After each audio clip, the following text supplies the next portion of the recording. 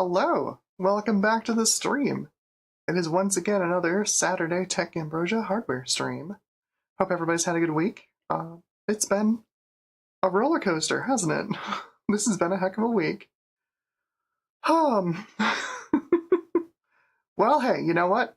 I'm coming to the rescue of your distraction with cheap retro PCs, at least hopefully cheap retro PCs.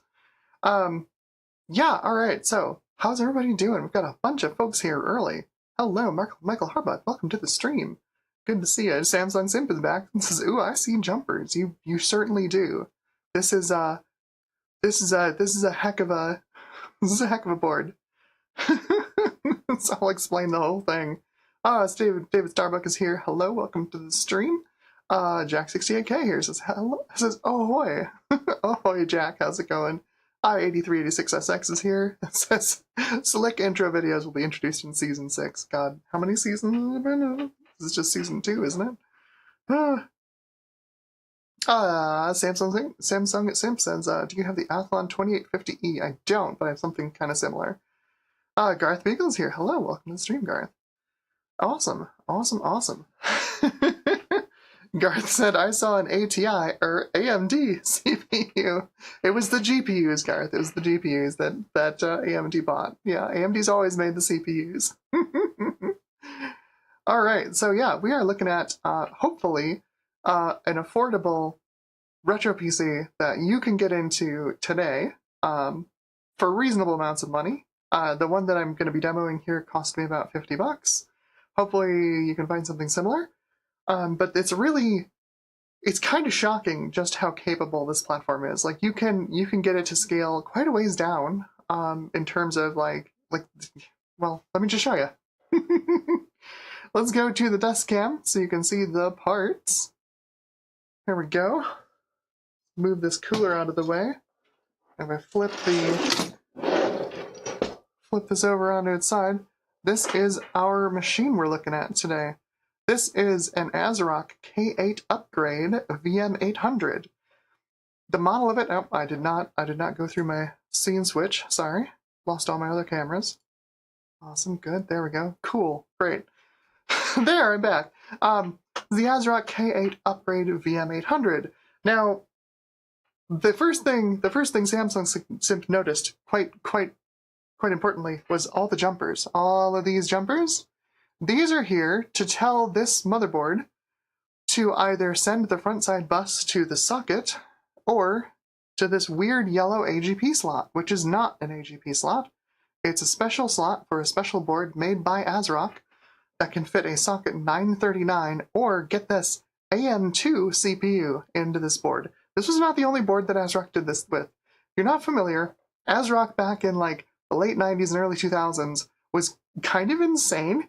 They made all kinds of just completely off-the-wall motherboard designs. This was one of them. They had a whole series of these K8 upgrade motherboards. They figured out that the VIA K8 M800 chipset this is based on, you know, it's hypertransport, right? Like you can use it across a wide variety of AMD's CPUs because they all use the same bus protocol. So just like taking your slot 1 motherboard and making it use a newer, you know, Pentium 3 or Celeron, you could take your socket 754 motherboard and make it use a newer Athlon 64 or Athlon 64 X2. These do support dual core CPUs in their upgrade cards, which is kind of wild to think about. Now the thing is, you want to go and find one of these upgrade cards that slots into a K8 upgrade motherboard, which, as I said, there's a bunch of these. There's ones for 939 with the dual channel. There's ones like this one for the 754. Good luck. ASRock didn't make a ton of these. The boards seem to be plentiful, but the actual upgrade cards with the new socket and all the power handling stuff, gubbins on top of it, seem to be exceedingly rare. Like, if you find one, it's probably going to go for a couple of $100 rare.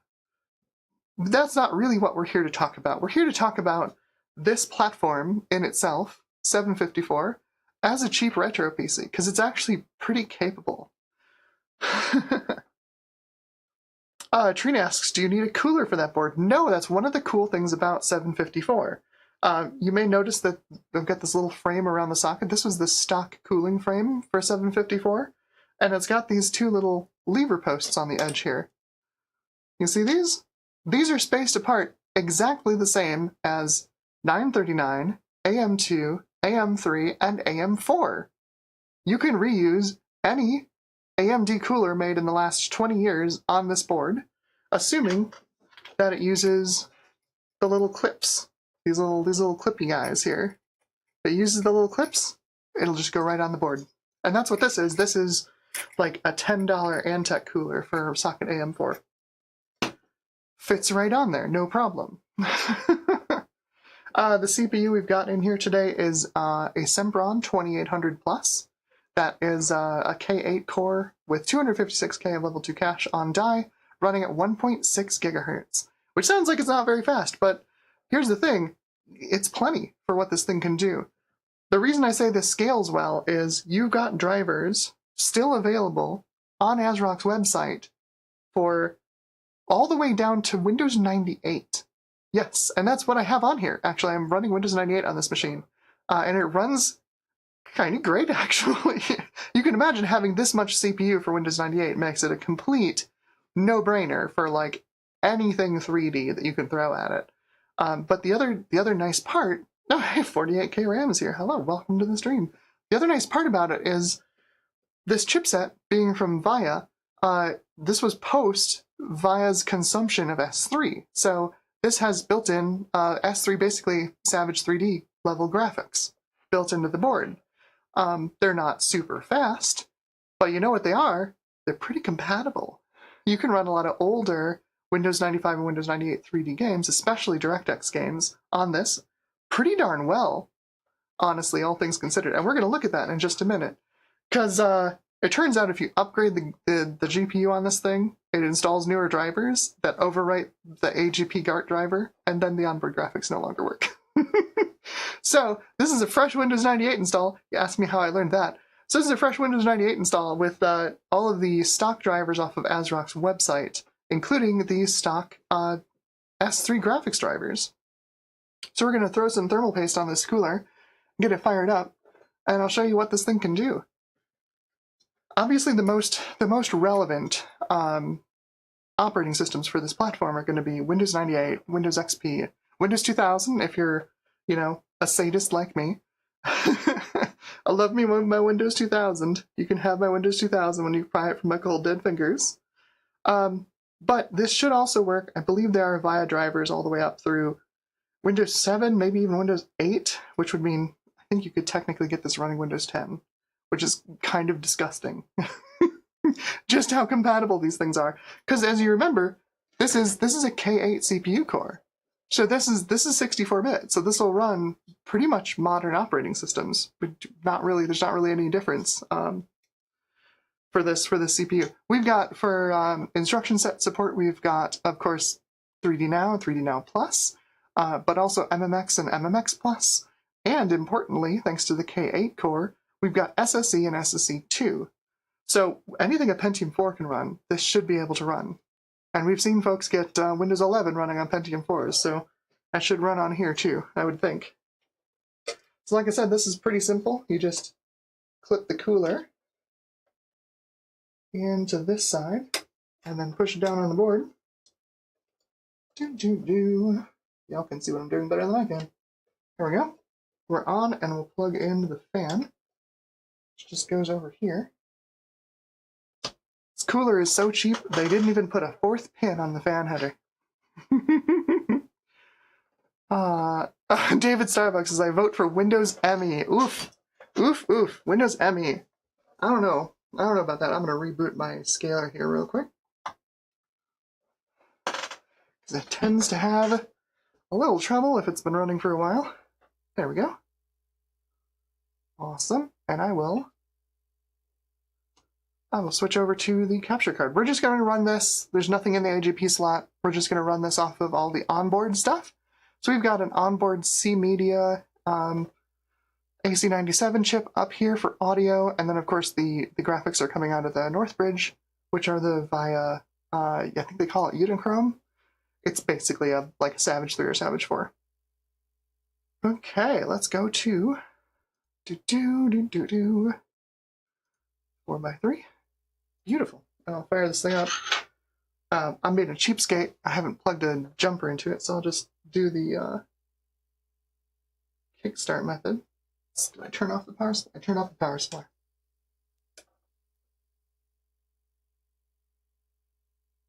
Come on. There we go.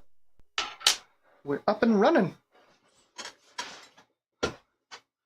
So this board does have SATA ports on it. I did try the SATA ports because I wanted to see if you could boot this thing up with with just a cheap SSD. It won't boot off of the SATA ports, unfortunately. At least I couldn't get it to boot up off the SATA ports. If I had a little more time setting it up, I could try my SATA DVD-ROM drive. But yeah, there we go, 198.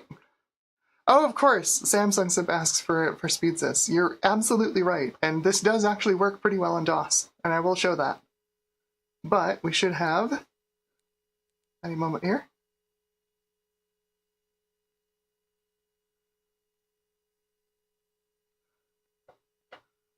I should confuse people and run memtest. Thank you, Trina. I think I won't actually. Oh, what is this doing now? Come on. I literally tested this a day ago. And here's why you don't want to build a hardware retro PC, because you have to deal with retro PC troubleshooting problems. What is going on here?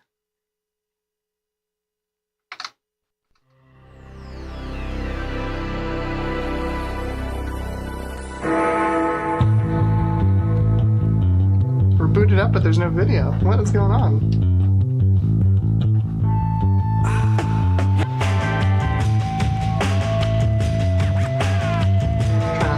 The mic, sorry about that.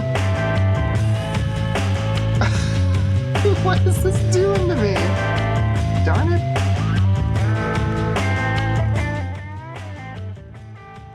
That is super annoying. Okay.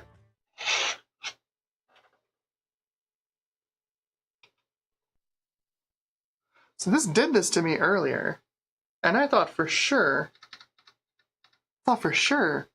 it was because I had installed an updated graphics card. But this hasn't seen an updated graphics card. There you go, yeah, 48K RAMs is an authentic Win98 experience. You're absolutely right. No, Bruce, yeah, I wish it was that. Bruce says Capture doesn't like the refresh rate. See, the thing is, it's going through a scaler, which normalizes the refresh rate, and the scaler can handle a ton of refresh rates. Now it's not going into the BIOS, which is interesting.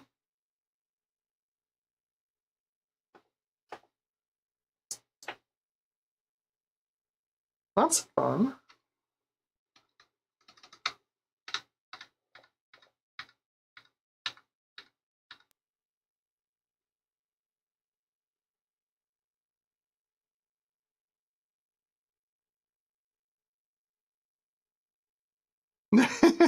Jack 68K, sorry, there's no mem test.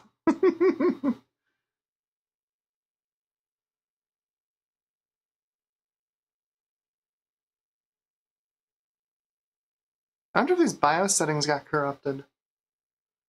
I don't know how good the battery is in this thing. And I did have the power supply off. So let's pop this BIOS battery out.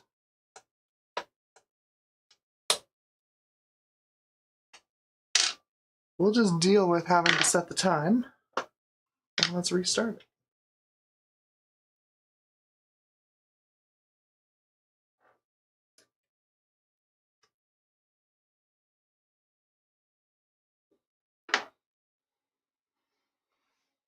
I bet that's what it was. There we go.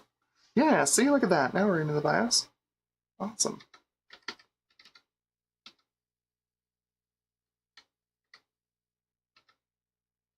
Minus plus? Yeah, it's minus plus.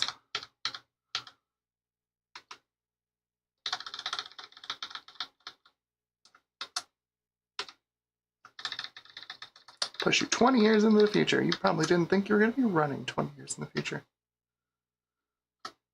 Alright, on. Let's turn off spread spectrum. If you run a more modern operating system than Windows 98, you can enable cool and quiet, which will help with, well, obviously with noise and heat. Although, honestly, this is like a 62-watt part, so it's not like it gets that warm.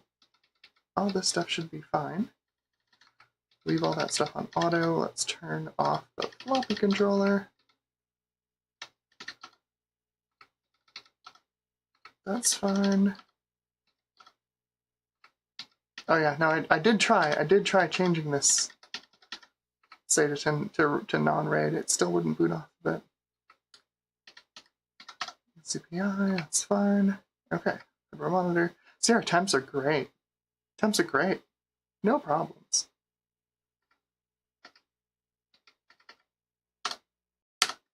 Alright, let's try this again. It's probably going to reinstall all of our device drivers because all the IRQ numbers have changed.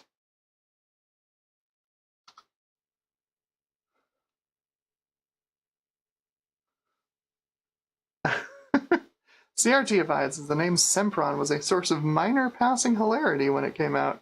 Immature and young nerds that we were. I don't think I get that one.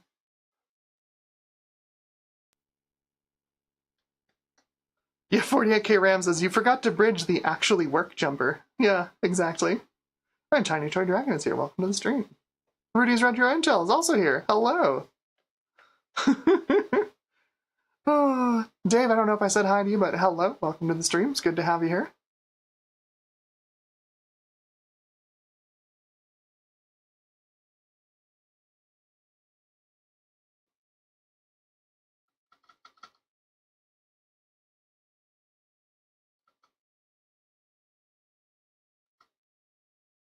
Wow, no, it totally doesn't want to do video now. Great.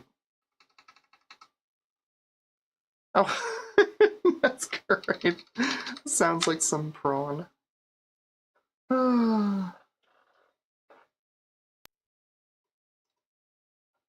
Alright, well, I was going to show you how competent the onboard graphics were, because they were actually kind of competent. But Win98 has decided no bueno. You know what I could do, actually, is we've got some time on tonight's stream. I could reinstall Windows. Because, like, it is Windows. Oh, shoot, I don't have this edited to not load Windows. Darn it.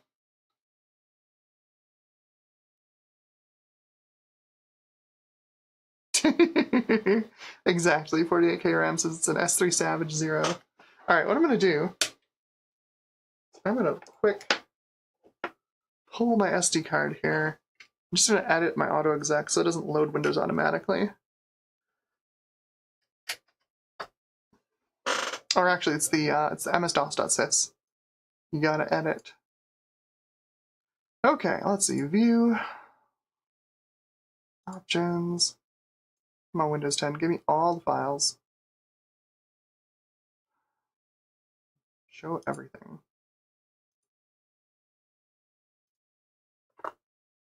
Alright, ms-dos.sys. We gotta unwrite protect it first. Then we'll open it with Notepad++, because this is not cursed at all. And you'll see an option in that called Boot GUI. It's set to 1 when you do a fresh install Windows. Just set it to 0. That's out. Let's get my autoexec.bat here real quick, just to make sure it hasn't unloaded anything on me. For once, it hasn't. Awesome. Very nice.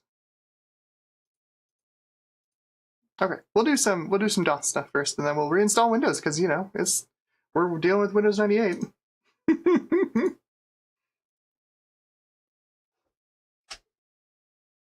The nice part is once we put a discrete card in this, it's been reliable for me.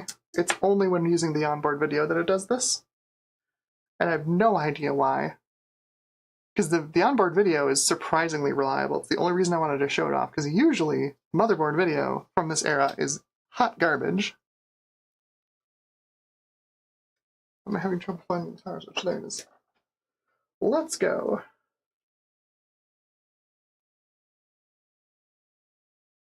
Alright, so we'll hop into DOS. Michael Harbucks has never heard of an SSD not booting because of a chipset. Oh, my friend, you've not had the glory and grace of dealing with VIA chipsets. Sometimes they work and sometimes they don't. Let's just set this to something approximate.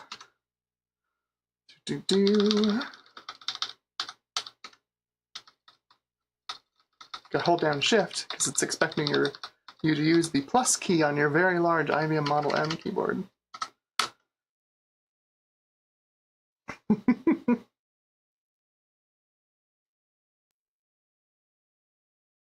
The 48K RAMs is cheating. No, it's not. This is the genuine Windows 98 experience.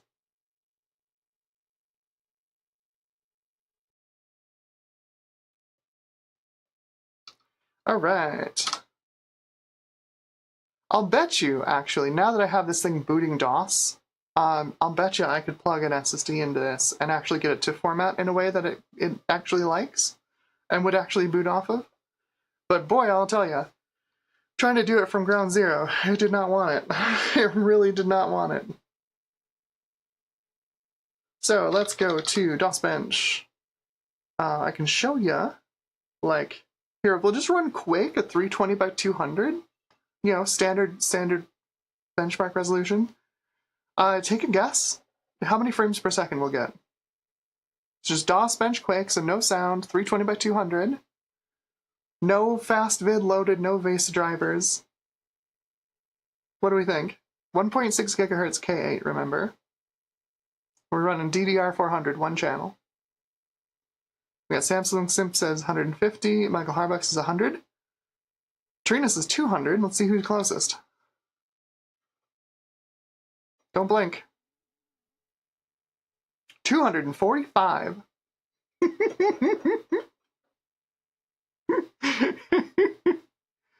245 FPS. It's a little bit fast. Yeah, right? And like people are like, oh no, you know, if you want to build a retro PC, you want to have at least the 2.2 gigahertz. You know? It's like, no, you don't need it. You know, there's no game you're gonna run on this thing in Windows 98 that's gonna care if you have 1.6 or 2.0 gigahertz. Seriously. These games were happy if you were running on 700 megahertz at the time. And I mean happy, they were happy. Because then you had a high-end system. Alright, and just for Samsung Simp, we'll run SpeedSys here. How much cache is on the chip? This has 256K level 2 cache. There are versions of the Sempron for this platform that have 128K, which I imagine would perform a little bit worse. But you can see, like, this thing's fast. It's fast.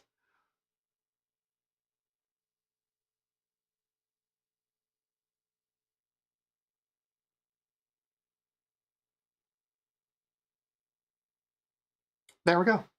There's our there's our SpeedSys. That was quick. We got memory throughput, total memory throughput of 1.1 gigabytes per second. Also simultaneously reported at the top as 2.3 gigabytes per second. It's fast. It's fast. We can read and write to the level 1 data cache at about 14 gigabytes per second, so basically instantly. Yeah, and our processor benchmark, which is mostly just the integer unit and level 1 cache, comes up pretty close to 2 gigahertz Athlon, despite being 400 megahertz in deficit there, which is not bad. That's not bad. Not bad at all. But a lot of DOS games from back in the day, like, wouldn't really care if you're running something this fast. Some of them are definitely speed sensitive, like original Original Descent has trouble with the music when you're running on something this fast. And that's, I think, even if you disable caches, I think it still has issues. But like Descent 2 should run just fine. Some older games are also have no problem, like Duke Nukem 2 would run on this just fine. I meant to get a copy of it on here, I just forgot to, sorry. We're going to look at audio options in a minute too, once we reinstall Windows, but I wanted to take the time to show you. So if we just run, if I hit E here, we'll run Quake at 640 by 480, which means we're going to have to use one of the VESA modes, right? Now by default, usually, DOS video cards, not great at VESA modes. You usually have to run some kind of a utility to speed up their VESA modes, their high resolution modes. So let's see what happens if I do this without running any utilities. So this is just stock, 640 by 480. You see, it's not great. We went from 245 FPS to, you can almost count the number of frames. Now, of course, it's going to be slower, but it's processing 4 times as many pixels. So ideally, it should be a quarter of the speed, right? In the best case scenario, it should be 1/4 of the speed, and we are way below that, right? From 250 FPS, we're at like, I don't know, 20? Let's see what this thing says here in a minute, but this doesn't look great.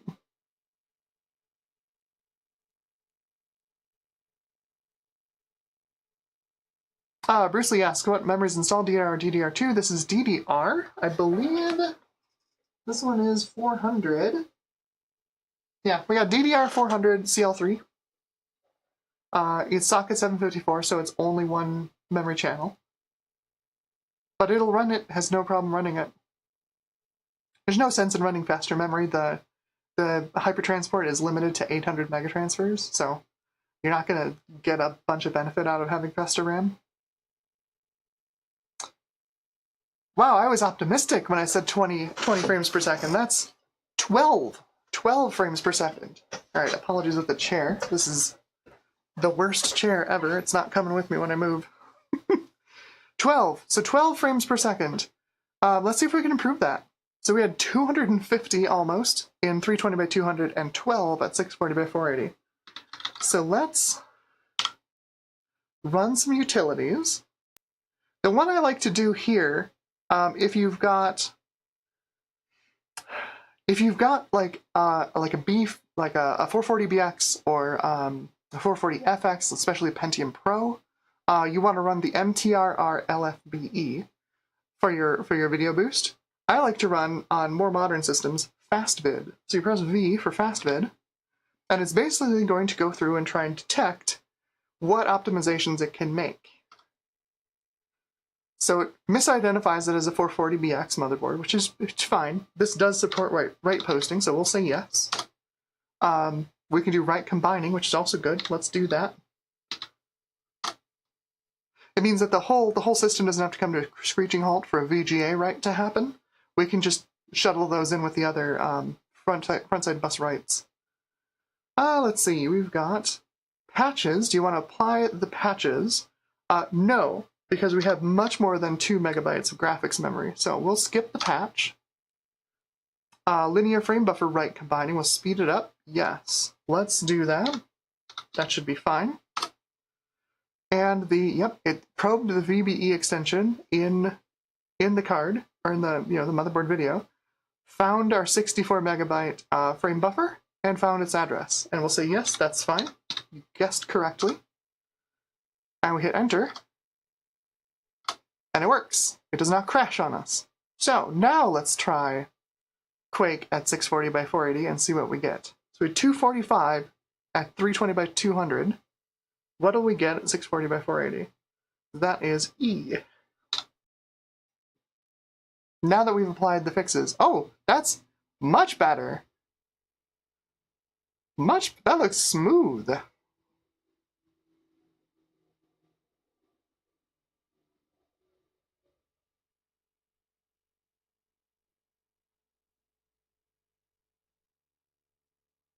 $49 FPS, which is it's not terrible. It's not quite what you would expect. you know, for a simple quadrupling of the number of pixels. But it's pretty close, and it's definitely playable.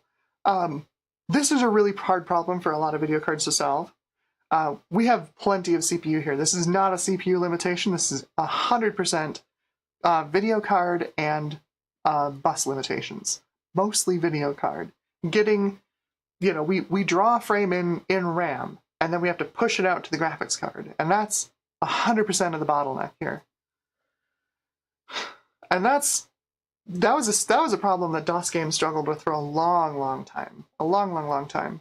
The nice part, though, is that Quake uses one method of drawing linear frame buffer to the graphics card. Duke 3D does a completely different method. So let's see. We quit. We go to DOS games. Duke 3D. Let's use setup. I think I've already turned off the sound because we don't have a sound card in here that will be detected. Yep. Screen setup. So let's do 640 by 40 in Duke 3D. Let's see what we get.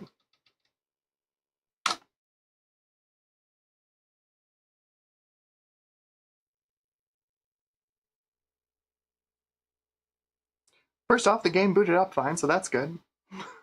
No issues setting the resolution. And there we go, that is definitely 640 by 480.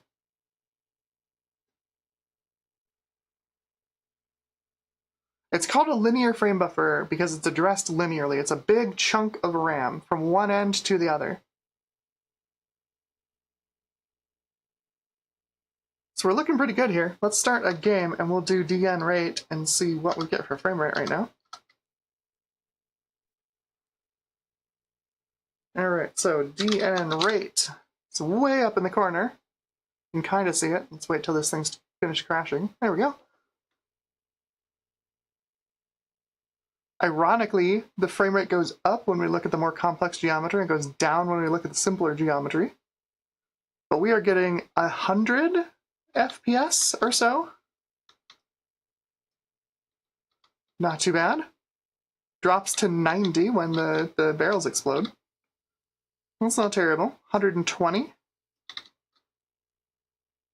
130. Yeah, that's not bad. Duke Nukem's a little more efficient at writing to the frame buffer than Quake is. We get a lot more frames per second in Duke. In fact, I bet we could push this up to 800 by 600. I have not tried this. I have no idea if this will work. Let's do setup. Screen setup. 800 by 600. Not a clue if this will work. Exactly, it's contiguous memory. You got it, Jack.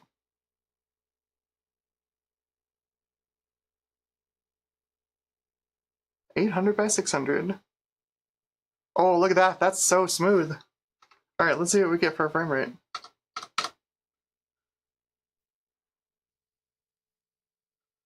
DN rate. It's real small up there in the corner. We're looking at 65 FPS.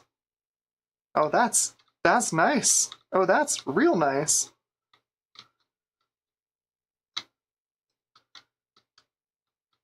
Screw you, NVIDIA. This is the way it's meant to be played. There's 80 FPS. 86. Not bad.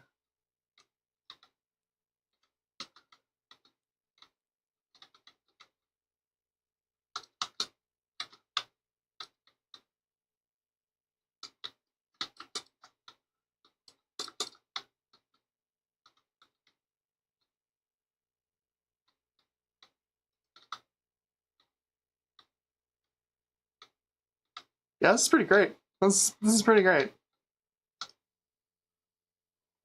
Not bad. Tipped over on our side, we get 130 FPS. So there's definitely more in the tank when it comes to pushing graphics on this thing. Not bad, huh?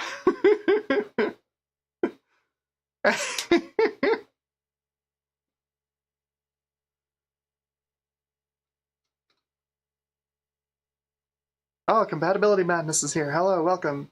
And immediately it said it's an SoC. It has Northbridge and Southbridge inside it. It's not. It's got a memory controller inside it. We've still got a Northbridge here on our chipset. That would come later with later revisions.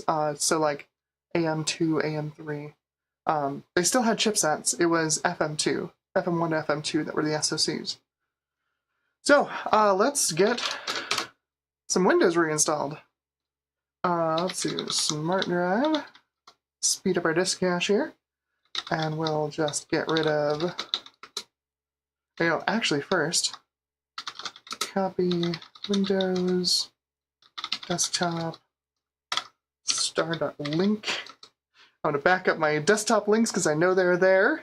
Let's put these in, C, install, beautiful.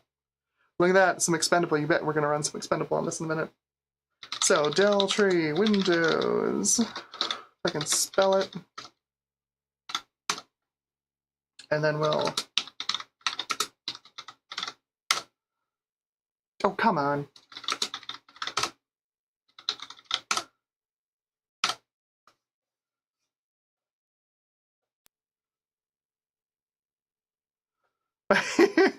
$48K RAM asks, so what's the motherboard?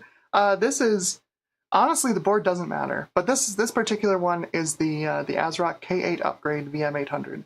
It's a socket 754, which you can find 754 motherboards around. I mean, I paid $30 for this one. The Sempron that I put in it was $8.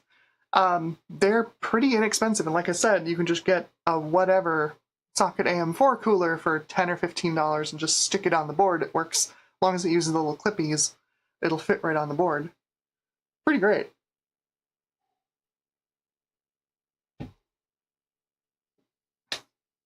So, reinstalling Windows. You would know it wouldn't be a hardware stream without reinstalling Windows.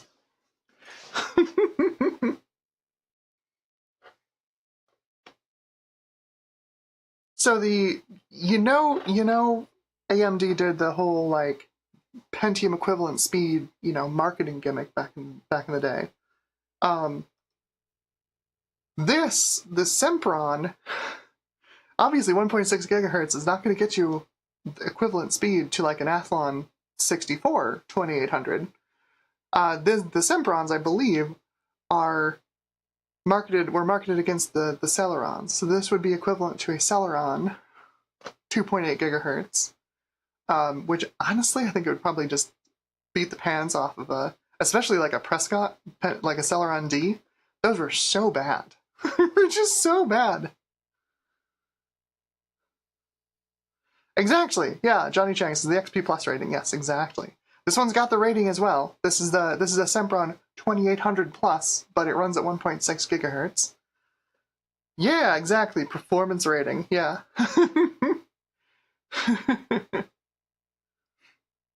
Yeah, exactly. Yeah, this is what I do for reinstalling Windows 98, and this should be pretty quick if it doesn't like eat itself. You never know with Windows. I've done this a couple of times on the system. It's pretty fast to reinstall Windows if it gets past this part.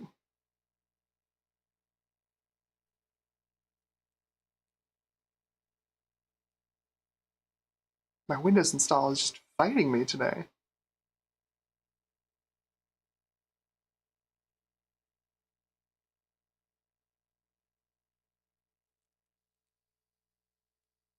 What is this doing? Come on.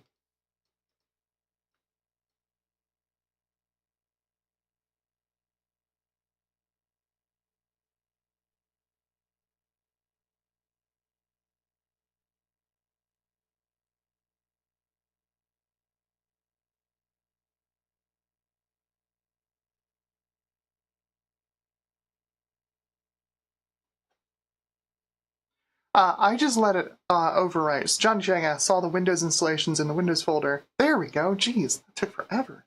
All Windows installation resides in the Windows folder. What about the program files folder?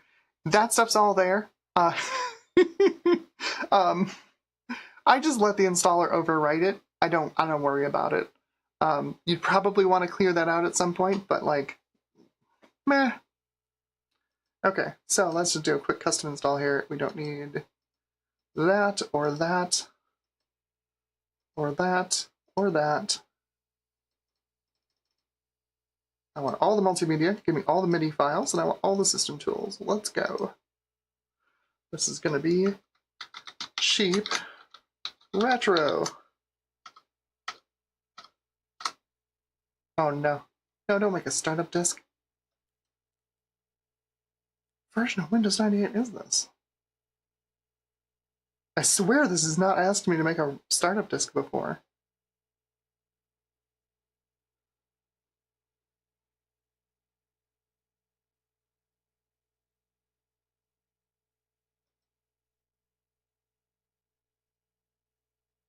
It must be trying to get to the floppy disk controller. I bet that's what it is.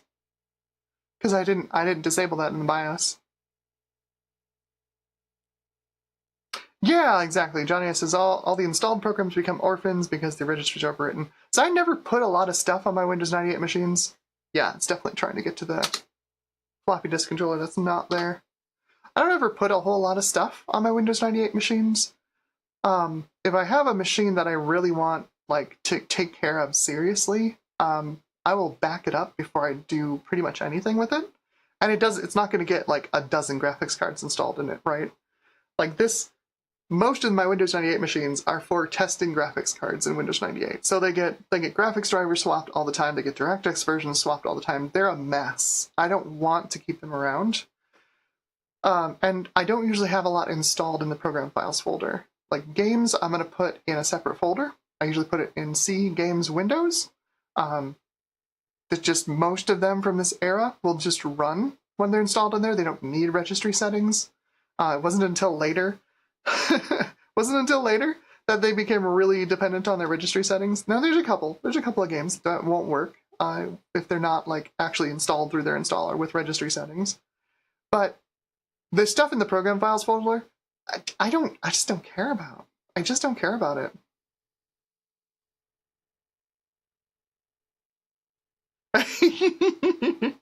Yeah, exactly. Hello. Pixel Pipes is here. This is yes, made it just in time for the installation bars. Yeah, we're just gonna do a quick reinstall of Windows 98. It's pretty quick on this system, because socket 754. Jack 68K says no address book.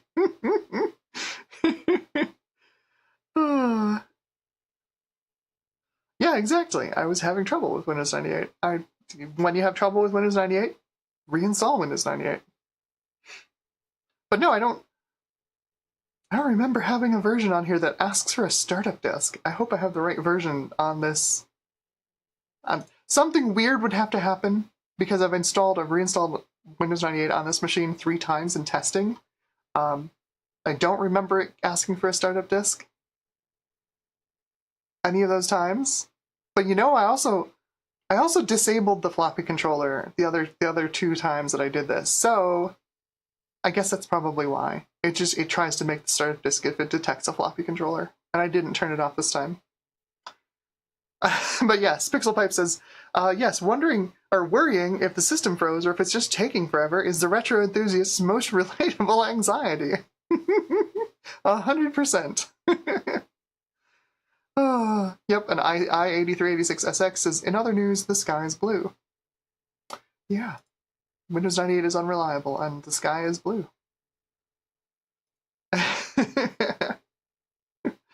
Yeah, so I think these are pretty great. I was waxing poetic about these on my social media a couple of weeks ago, and like when I wrote that post, right, like I picked up this board.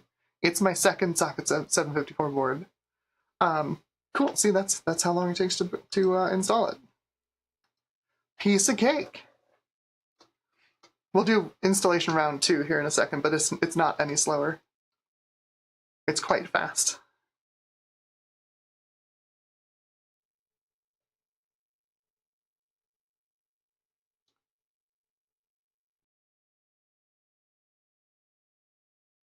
You have to tell it to actually boot Windows 98. But yeah, this is my Pixelpipe asked if this is first or second edition. This should be second edition. I mostly don't use first edition. It wasn't very good. Win98, you know, nowadays Win98 is beloved, right? Like it's got everybody's warm fuzzy feelings. But it was actually pretty loathed when it came out because it was super, super buggy. And of course it was Windows 98. It was a new Windows release, so it took a bunch more resources than Windows 95 did. Even 95 OSR2 wasn't as resource heavy as 98 was at launch. So, you know, you had the standard Windows upgrade cycle. People were like, I'm not installing this. Screw that.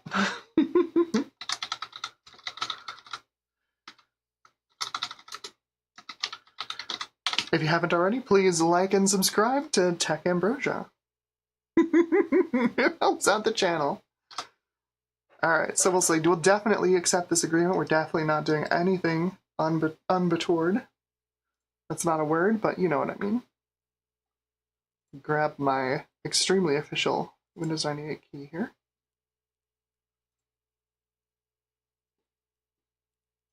If I was really slick, I'd just have this like automatically enter itself when I did the install, but I'm not that slick. I just install Windows a lot.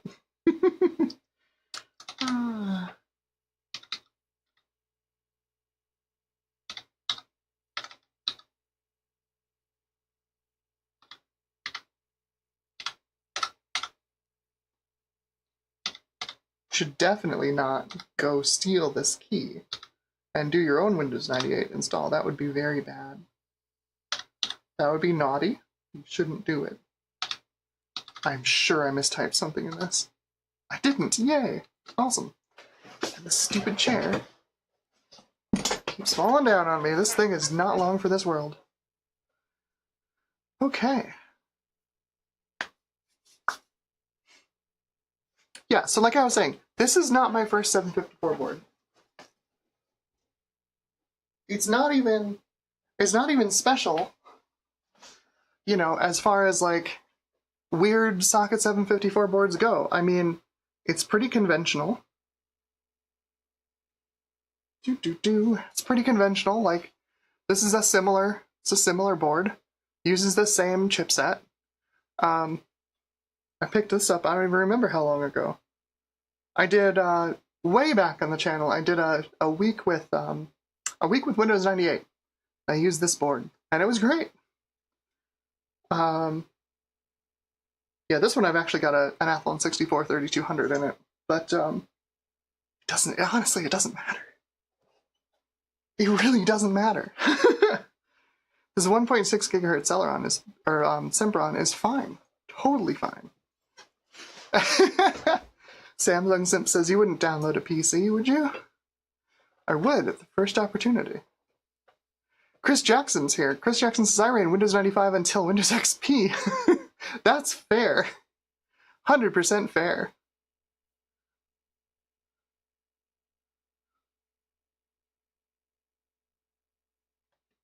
Pixelpipe says, typing in the product key is part of the joy of OS installing. Why would anyone ever skip it?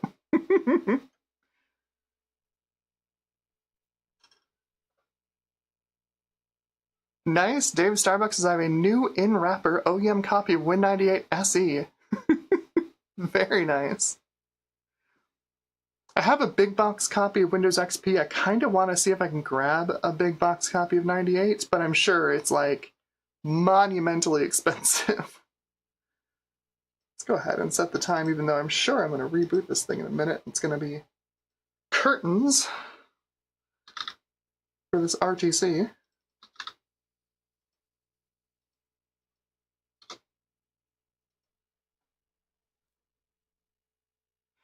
So yeah, most of the delays in this install, I think, are it trying to access a non-existent floppy drive, because it's definitely been faster for me installing on previous attempts. I gotta remember to turn off the floppy drive controller.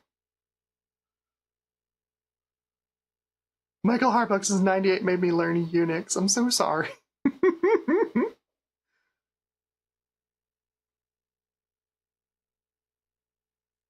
Asmodeus comes in fighting, says ASRock boards in this era were bad. I had a few 939 boards of theirs. They were weird. Obviously this one is fine. It's just doing great. It's just a VIA, VM800. Really not anything special. Although it does have that big yellow AGP slot on there for the K8 upgrade. Which, like, good luck. Good luck finding one of those cards.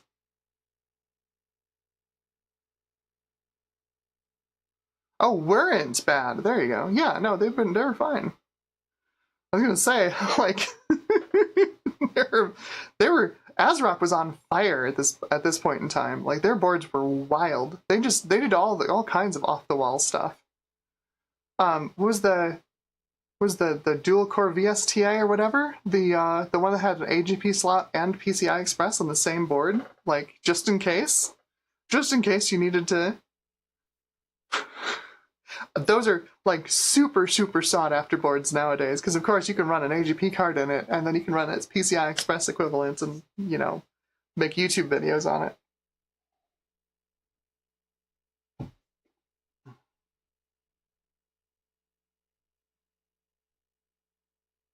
That's pretty random. Bruce Lee says, avoid the Exynos 1280 in phones. My phone's been a constant PETA.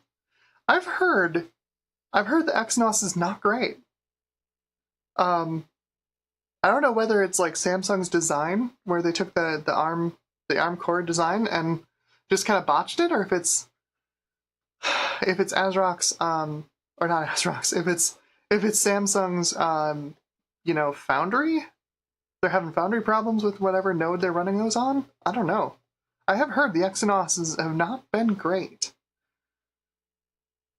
The only experience I have with Samsung fabricated silicon is my all of my Ampere graphics cards with all run hot, so I don't exactly have a positive view of Samsung's fabrication capabilities.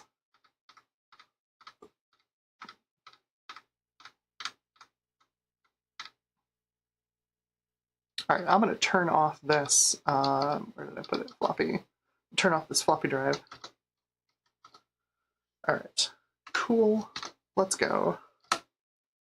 We'll restart our Windows 98 journey.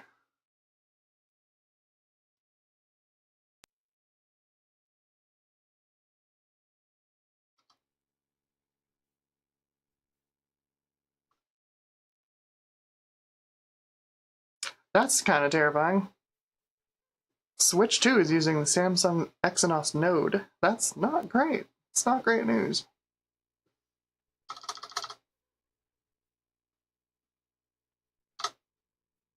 Okay.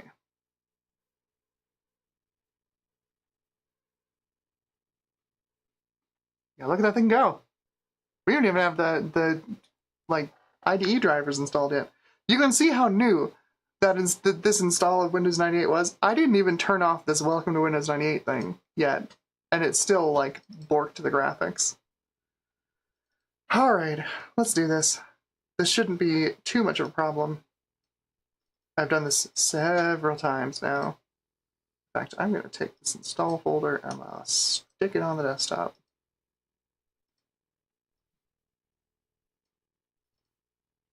Alright. Drivers. K8 upgrade. I've already unzipped all the drivers, but we'll get the VIA 4-in-1 first. Because that's going to get us like our IRQ and AGP steering drivers. I'll reboot and then we'll do the rest of the drivers. That should do it.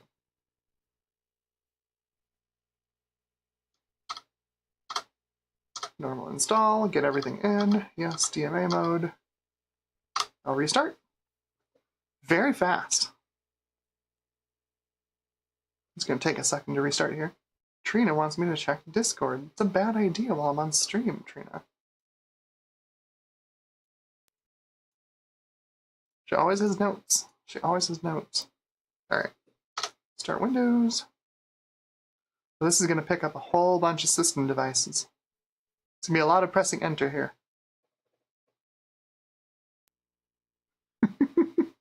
Yep, there we go. Hit enter 5 times.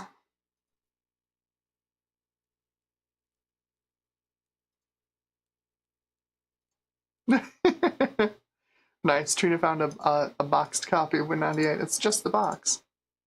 I can't even imagine what they want for that.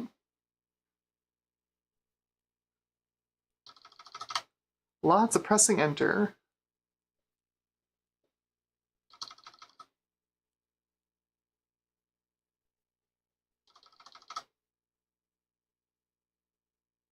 So the fun part, right, is, you know, everybody's breathlessly reporting on the rumored specs at Switch 2, right? Oh, 1536 CUDA cores. But you gotta remember, they're Ampere. They're Ampere cores. Ampere split the floating point unit. So now you've got two CUDA cores that are, in graphics loads, are equivalent to 1. So it's not so great. Roughly, I usually use the rough, you know, back of the napkin math, roughly equivalent to half the number of like Maxwell, Pascal, or Turing CUDA cores. That does still put it at like, you know, about 768 CUDA cores, which is like 3 times faster than the original Switch, but yeah, I don't think you're not getting any RT out of the Switch 2, I don't think. Pretty sure.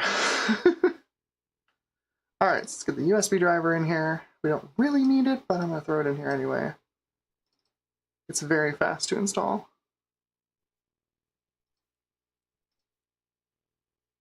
I'll restart later. Like I said, very fast to install. This whole platform is just a delight to use in Windows 98 because it's just so fast. We get all the kinds of driver installers with this one. This is the Let's Automate the Windows Driver Install process. The previous was the Install Shield Wizard. And we go to we'll do the VGA. I believe this one gets us, yep, we get the full screen installer wizard. Even with the little meters in the corner. Classic. Restart computer later. And we do the audio driver. And this gets us a full screen thingamabob.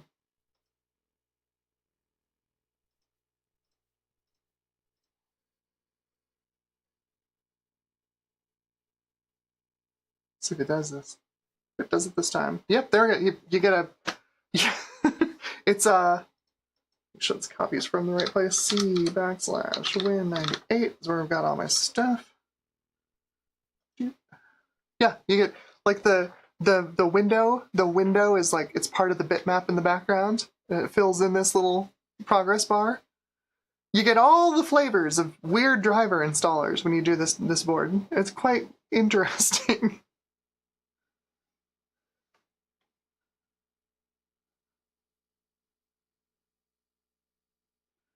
Yeah, so the original Switch was 256 Maxwell CUDA cores, which were, I don't think there was an equivalent graphics card in the Maxwell library, not even in like the Quadros, which got really low-end configurations.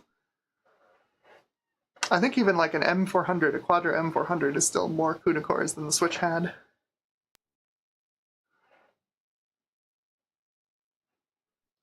So now we should have drivers. Welcome to Driver Town. And Tiny Toy Dragon says, oh, Windows. Okay, there we go. We've got a high resolution, we've got high color. Beautiful. I'm going to set this.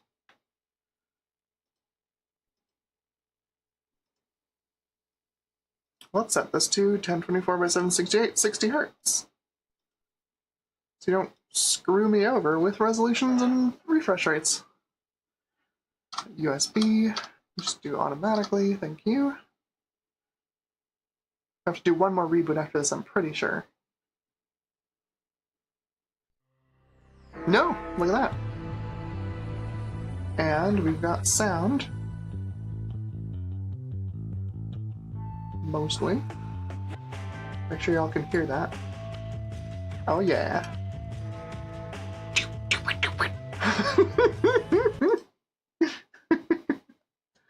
That's how early in the install process I was when it just borked its video. I don't know why it did it.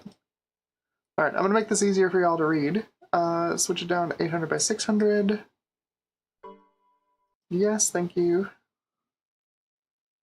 I'll keep that. And let me do an auto adjust on my scaler. There we go. Help with the blur a little bit. The VGA out's pretty clean, honestly. It's pretty clean. Let's get, like, what do we actually need? Like, need. We need DirectX. Just grab one of these DirectX 9s. Let's do that one.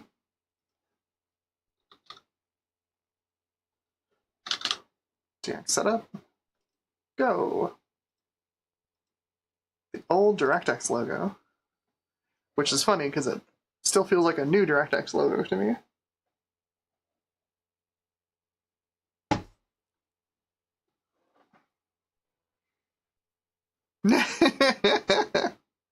Heidi Barros' incredible music. I almost remember hearing that in an ancient YouTube video.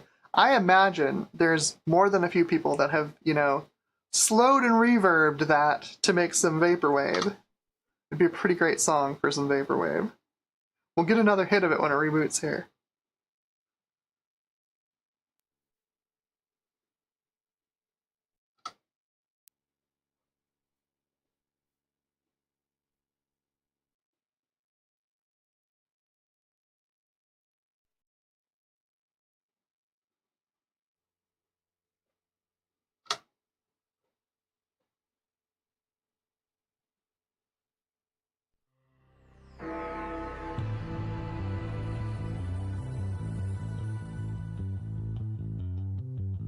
Oh yeah. Oh yeah. Alright, we'll turn that off. Okay, so we're on the built-in graphics. We've got DirectX installed, so let's clean up the desktop because there's all this bloat all over it. It is a Microsoft install.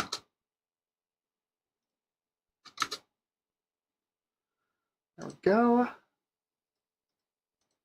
Icons, let's just put you there for now, I guess. And, oh right, I dumped all of my links into here. We got some expendable to run, you better believe it. I think this one is the launcher. It is. Okay. Get that out of the frames, y'all don't have to see my phone wallpaper all the time. Expendable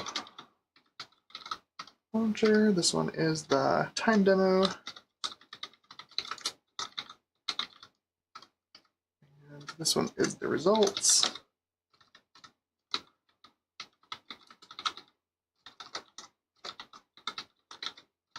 I cannot spell today. All right. What do we got? What do we got on tap? We've got Unichrome Pro. Something tells me it's not very pro. We're gonna run it at 640 by 480 16-bit because I don't feel super confident in the performance of this IGP.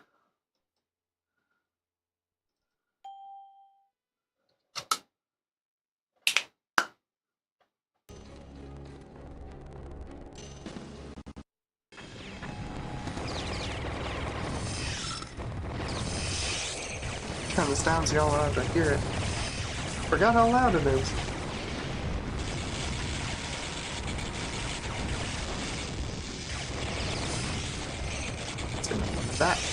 Turn that one down. There you go, sorry. The demo's loud. So it's not the worst. You know, we're seeing peaks of like 86 FPS in here. Like, that's not awful. Especially for doing, you know, nothing. We just plugged a monitor in, installed a driver, and we've got 3D graphics.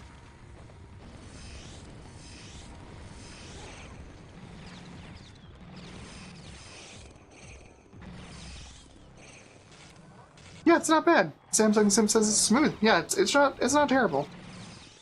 Doing all right.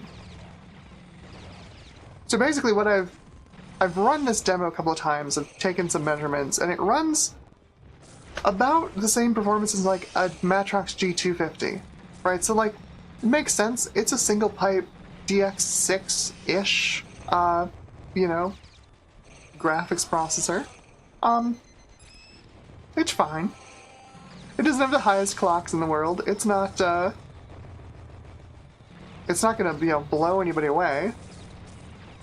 But this was the state of, you know, Northbridge graphics back then. You stuff some graphics into your chipset Northbridge.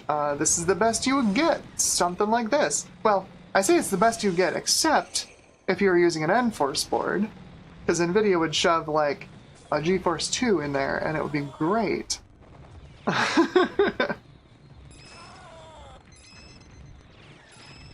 Pixelpipe says it would be better with stippled alpha. You're not wrong. You're not wrong.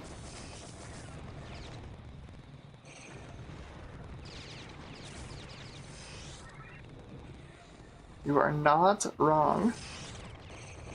So we don't need to finish this. I think we know what we're dealing with here. It's not terrible, but it's not amazing. The thing that's great about it, honestly, is throw my link up here for games. Games. Run Forsaken on this.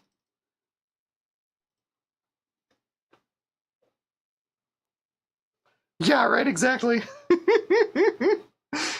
Bruce Lee says single pipe. Well, that explains the uni and unichrome. Exactly. So, like, Forsaken's one I like to run for, like, an early DirectX game, right? Like, this, I think this needs DirectX 3? Maybe 5? There's no multi-texturing this. It's all vertex lighting. There's not even the concept of transform and lighting in this thing. But because of that, like, sometimes it doesn't work real great on, like, a GeForce 2 MX, for example. Sometimes you'll get, like geometry corruption. Because the drivers are so new, they have no idea what to do with this game. You know what, before I do this, let's check what resolution we're running. Because I don't remember. Screen res. Let's do 800 by 600, why not? It's an easy to run game.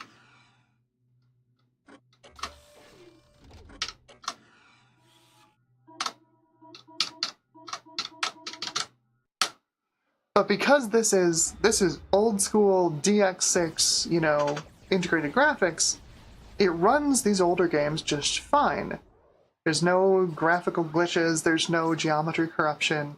It doesn't run super fast, but it runs well enough, right? Like these games don't require a ton of, you know, fill rate to run well.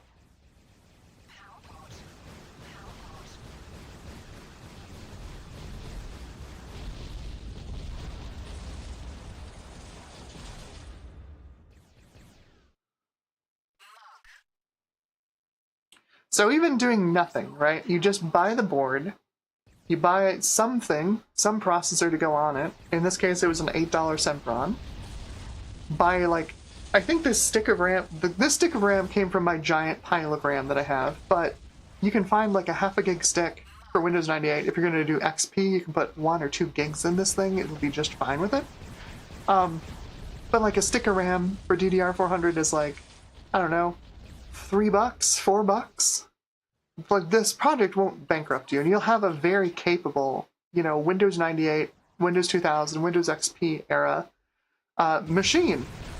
And if you want to do more with it, you absolutely can, right? Like, it's a 64-bit processor. It's got somewhat modern, you know, instruction set support. It'll run, you know, the SSE2 builds of Firefox if you put a Linux on it that runs with it.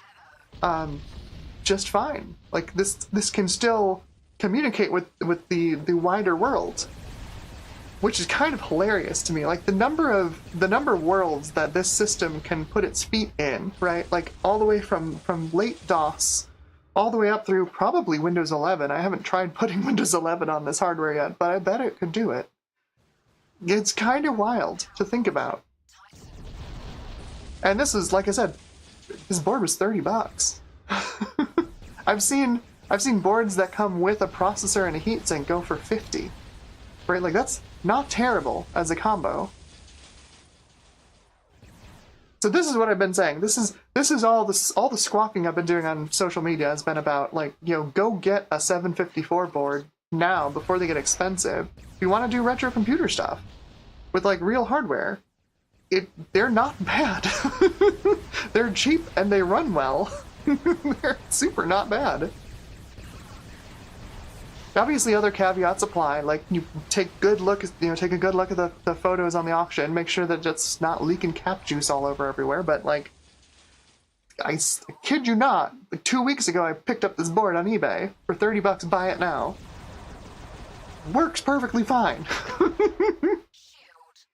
And the thing is, right? Like, this isn't like incredible performance. It's not bad, but we're just running on the built-in graphics on the chipset. We can do a lot better, and not for a lot of money. One of the things I was talking about when I made the post on social media was, you know, you could throw a cheap like DX9 graphics card into this, preferably not a GeForce FX, but you could pick up like an FX 5200 if you wanted. They run about $10, maybe $15 on eBay, but you could pick up something like a Radeon 9550 or 9550 XL for maybe $20, and they're just so much more capable. And it's not like you don't have the CPU overhead to run ATI's drivers, right? Like, yes, ATI had high overhead drivers back then, but you're not running this on a Pentium 3. You're running this on a, 1.6 gigahertz Sempron. No problem.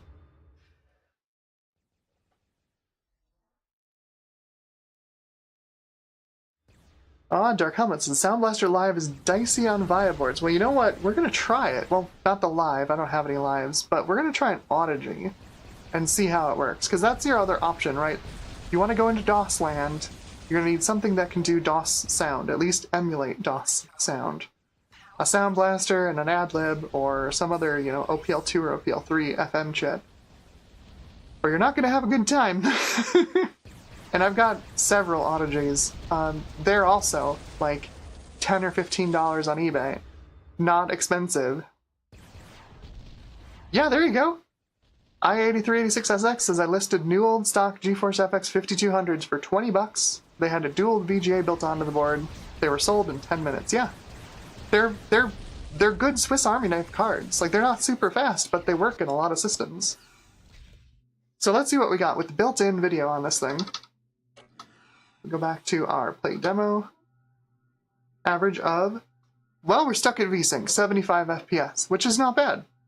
If you plug this into a monitor or a CRT, you'd never see a frame drop. It's pretty great, 800 by 600 on a vintage game like this. Awesome. Terrific. Let's make it go faster.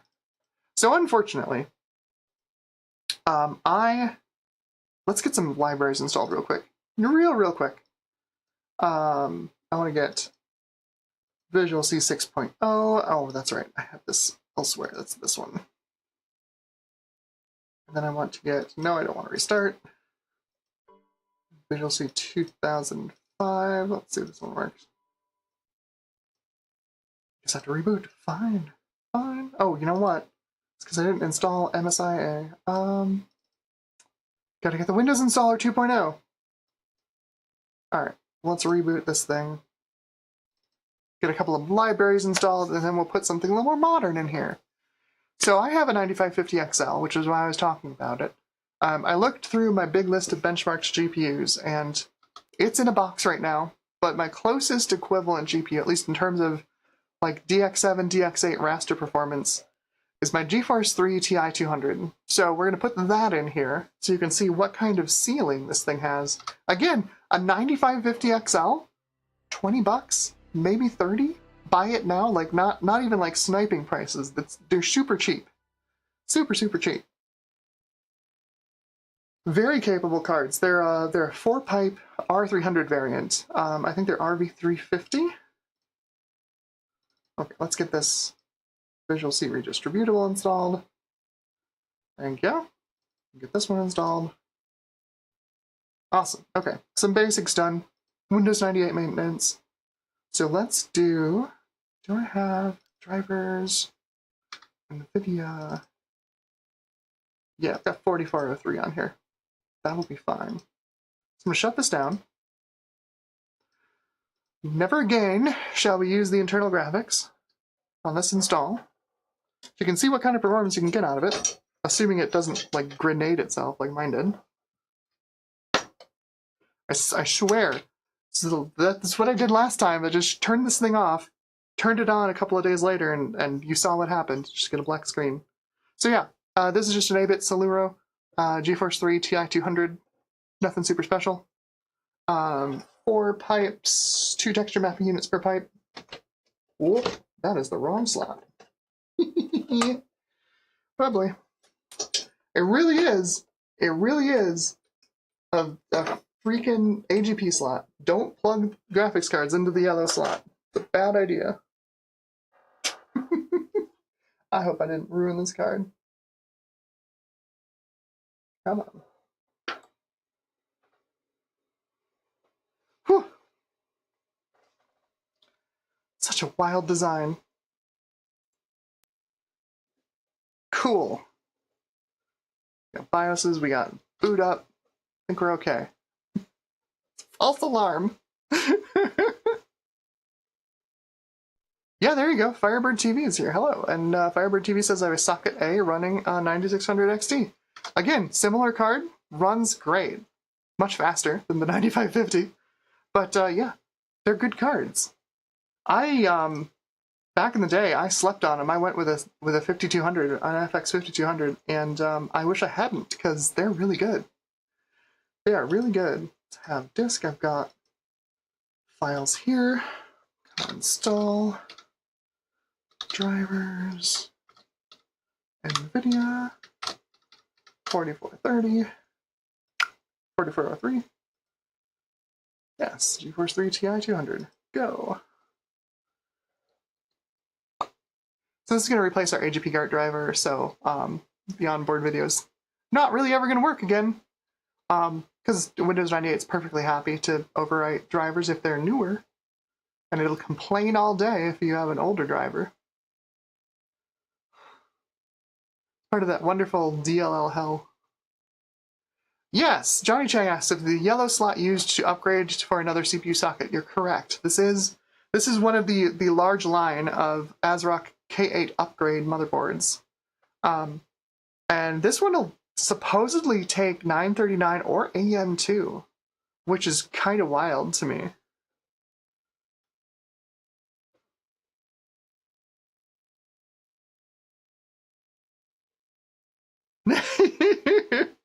Foritus is here and says, I have an FX 5200 PCI in my video card collection. I think it may be a contender for one of the worst cards ever relative to its competition. Yeah, the PCI versions were real bad. real bad. I mean, the AGP versions weren't amazing, but at least if you had an AGP version, you had the possibility of picking up like an Asus V9520, which was the 128-bit version. So like the memory bus was okay on that one, at least.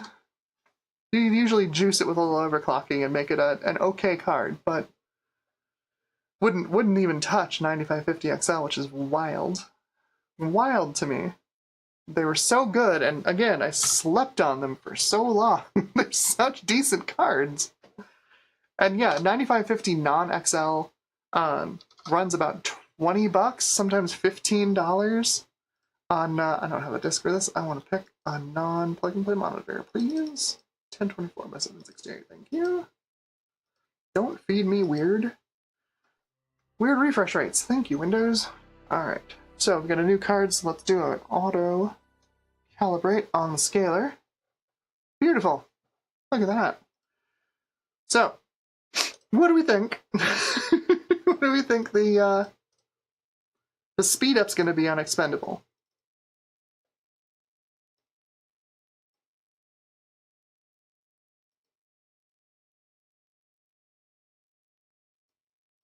I'm going to run it at a higher res, too.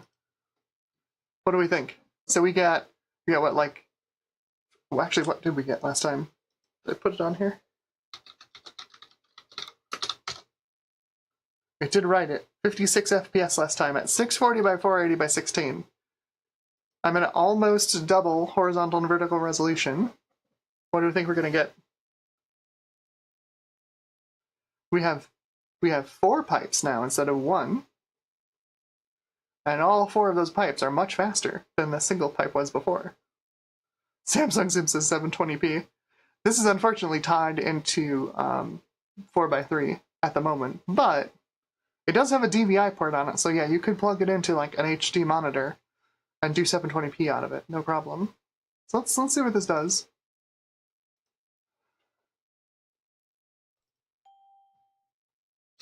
(1024 by 768), still 16-bit color.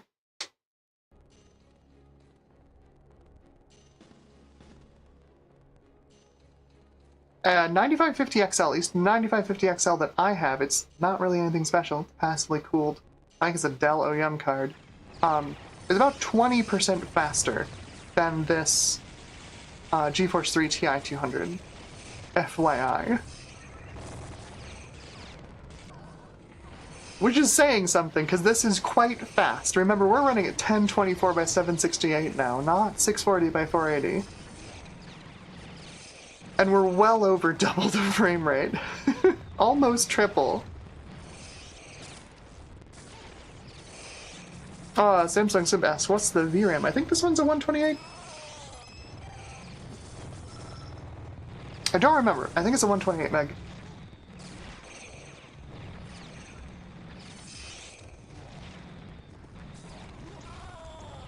Yeah, we're significantly faster. We got lots of overhead on this thing. So, you know, if you're worried about, you know, this $50 retro PC not being fast enough to, like, I don't know, play some big rigs over the road racing or something, don't worry about it. It's plenty fast. It's plenty fast. Again, like I said, 9550XL, about 20% faster than what we're seeing here with this GeForce 3. And now, I know it seems impossible, but that was from my own testing. And like I said, the card that I have is not spectacular. It's just a green PCB with a passive black heatsink on it. I think it was a Dell OEM card. Nothing special. There you go, 135 FPS. From 52? 56? Not bad. Not bad. So let's play some other stuff. Like, this is a run pretty much anything. Basically anything we want to run on it, we'll run. Let's see, this is one of those games you have to go into the bin folder and run it from there. We'll run some Serious Sam on this. Samsung Sim says retro is where you pay more to get slower. Sorta.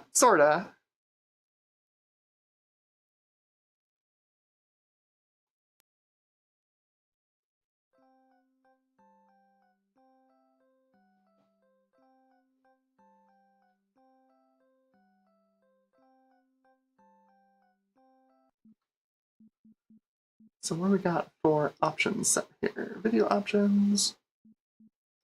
Let's go with 800 by 600. I'm sure it's probably fine. 32-bit. That should force a high Z buffer, which is good because this game needs its Z buffer. It's one of the first games I remember playing in 3D that really liked a 24-bit or 32-bit Z buffer. Let's do that one.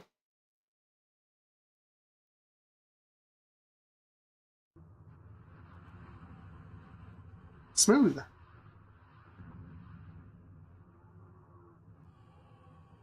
Yeah, that's no problem. That's no problem at all. We got fill rate for days. Let's see. There's a way to display the frame rate on Serious Sam. I don't remember what it is.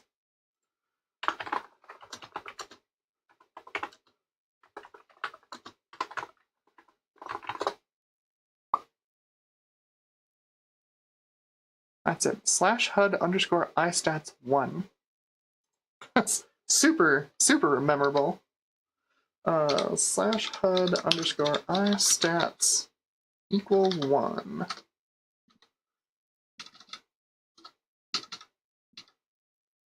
Let's do this one.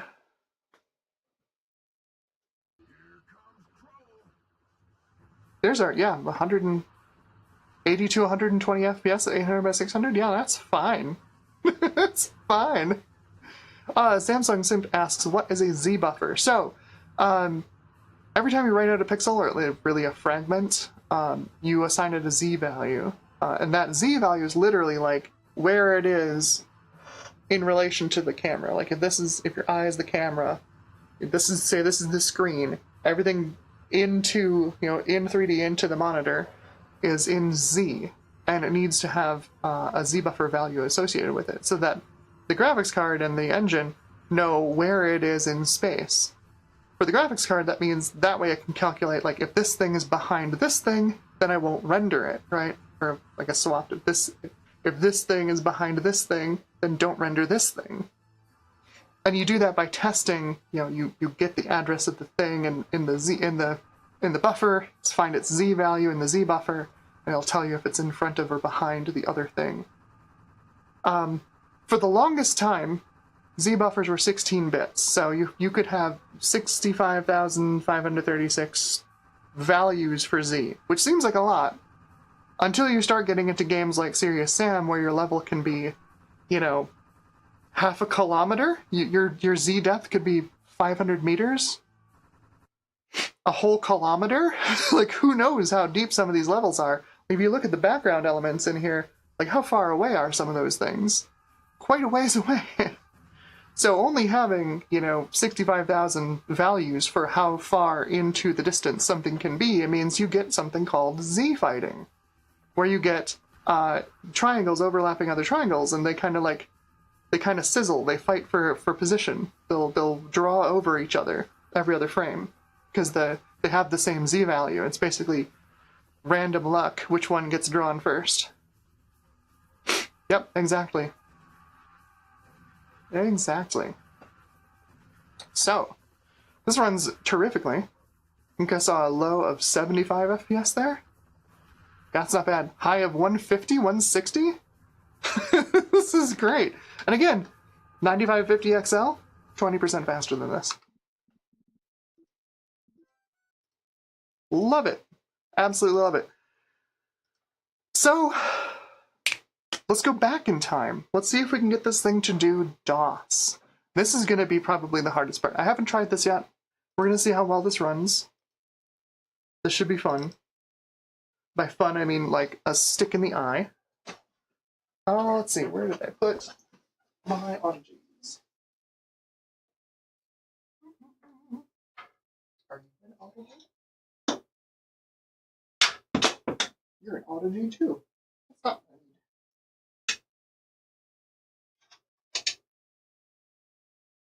You're going to go in a box.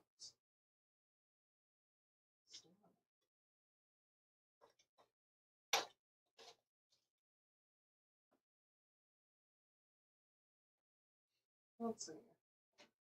Autogee. Autogee. Cool. Here's a Sound Blaster autogee.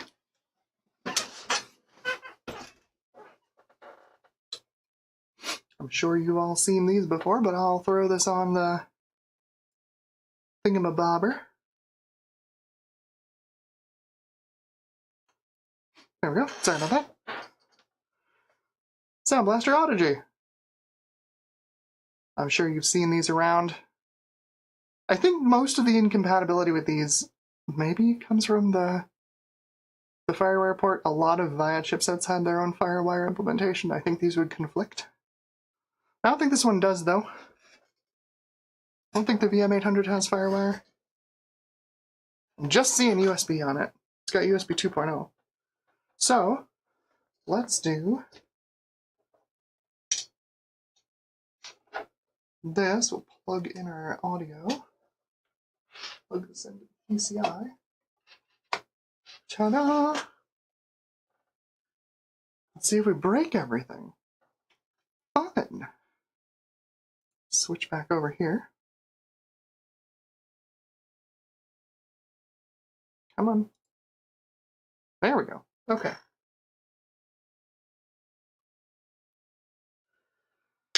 Ta-da! We've got drivers already on this SD card. So we'll see if that's gonna work for us or if it's gonna be a pain. Auto-G drivers for Win9X are pretty easy to find from Phil's Computer Lab. Phil's awesome, by the way. If you want to get into retro hardware, Phil's got a guide for it. Doesn't matter what it is, Phil's got a guide for it. I can almost guarantee. Let's see if I can just do this. So I've got the drivers expanded. This is sound, video, and game controller. Excuse me, have a disk. Install drivers Auto-G. It's audio. Common drivers 98. Bingo. That looks promising.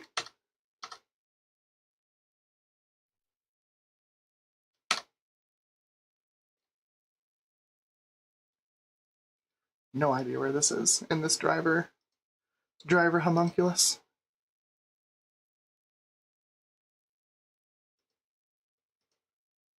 There's so much stuff in this. This install CD is wild. I should probably stop and just have it just run the setup. Let's see if I can persevere though. Yeah, let's see, we got 1394, and yes, I can't find the drivers for it.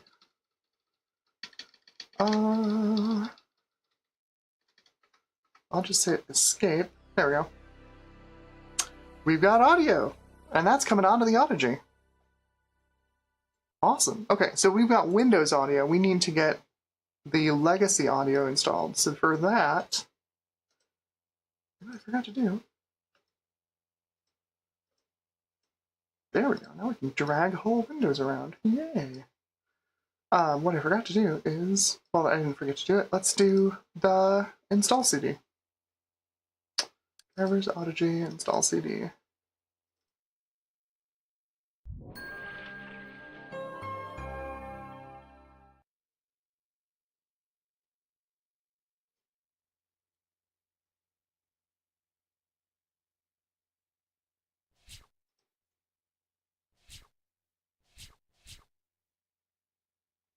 I have deleted the music player and the Goldmine demo because they just take up space. We're just going to do it the driver install. Come on. Do it.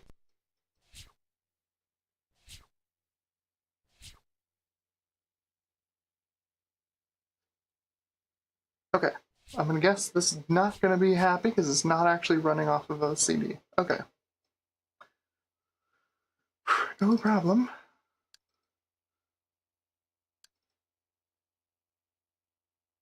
I think that's our buddy there.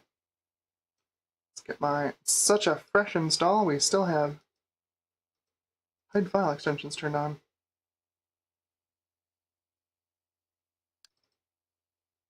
Set up each other here? No, of course we don't.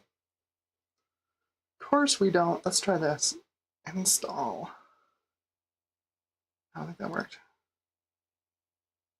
Shoot.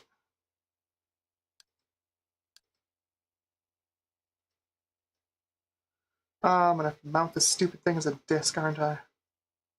Darn it. Super annoying.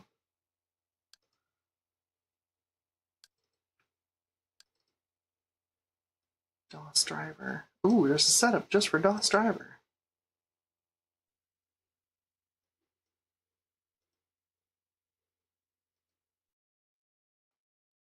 Let's see if that did it.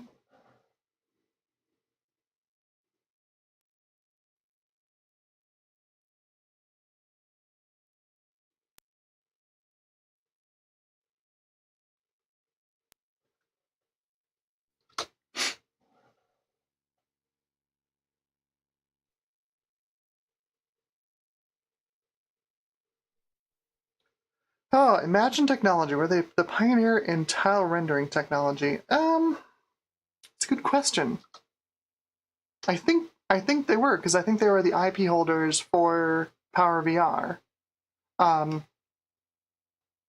I'm pretty sure Imagination Tech had the IP, and then NEC was the first company that made that fabbed PowerVR chips. And that's right, this is the 1394 controller I don't care about.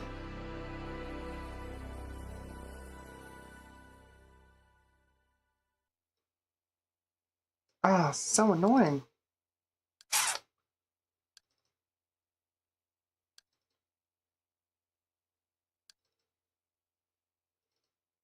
Ooh, that's the one. That's what I want. Let's go. Do it. Yes. I think this is the one we want.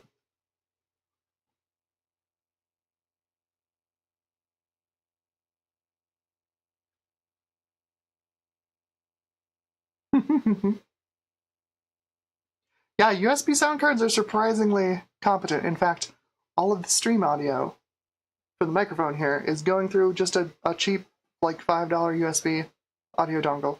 I was using a USB, honest to God, I was using a USB sound blaster for the longest time.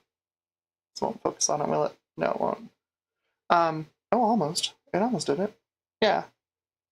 But these things would run for like 3 or 4 months, and then they'd start giving me problems. I'd have to unplug them and plug them in before each stream for them to actually like work and not produce corrupted audio. And I finally just bought a generic $5 USB thing off of eBay, and it's been working great. It's kind of funny.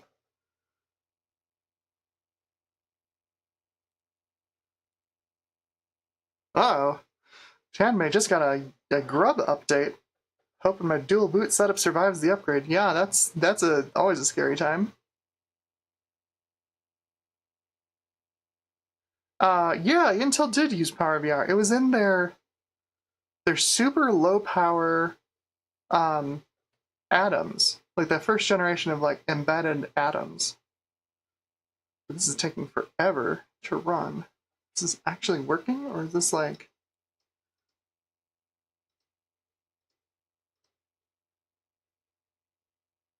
Are you doing anything? Are you broken?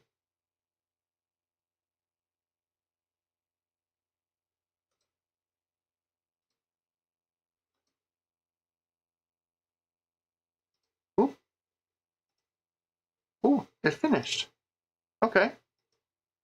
Let's see if it works.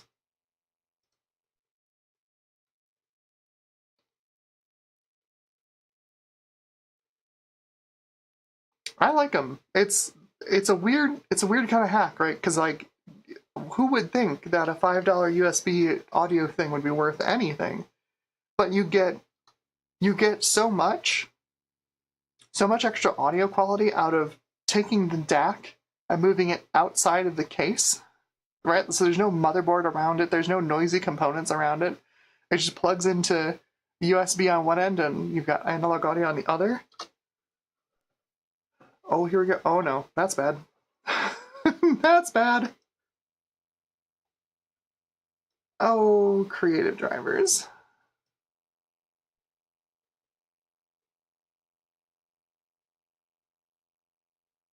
Is our audio working? Is it broken now? We had working audio for like an instant.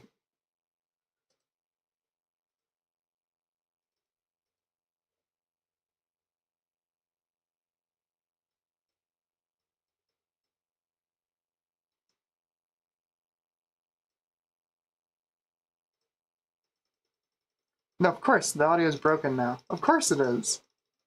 Why wouldn't it be broken now? God, blast it. How much space do I have left on this? Can I put a CD image on here?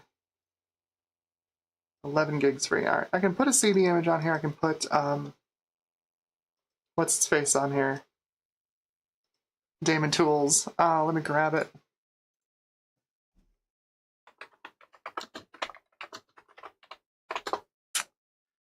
Never a dull moment. I'll be honest, I think I've gotten the Audigy driver install to work once. one time. I tried to install it probably a dozen times. It's actually worked for me like once. When it does work, it's terrific. Absolutely terrific. But it just doesn't work, like, ever. Always have trouble with it.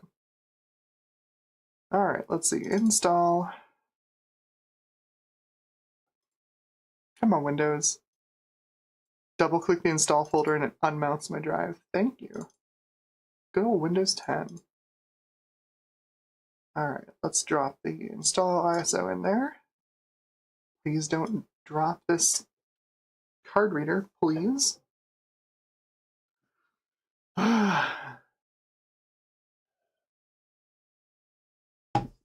Windows on Windows. Yeah, I've gotten it to work like once.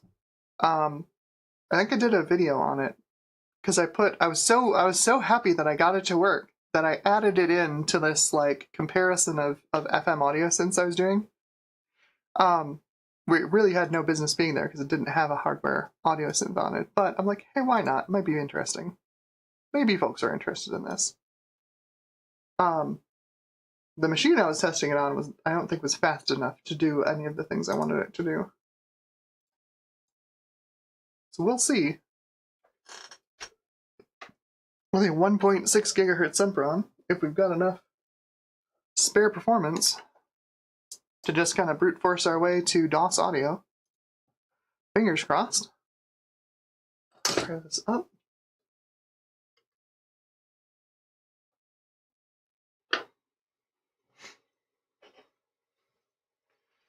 Oh, I hope. Oh, this has 64 megs. Somebody asked how much VRAM was on this GeForce. GeForce 3 Ti 200 has 64 megs. Sorry, not 128. I'm thinking of the 9550 XL because I think that does have 128.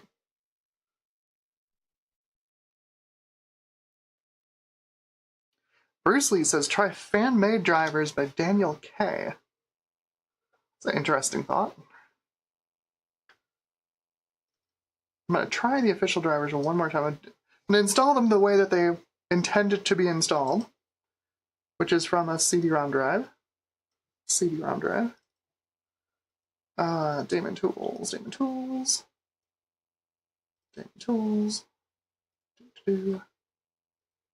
Yep, yep. Cool, and we'll reboot. Rebootski. Daniel K. Audigy drivers. I'm gonna look those up.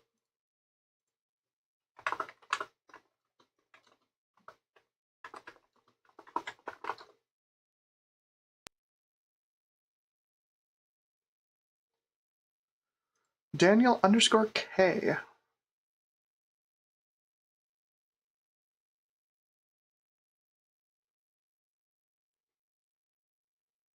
That's a lot of stuff.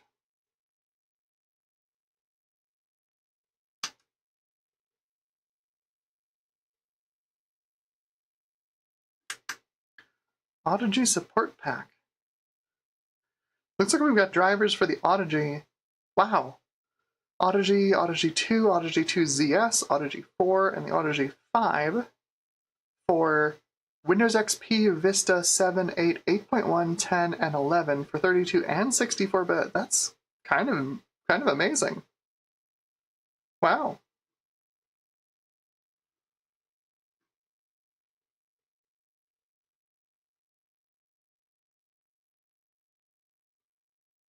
Looks like they go back to XP though. I'm not seeing any 9X drivers in here, and that's fine. We can figure this out.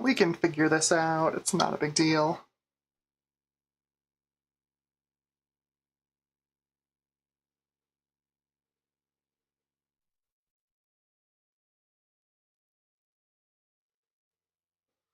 I think, honestly, Johnny Chang asks, what was all the concern for when sound cards started being manufactured with PCIe slots? Were the latencies too much for older PCIe? I think it wasn't so much that. It was, you know, like the sound chips that were still out there that weren't just AC97. weren't developed with PCI Express in mind, so you'd have to use a bridge chip, which I think would increase the latency a bit too much. Or, you know, just introduce more problems, because the bridge chips were not without their problems. By name. Range, please. Thank you. Okay. So we've got daemon tools. Let's get drivers Audigy. We'll just mount this with daemon tools.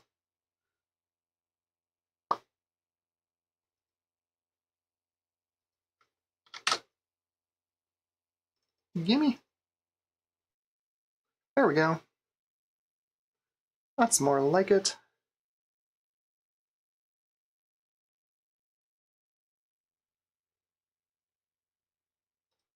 English. With outage drivers. There we go. That actually works. Are you sure you have enough computer? You need at least a Pentium 133 and 16 megabytes of RAM. I think we're fine. I think we're fine. Okay. Let's do custom install. Do we want all the stuff? Why don't we just see what it installs? I'm sure it's awful. We'll just throw everything in there. Turn off the online manual. What is Wave Studio? Allows you to edit WAV files? Sure! Just give me everything. It's 100 megabytes of sound card driver. We'll do VXD drivers. That should allow us to do DOS. 2 speakers. We don't want digital as the default. There we go. Let it do its thing.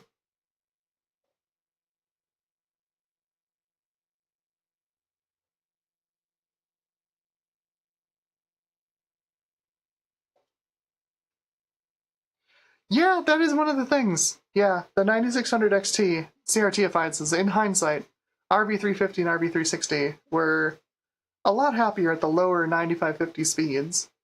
9600 XT ran at a ridiculous speed. Like it gets close to the 9700 in terms of performance, in total performance, because it's running at like twice the clock of the 9700. 9700, by the way, has 8 pipes. 9600 has 4, and it gets pretty close to that speed because it's running at double the freaking clock rate. Yeah, I did not like that at all. Tiny Toy Dragon's off for VR shenanigans. Thanks for sticking around. We'll see you in a little bit. Hopefully we can get some DOS sound without having to do any direct DMA witchcraft. Fingers crossed. That would be pretty cool.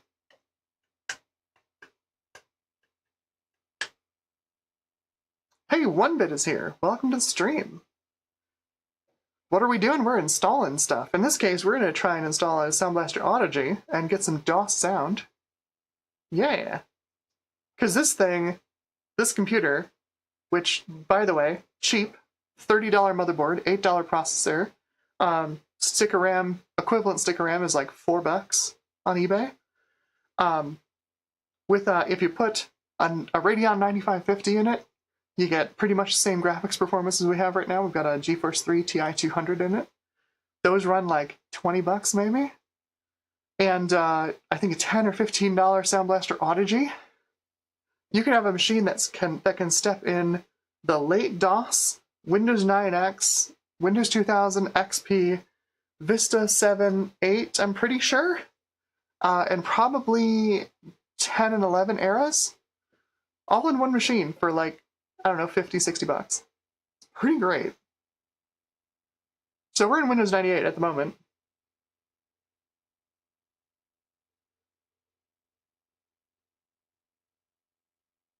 Oh no! Firebird TVs is my eBay seller listed my 9600 XT as a 9550 for $36. Oh no! Somebody got a phenomenal deal on that one.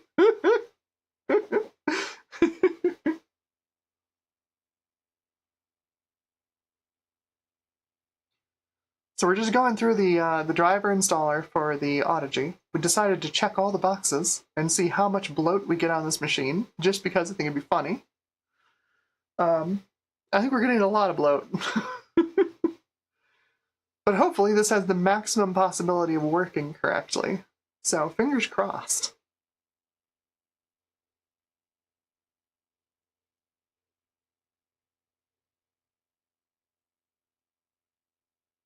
I wish I had my 9550 right now is in storage, but I really wish I had it for this stream. I should have gone over to the storage unit and grabbed it.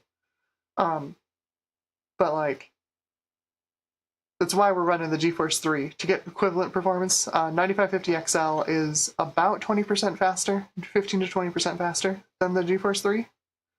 Obviously, also can do DX9 instead of DX8.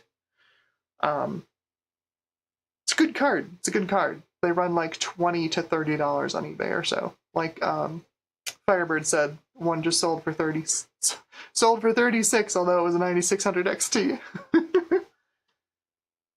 All right. I think we are just about done. Looks like we are. Do we have sound again?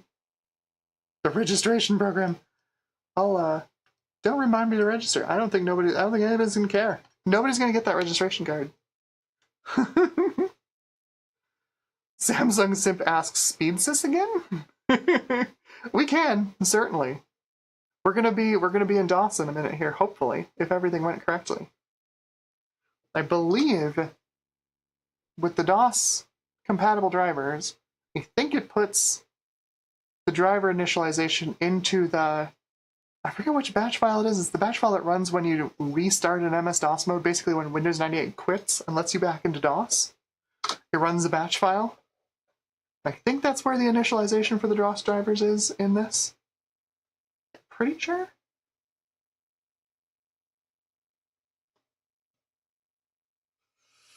Hopefully. Because I think if we have this set up correctly, we should be able to run DOS games under a DOS box in Win 98, and we should be able to do real mode DOS with this card.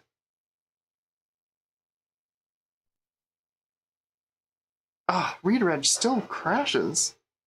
Shoot. CTD proxy DLL. Gross. Do we have audio? No.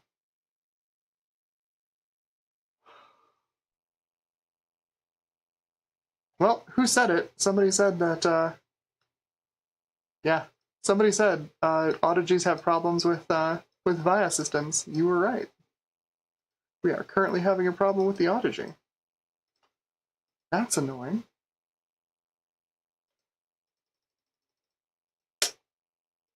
Frustrating.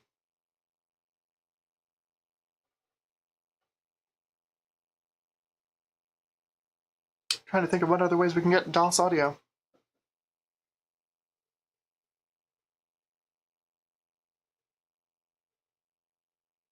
Because we can get, we can put my 744 in here, my Yamaha 744. That'll get us OPL3 in DOS, but no Sound Blaster. Although I think it'll get, I think we can do Sound Blaster in a DOS box with the 744. Firebird TV says Phil has an in-depth guide for this card. Yes, and I do not have the time to read it while I'm on stream. Let's see. Audigy Win9X.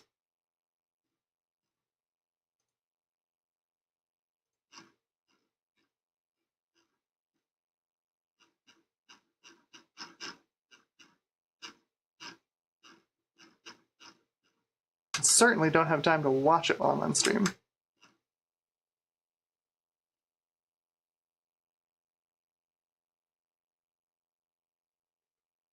I guess let's try the driver update. I've got that too. Drivers, Audigy, driver update. Let's see if it does it.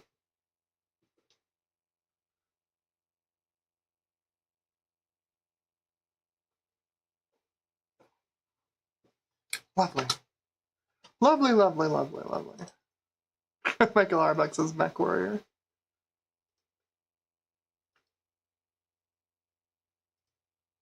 Why is this not working? Did that ding with the error? No. I imagined it in my head.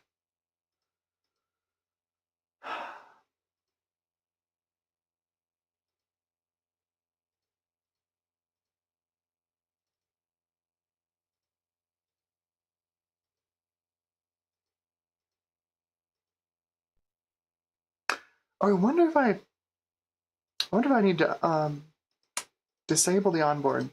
You know what? I bet that's it. I didn't disable the onboard sound. That's probably my issue. As I sink into the floor because of this stupid chair.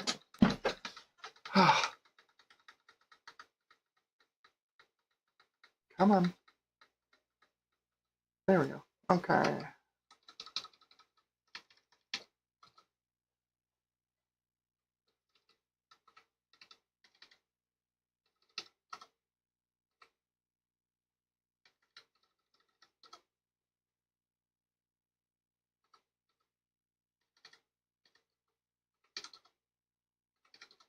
Did I miss it? Where the heck is the... There it is. Disabled. Nope, disabled. Okay, let's see if that does it.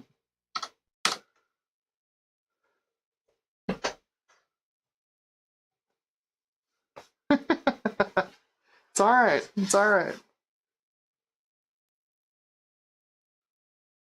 Hey, Joe is here from Joe's Computer Museum. Welcome, Joe. We're in Windows 98. I know, yeah, I bet you're shocked. Oh, that's always good to see. Add commander file name, great. Thanks, Windows. That's no audio.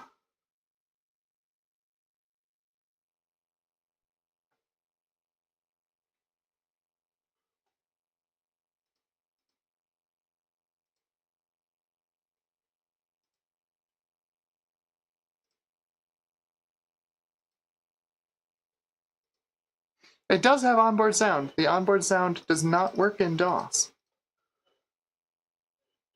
That is what we're trying to do, is get working DOS audio. Sound Blaster Live, Sound Blaster Audio G is a nice way to do it. Doesn't seem to be working, though. When the system reboots, it runs a creative utility called readreg, which crashes, accesses a bad portion of memory.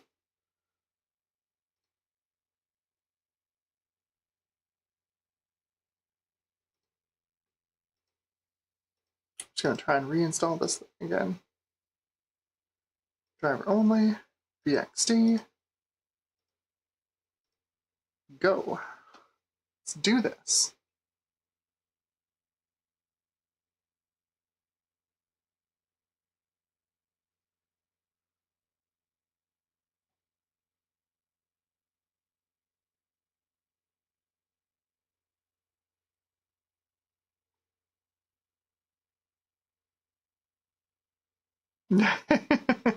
'8386SX says a WDM rabbit hole. No, we're doing VXT drivers. No WDM here. And Bruce Lee says you may need to figure out how it handles IRQs. I think it does it badly. I think that's how it handles IRQs.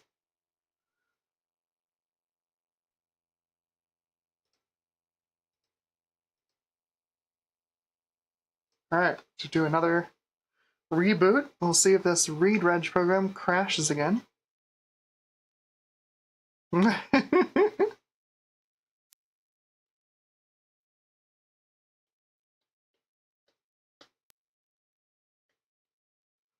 Samsung Sim asks, what is an IRQ? An IRQ is an interrupt request line.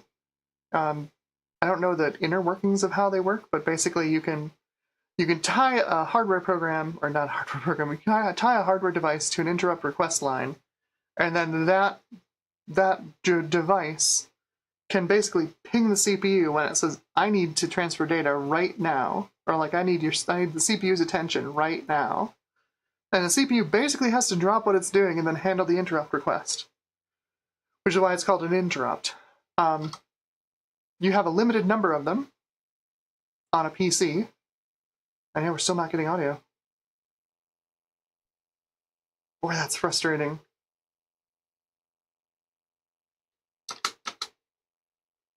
Like I said, I've only gotten these drivers to work like once.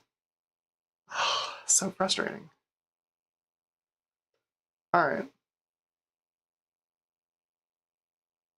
Oh, Discat's here. Hello, welcome to the stream. My nuclear option for these things is usually just to take my Yamaha YMF744 and stick it in the PCI slot, because it mostly just works. The downside is I think we only get AdLib support. We only have OPL3 for DOS stuff, but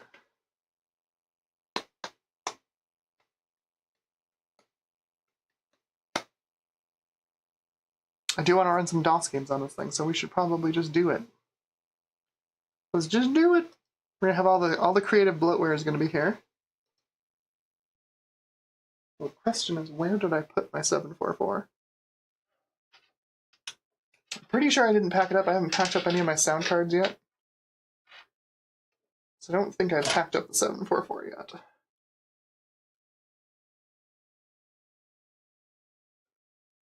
Bad auditing. Naughty. I bet it's plugged into another machine. Give me 1 sec.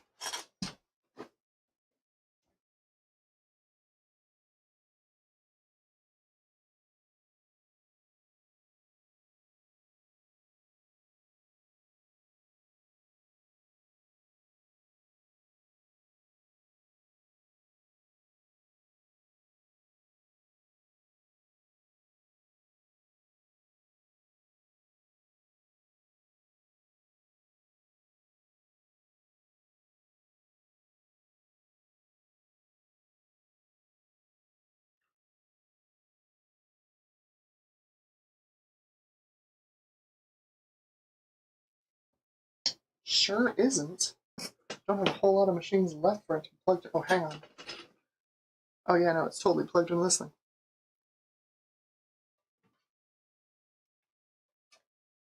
Yep, AGB test bench. Of course. Of course it's plugged into the test bench.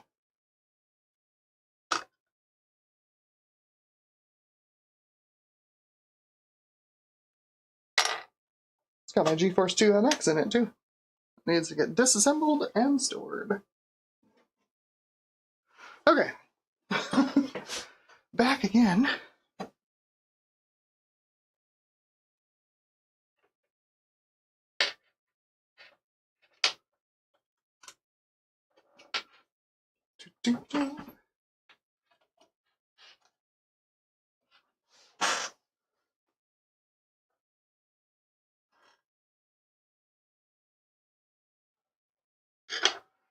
Alrighty.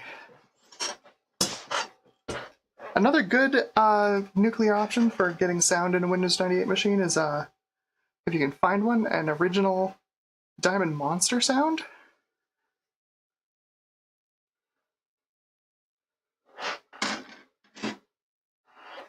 Did we get video? Is this not doing video?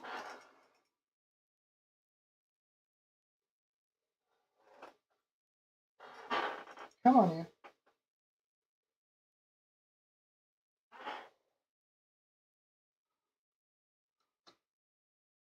There we go.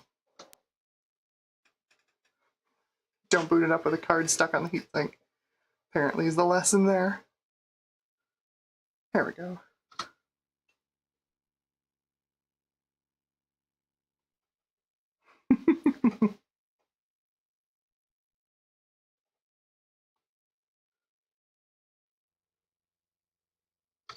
Yeah, no, ESS audio drives are good choices too. I need a PCI audio drive is my thing. I don't think I have one. Let's do... I think I have drivers extracted for this already.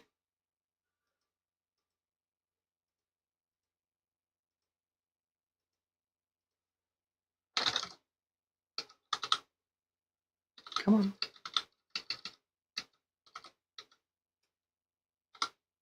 Yes, I do. Beautiful. Okay.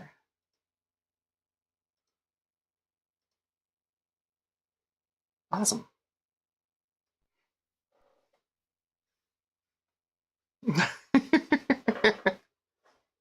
Yeah, right. IRQ and DMA got set with jumpers. Yeah, DMA is your direct memory access line. Again, it was kind of shorthand for some locations in memory.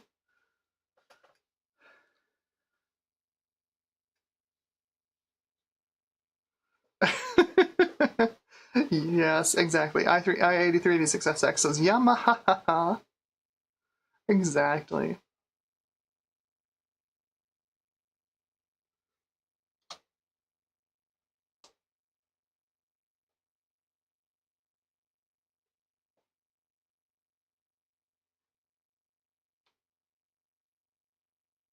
I think we're rebooting. There we go. It's that anxiety, that retro computer anxiety. Is it hung or is it just taking a while?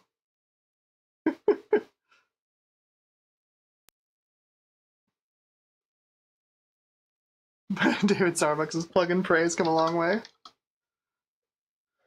Wow, it doesn't think it shut down correctly. That was a normal Windows reboot. Okay.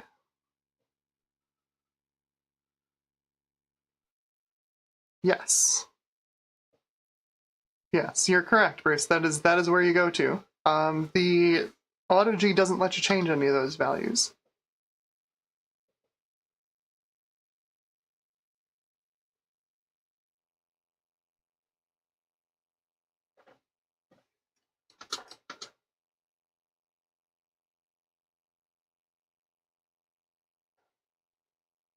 Wow, not even this is working.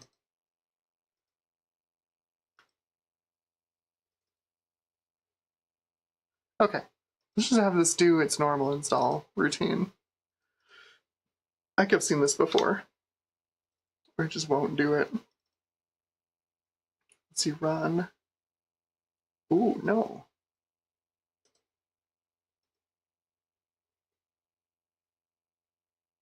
That's weird.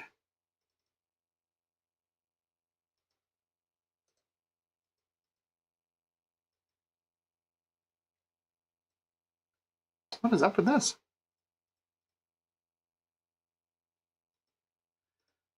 This is my nuclear option. This always works. Why is this not working? What on earth?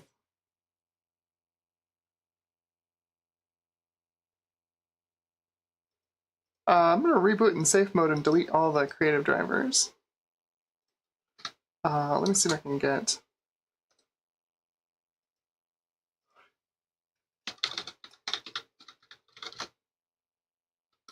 Whoops. AppWiz.cpl doesn't exist until Windows 2000. Slow down there, Amber. Okay, let's get that out of here. That's for the onboard sound.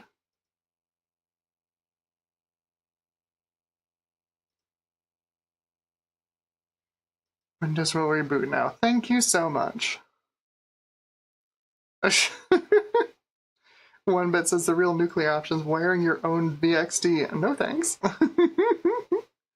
It is authentic. Yeah, Discat says it's an authentic spend the day fetting audio drivers. Yeah, exactly. Exactly. I'm not writing my own VXD.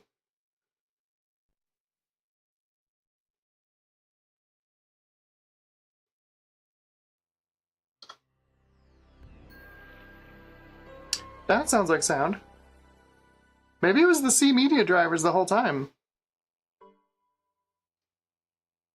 Do we want to try the Audigy? I kind of want to try the Audigy again. If it was the C media drivers that were causing problems. I'm gonna try the Audigy real quick. Like I love my 744, don't get me wrong. You know, it's got an OPL3 just like built into it.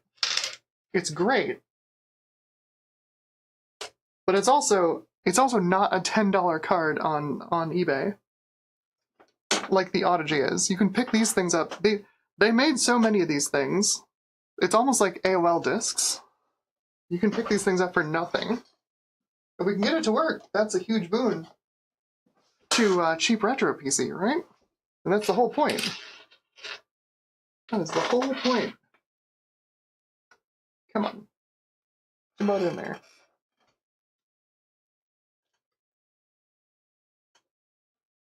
Yeah, one bit, my nuclear option is starting the computer with a screwdriver. That's my nuclear option. GeForce Flies here. Hello, welcome to the stream. We are troubleshooting audio in Windows 98, because that's exactly what you did back in the day.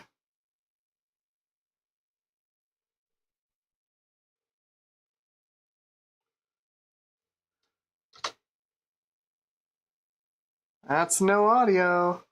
Boo.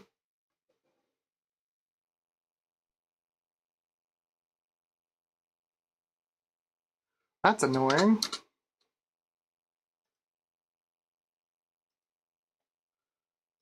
Oh, it's a card. Blast it.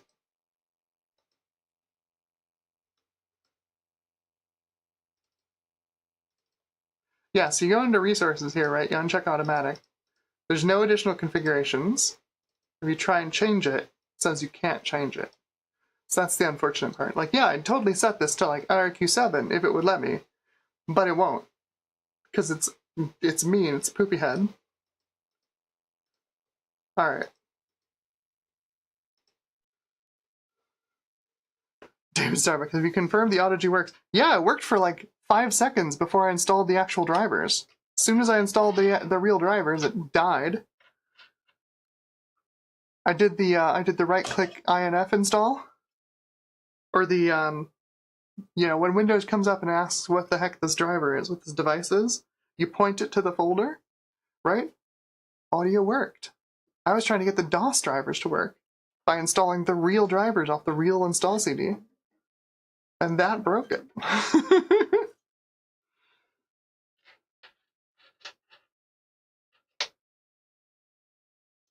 Alright. Well, at least get a little bit of DOS gaming in here. With OPL3 at least.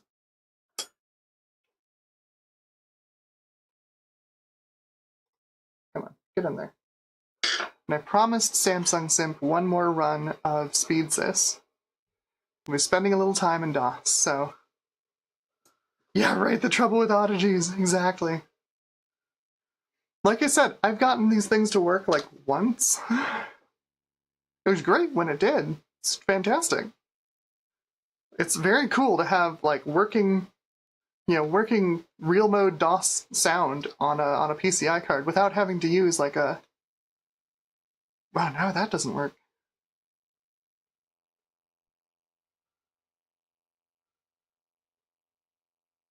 It's being annoying. Wow. I guess, yeah, game per joystick, that's what I thought. What is your issue? That's not what I want.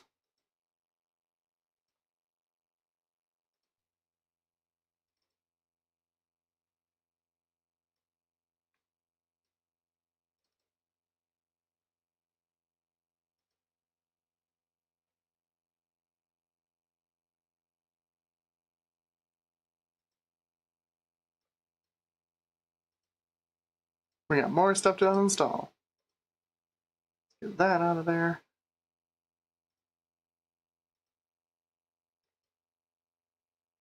Your sound card might not work properly if you uninstall the drivers. Well, it doesn't work properly with the drivers, so...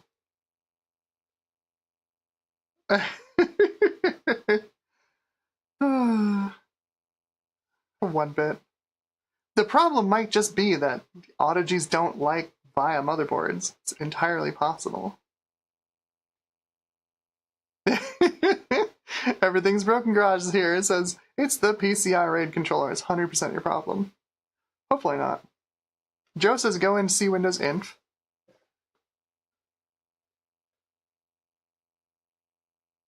Well, I don't have the Audigy in the system at the moment.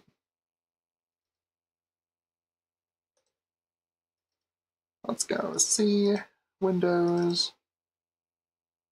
Yes, really. Inf. Alright.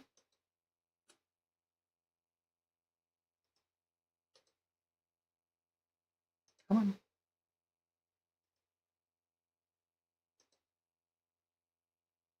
Oh my god.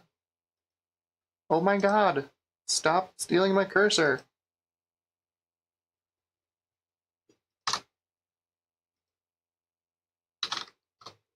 That's not what I want.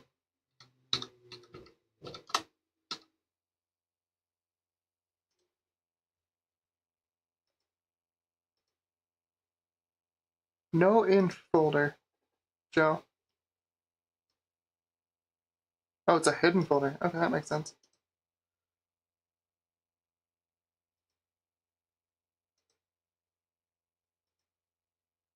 Are you done?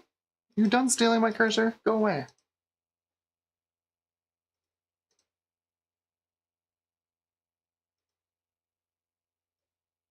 Okay. Options.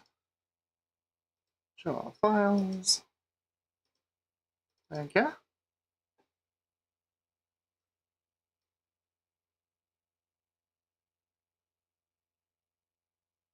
Then what? What is inf?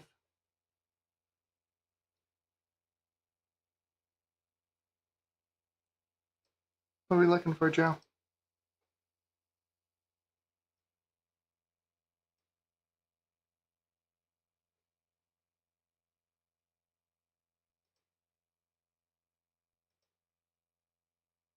Probably sort these by date.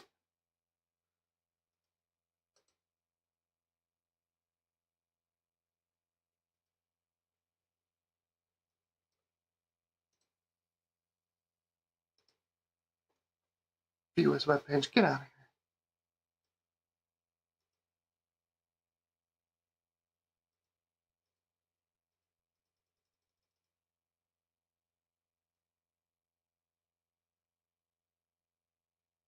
Yeah, here's our original stuff. Early drivers.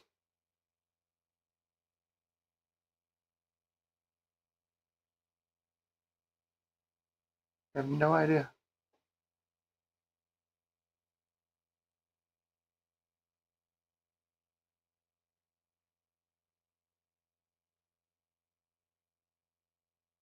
That's a lot of stuff. ks.in.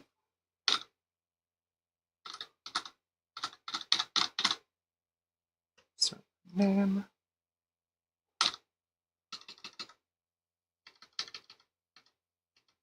ks.in. What is this?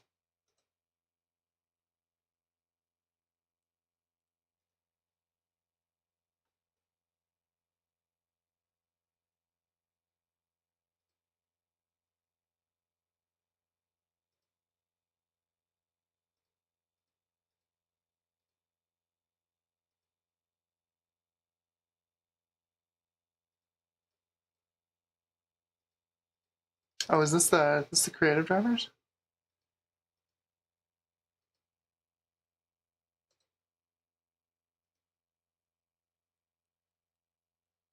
Okay, right-clicked, went install. Didn't do anything. Francois Rival is here. Hello, welcome.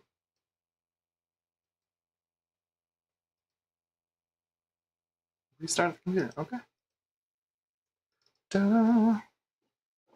Reinstates the broken kernel streamer entries necessary to make WDM sound drivers work. We were not using WDM.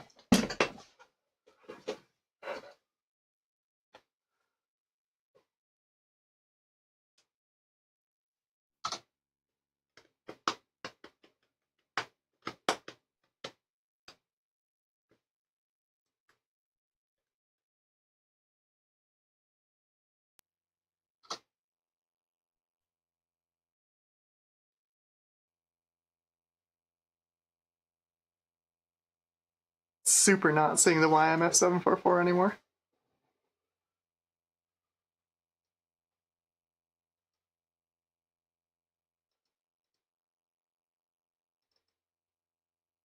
Okay, let's see if I can just get this thing. So I'm currently using the nuclear option, which is to install my Yamaha YMF744, because this usually works. This sucker has been super good with its compatibility. I wonder if the automatic skip driver is skipping this.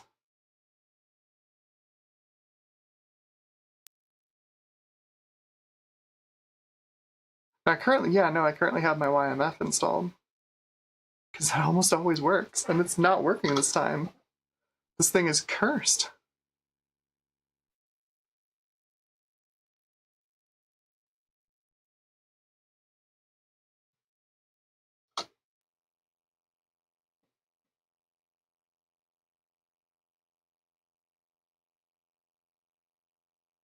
It's totally not working.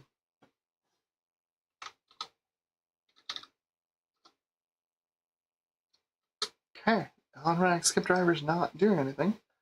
It's not working. I'm gonna reboot this in safe mode and see if I can delete the rest of the creative stuff in there.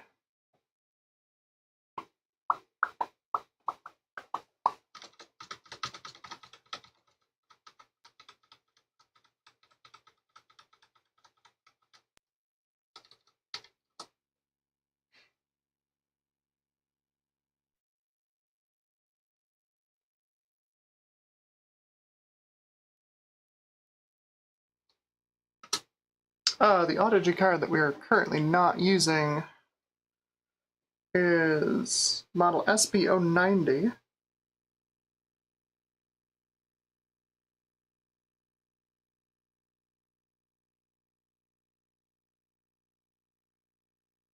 Don't see a date on it.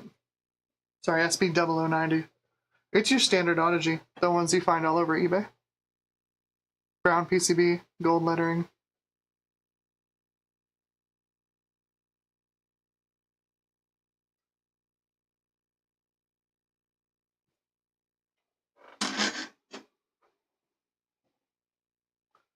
Let's see what's in here. Oh, that's a lot. I'm gonna delete all of you. Get out.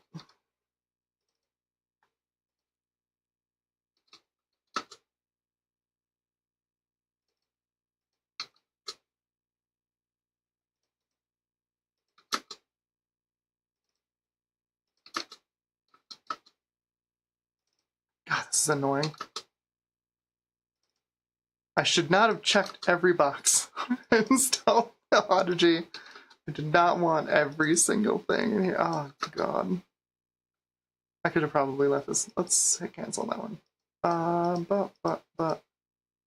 Streaming T to sync converter. Teletext codec, get out of here. Let's get my Yamaha stuff out of here too, see if it'll reinstall it. Get out of here. That's not what I want. No. Remove. Okay. I'll leave that stuff in there.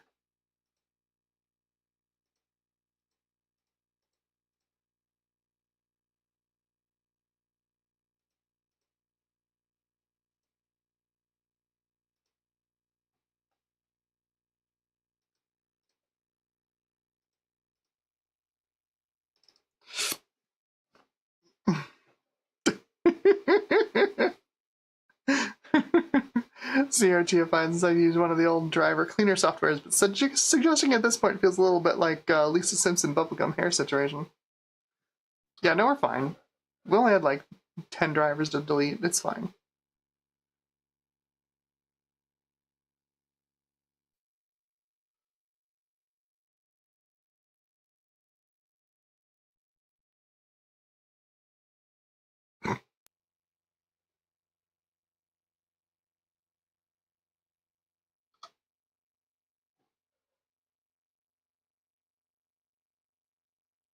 Okay. How about the rest? There you go, the rest of the sound card. Oh boy. PCI card, thanks so much.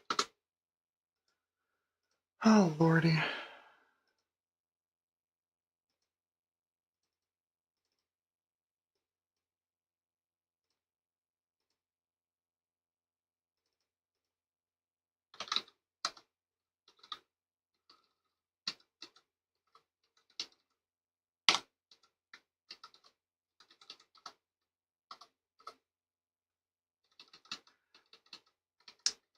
Pick which one it is. I guess it's that one. Maybe it's not that one. Who knows? Windows sure doesn't know. Nope, that was the wrong guess. Ugh. Good lord.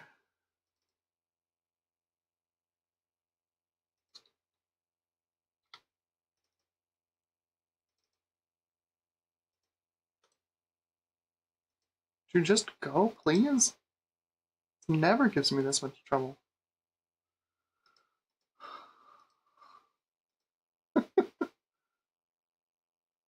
Just as try the legacy sound driver thing. Yeah, that should also be there. It's just it doesn't like it. It should be, well, what are the resources? Yeah, that's not right. That shouldn't be. So, okay, so the legacy sound driver thing, Joe, that's a driver for the OPL3 that's on board. Device is disabled because there you go, the BIOS didn't give it an IRQ.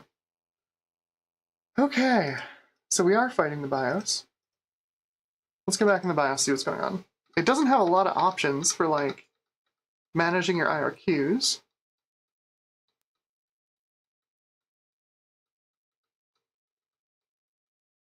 Come on. Okay. PCI plug and play. Like this is it. This is all you get for the PCI plug and play settings. You can't like assign IRQs or reset your configuration data. Very annoying.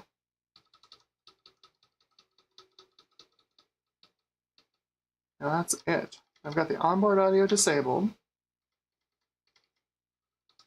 Maybe that's what I thought it was. Maybe I thought that was the onboard audio.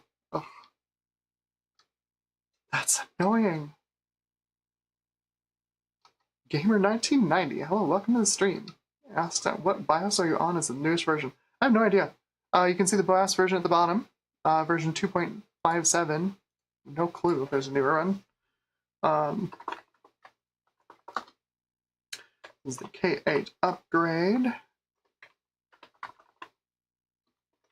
VM800.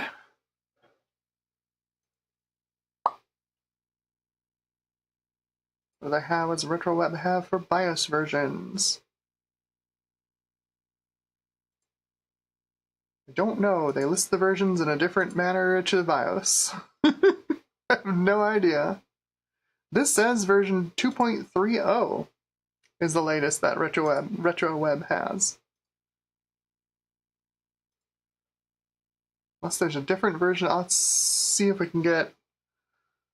Let's see if we can get this to sit here. Nope.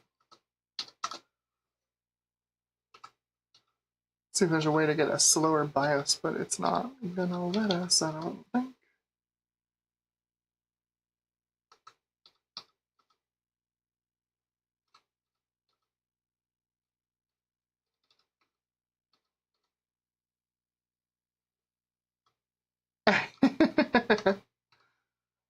I-8386SX says, I really need to go out and walk, but I'm curious to see how this goes. You can probably go take a walk and come back. I'll still be struggling with it. I don't think this is going to give up the ghost super easily. Alright, floppy off, parallel port off, onboard game port off. That might be our issue. It's a built-in game port, and it was still on.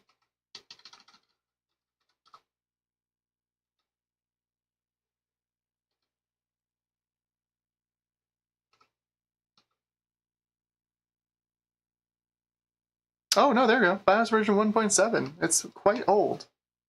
Alright, maybe that's the thing we gotta do. get a newer version of the BIOS on this thing. Yeah, P1.7 is quite old. I'll grab the newest.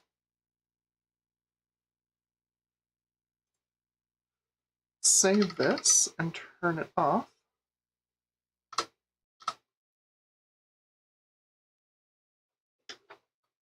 Let's do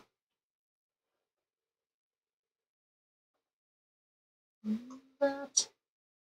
There we go. Snag this. The nice part about using these little SD to IDEs is it's super easy to edit the file system. Get that BIOS on there. We'll boot it in real DOS mode and just flash it from there. No need to make a boot disk. Got an install BIOS folder already. Let's throw this in here.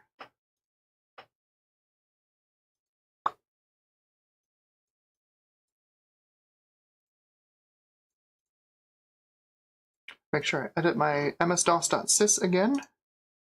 So we reinstalled Windows. So it's been that kind of a night.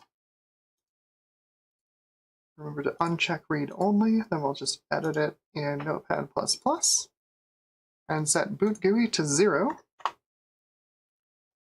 Save and close. Eject the SD card. Ta-da! And we're good to go. We're booting to DOS now.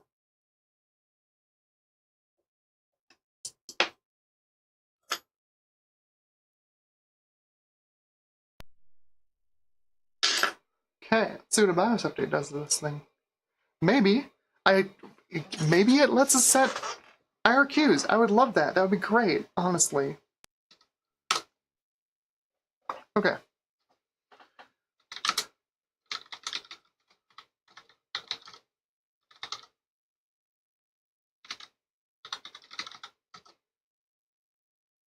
Thank you. You're gonna give me...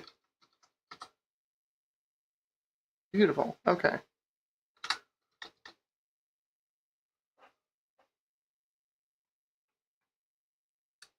/rom file command.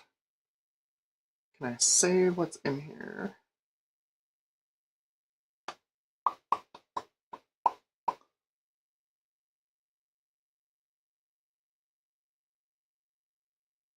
Oh yeah, there we go. S file name. Save /rom's data to file and quit. S orig.rom.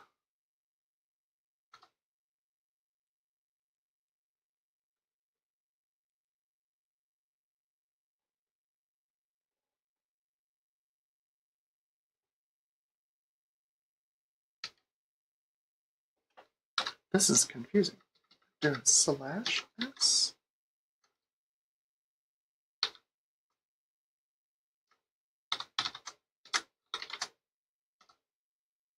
Yes. Okay. Good to know. Oh boy, this is gonna be great. Alright, so we're gonna do what's the name of this file? -r flash KAU VM8 2.30. 8 VM8 2.30.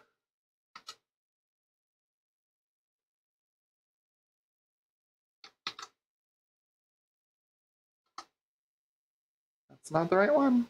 Thanks.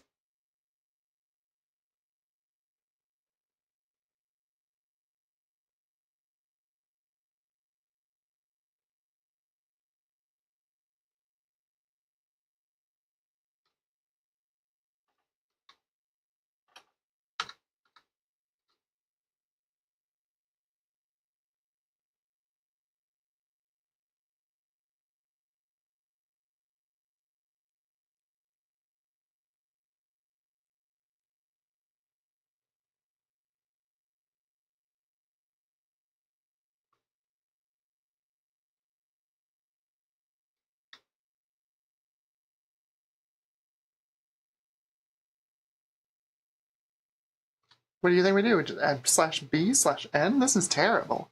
What the heck do we do with this program?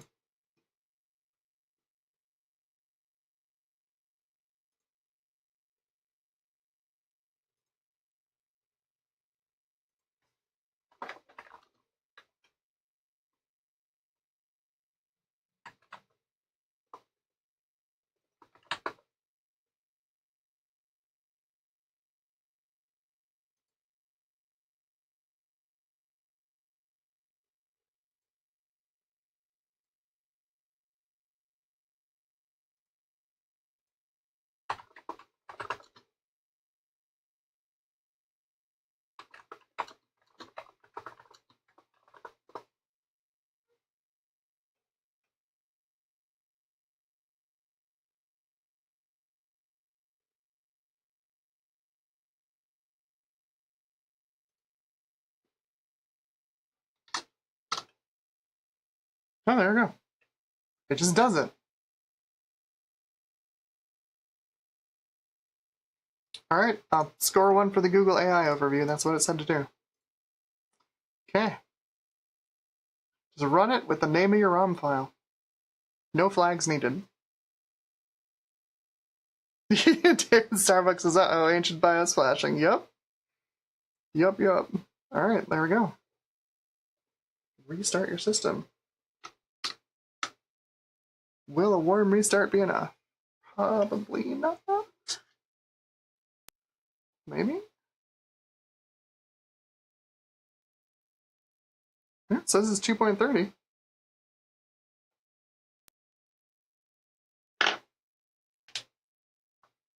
There we go. Check some bad. Awesome. What do we got now? Any goodies in here? Nope. PCI PNV is exactly the same. Awesome. Fast detection. Okay, that's good. ACPI is the same. Chipset looks to be the same. Turned off the onboard audio and the onboard modem again.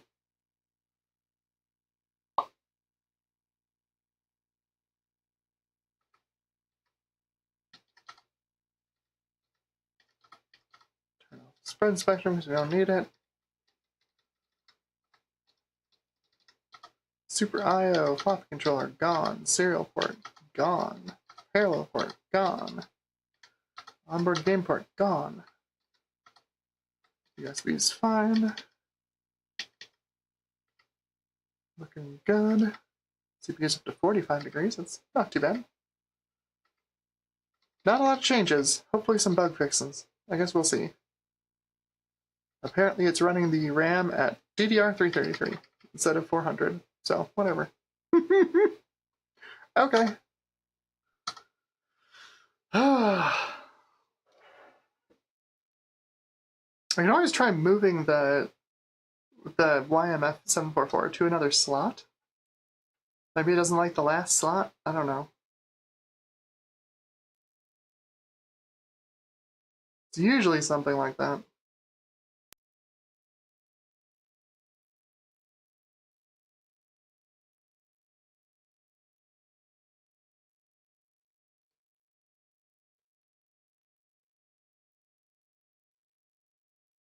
Oh no. Bruce says my 8-bit NF7S 2.0 survived 3 lightning strikes, sacrificed audio, LAN, and a random PCI slot, but still worked. What finally killed it? 8-bit's last official BIOS update. No! It is not stuck. It's just thinking. It's that anxiety, Joe, right? Is it hung? Or is it just taking a while? You never know with old computers. I'm not seeing any audio.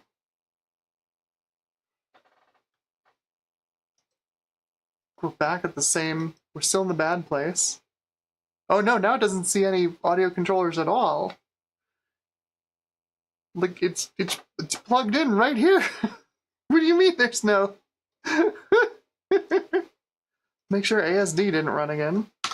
Nope. Automatic skip driver's not running.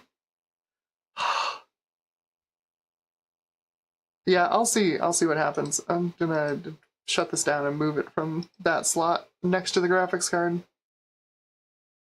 See what happens. It's solved other things for me. The fan on this GeForce 3 is fine, so it should be okay. Shouldn't get too toasty.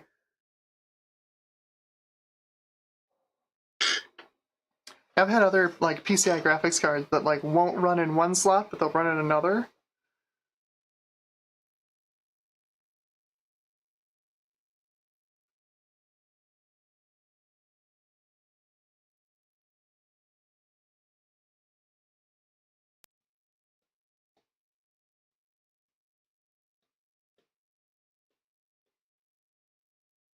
It's true. I have plugged it and unplugged it from a number of machines. I could clean the edge connector.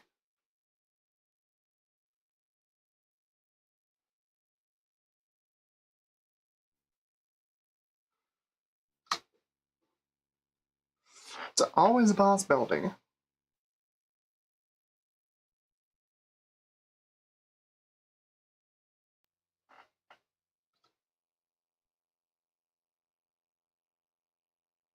Wow, Super doesn't want to.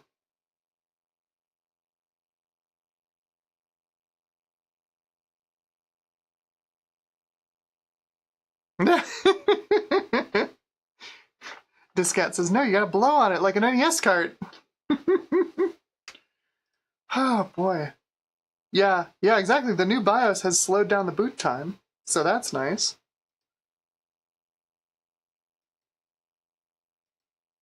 Harney Barros is at a loss with what to do with an eATX socket 771 board. Wow, that's... You should be able to make a pretty decent Windows XP machine out of that, right? Like put a... What is the Xeon equivalent to a Core 2 Quad? Just throw that in there. Refresh device manager. I'm willing to try it. I've got a handful of other cards I can put in here and see if they work.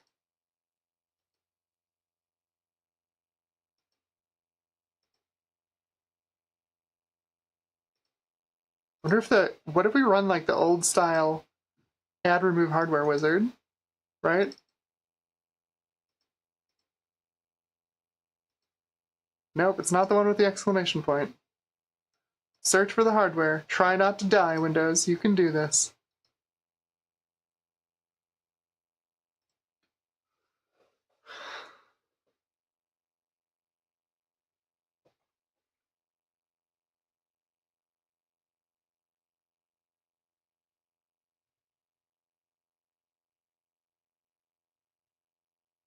It does see a network card, and a cable is connected.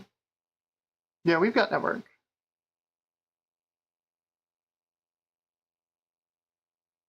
That's right. I run my retro computers on the internet.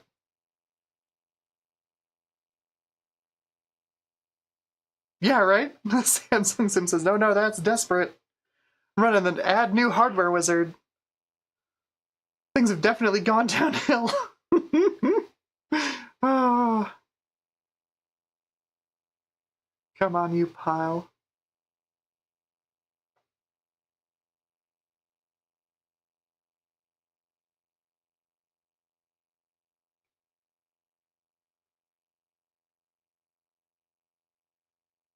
Everything was going great until I'm like, hey, let's try and put an Audigy in this thing. That's when everything fell apart. Did not find any new devices. I hope it hasn't killed my YMF744. I'd be very sad. It's blown up my beloved Yamaha sound card.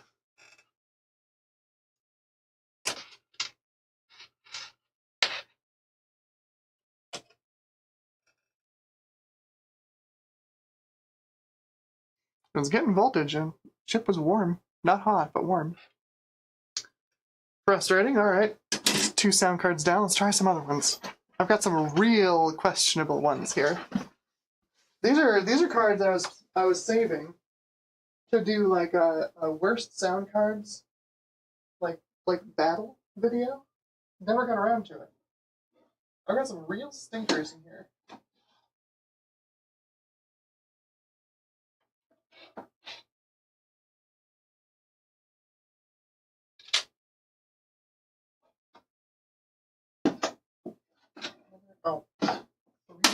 3 more oddities. That's not helpful. Where's my other one? I swear I had a worse sound card than this. Okay, if this one doesn't work, then I know something's really, really wrong. This is the original Diamond Monster sound. Throw it under the disc cam here. This is the original Diamond Monster sound. Before they gave it an MX number. It's just the monster sound. This thing's pretty great. I love this card. It really only works in Windows 9X though. It does have a DOS mode. It's not great. I don't think I've ever gotten it to work correctly. But like, there's drivers for this built into Windows 98. If it doesn't work now, just reinstall Windows, right? I've already done that once this stream. It'd be great.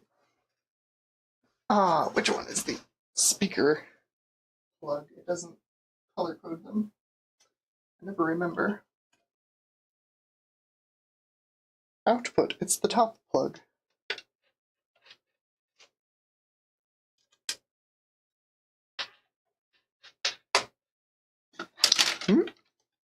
If that doesn't work, we've got an even bigger stinker. The Mach 1.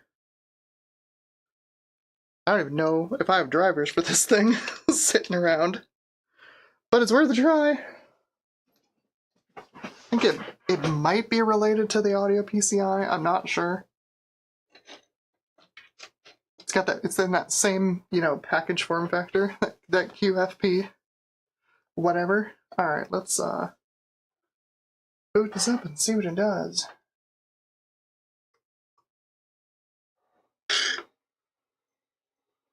Switch back to the capture card. Ta-da!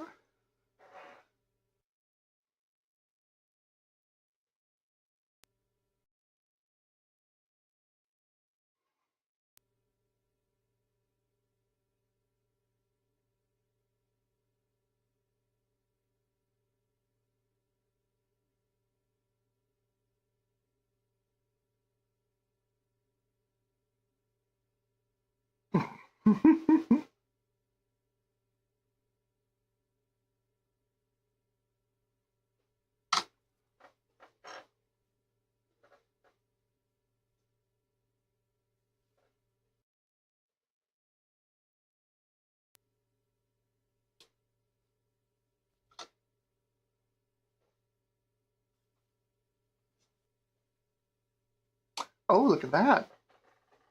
Yes, I would like to keep my original file. Yes, please. Please keep the drivers together.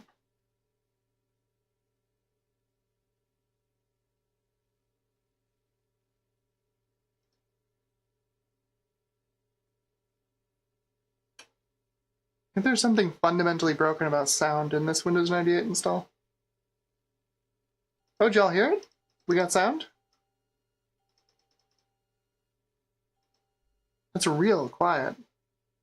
I see noise on the capture card.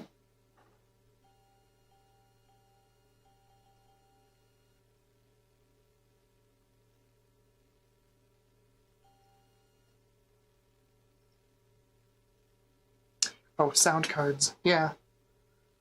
Yeah. These things are annoying, aren't they? Got some background hiss, I think, from the monster sound. It's not a superb card from a build quality perspective. But it usually just works. Something's up with sound in this install. I'm going to do that, actually. I'm going to reboot and safe mode and delete everything sound related in there.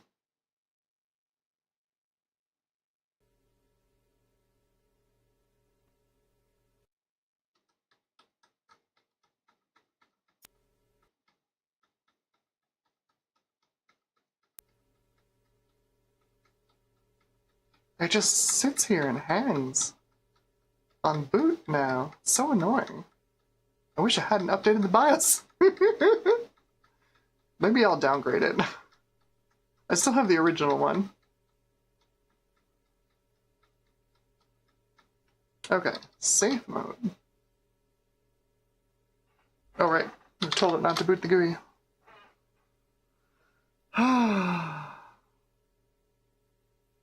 Gamer1990 says disable RAID boot, that's why it is slow booting. I think I did.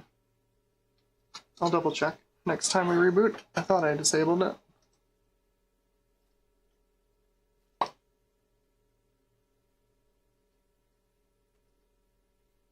Alright. Get out of here. Oh, that's so annoying. Get out of here. Nope, not system devices. Get.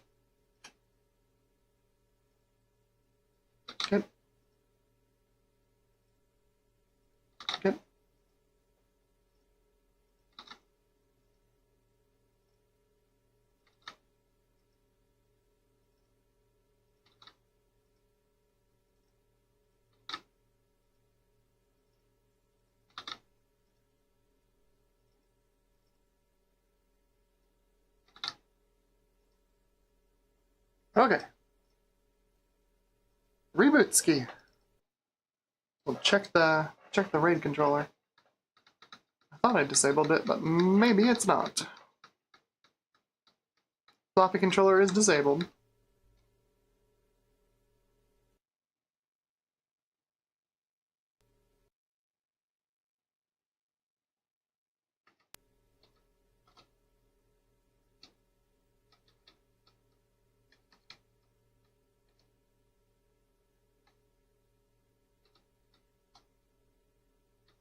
Ah, nope. It's back to RAID. We'll turn it off. Okay.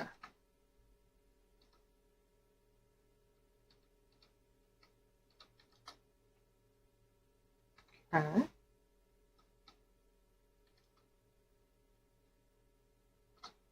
Make it boot from here.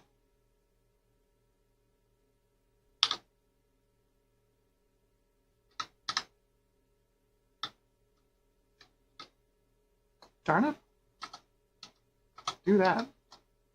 Do that. There we go. Maybe that'll boot it faster. Who knows?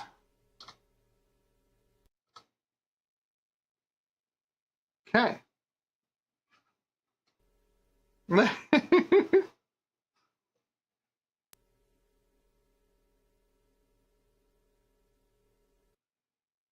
Well, like, this is a bad example. No, normally, you just install the driver and it goes. In fact, that's what we had when I installed all the drivers. We had audio, sound was working just fine. It was me being a smartass deciding let's install a Sound Blaster Audigy. How hard could it be? Despite at least one person in the chat saying, those don't work great with VIA motherboards.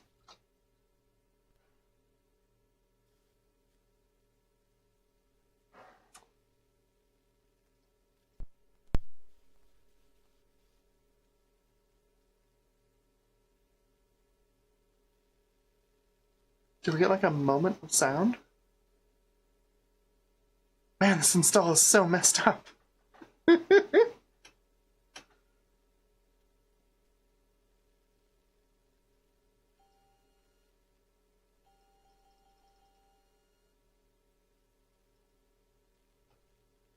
Oh, this install is just so scrungled. Darn it. I had to go and try the Audigy. It's broke everything. Blast it. The updated drivers for this in here. Monster sound.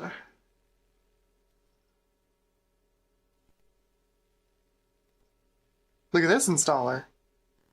How is that for a driver installer?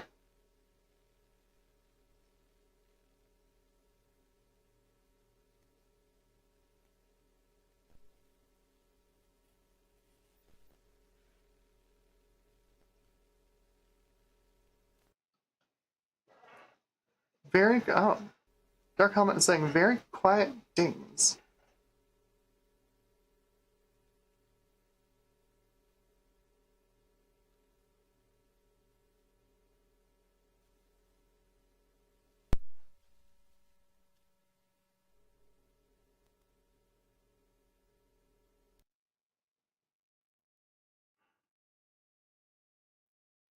The computer just turned itself off.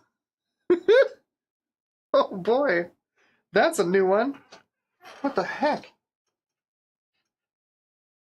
Literally just turned itself off. You're not done yet? You're not done till I say you're done.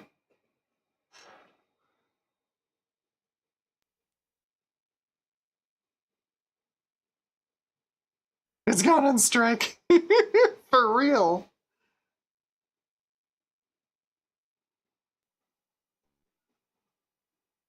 Come on, let's go. I want some sound. I'm gonna risk turning up the capture card. We've lost our graphics! Why have we lost our graphics? Did you just reshuffle all the IRQs?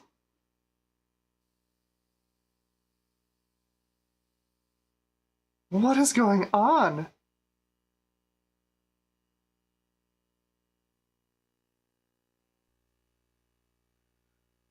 What? What?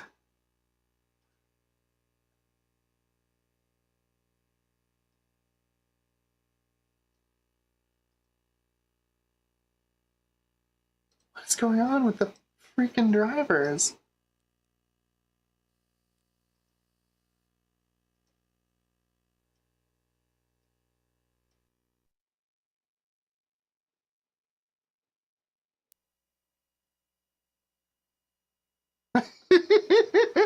Samsung senses this is an escalation. Okay, alright, we rebooted, we got high color. Okay. Let's give me my...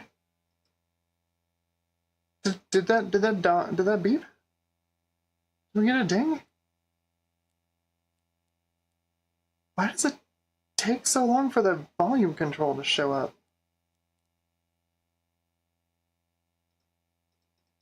No, nothing.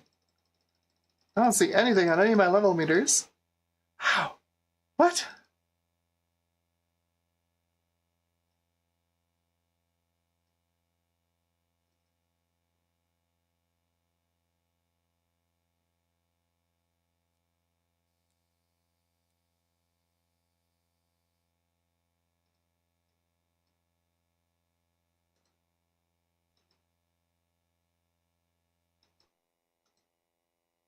What is going on?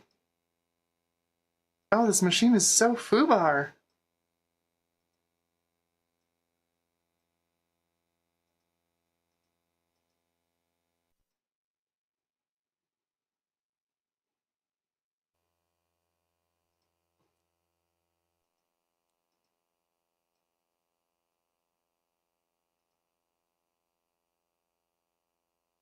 Yeah, for real. Dark Helmet says creative cursed it. It so did.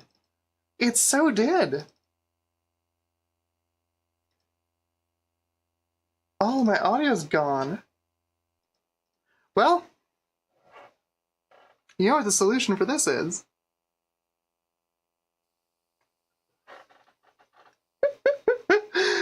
Oh. Oh boy.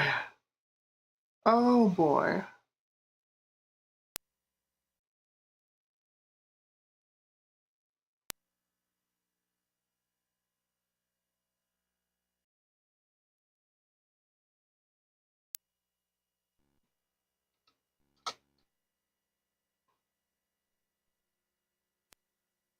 Oh, what? Do we have DOS sound? Wait, did we do it? Did we accidentally do it?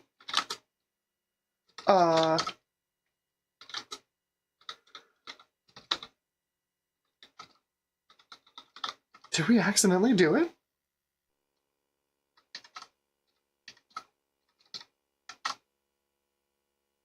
I have no idea what the settings are. Nope, that's not it.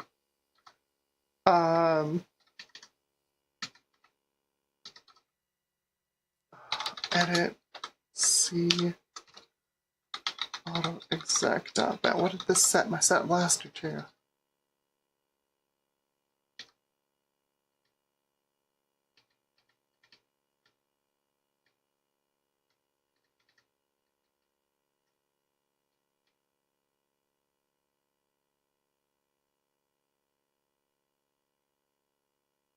Okay.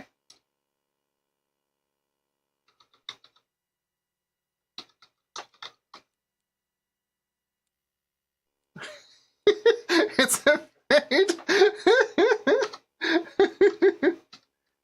What if I do... Oh, it's, should be 5 and 5. Not responding, okay. Let's try 240. Not responding, okay. Music card. General MIDI? Test music? No. I don't know what it did. It initialized something.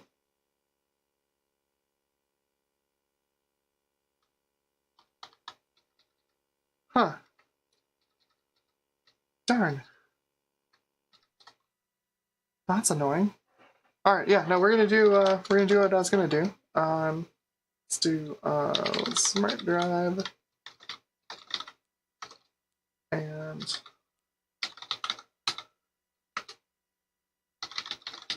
I don't care about my shortcuts. I'll make my shortcuts again. It's fine. Deltree Windows. Yes.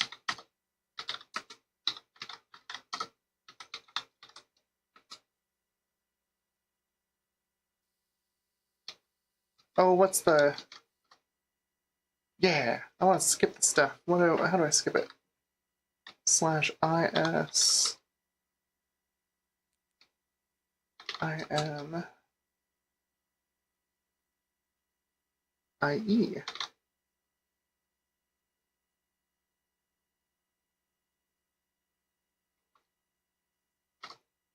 Let's go.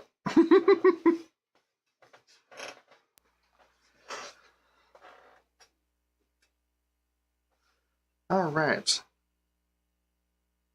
Downside to having so much hair, you get it everywhere. All right, let's continue.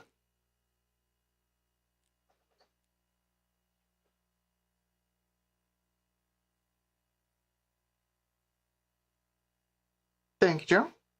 Hey, Pickles here. Hello, welcome.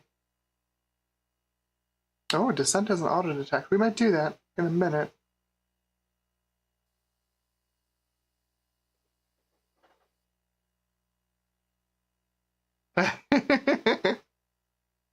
You're welcome, Firebird TV. Yeah, I like to try and keep the demos concise for streams, but you know, what the heck? We've been going for 3 hours. We'll keep going until this works.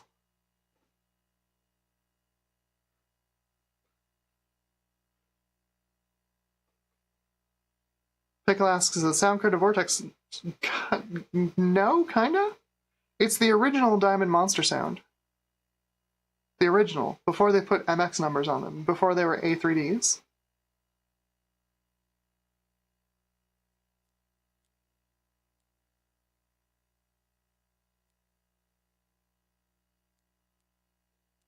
Oh, that's true. Warcraft 2 had a really good sound card detector. Plus, when it worked, your sound card works perfectly. Like, how can you not? How can you not love that?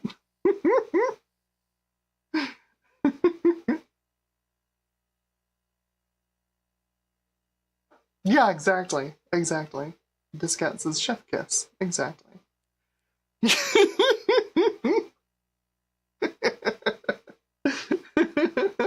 Where's my press X to doubt? Oh.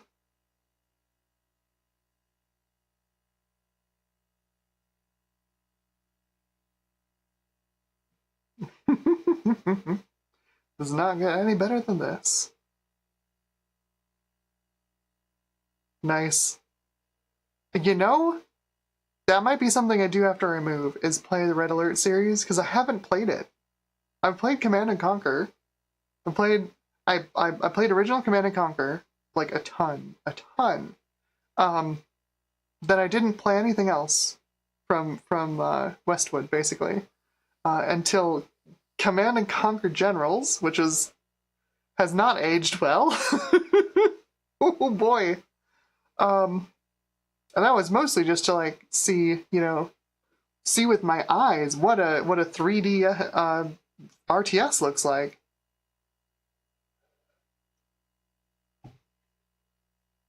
Because, you know, StarCraft was 2D. It's still 2D stuff. That was what I got into with StarCraft. I got way into StarCraft. I was making custom maps for StarCraft. I was running custom game modes for StarCraft. StarCraft at LAN parties over Battle.net. I was deep into StarCraft. that was my vice.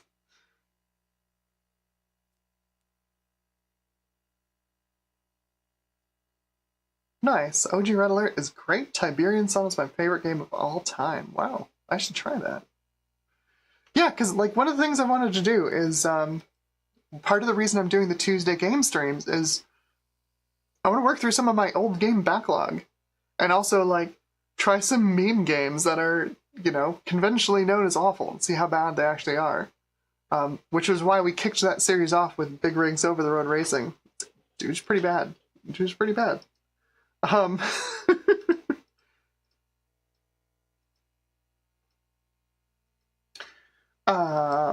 But one of the things I want to do is, you know, work through my gaming backlog for DOS and early Windows.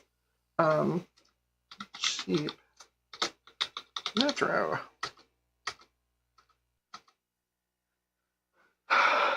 And Red Alert. I've got box copies of all the games, all the Red Alerts now. I'd like to run through them at some point. I don't know if the Tuesday game streams would be a good place to do that, or if I should set up a different stream for that, for doing long plays and segments. But because mostly on the Tuesday game streams, like we try a couple of games, you know, and see, you know, what is this game like? How does it play? Is it too hard for me to play because I'm terrible at games? And then move on to the next thing. But I'd like to do like a long play on some stuff. Especially Red Alert. Especially Red Alert.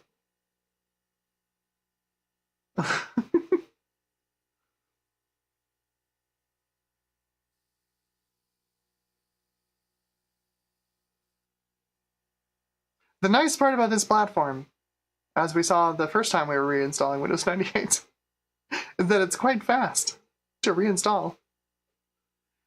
The nice part is when we go to do the driver installs, we just have to do the 4-in-1 and the LAN driver.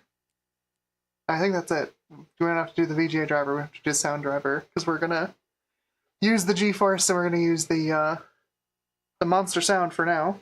See how that works. Keep the Audigy far away. Oh yeah, absolutely. GeForce Fly says I enjoyed the original CNC. It also had one of my favorite setup programs. That was so much fun to run back in the day on my 486. Stick in the CD and run the setup program. It's just like you get this whole like it's like I'm installing a program from the future.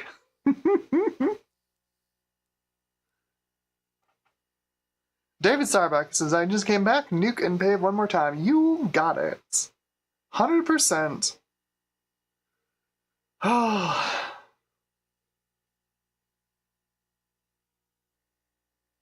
Yeah, exactly. Discat says those games were from the 2 CD share with your friend era, so you could versus. Yeah, it was good. One of my favorite parts of, I think it was StarCraft that lets you do it. Like you connect like at least one other client to your StarCraft CD. Like you had the CD in the drive. You'd have a friend, up to 4 friends maybe. I don't remember. Could play on the LAN with one CD. Oh yeah, null modem cable. Absolutely.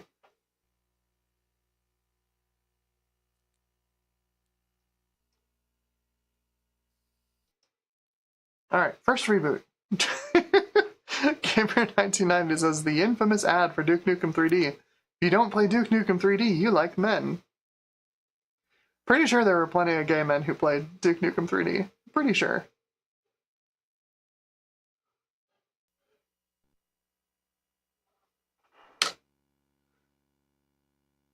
I feel like you can't put a beefcake like Duke Nukem on the cover of a game and not find some traction amongst gay men. You know?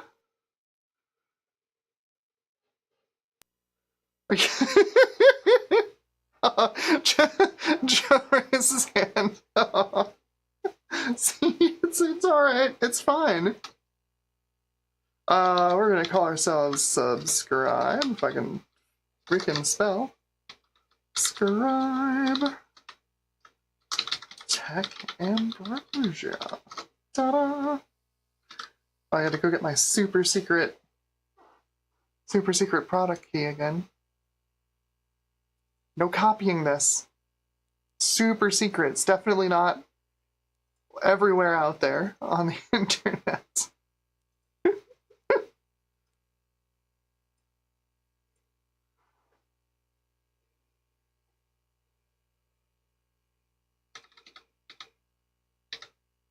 Why did I make the font on my wiki so small? I can make it any size I want it to be, and why am I made it so small I have to squint? Seems like a problem that I could solve. I think probably because it would be making my life better, and I'm categorically not able to do that. One of these days I'll figure out that I'm allowed to have nice things.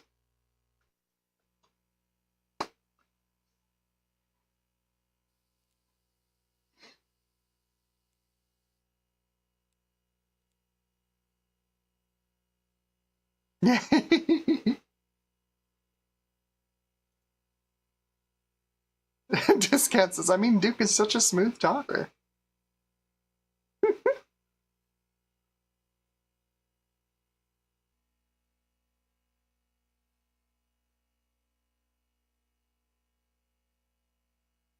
Alright, hopefully this will not take too long.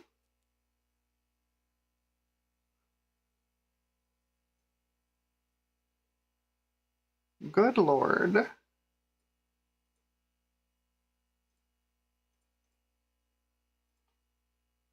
I'm gonna have to watch that video from Phil on getting the Audigy to work, because I got nothing.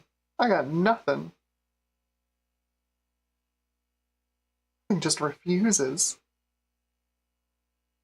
Works so not that it blows up the Windows install.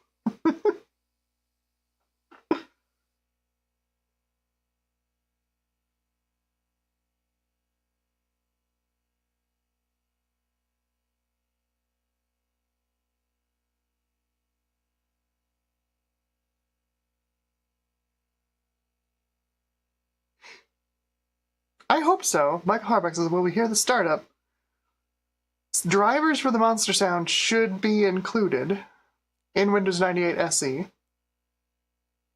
So hopefully we should hear the startup sound.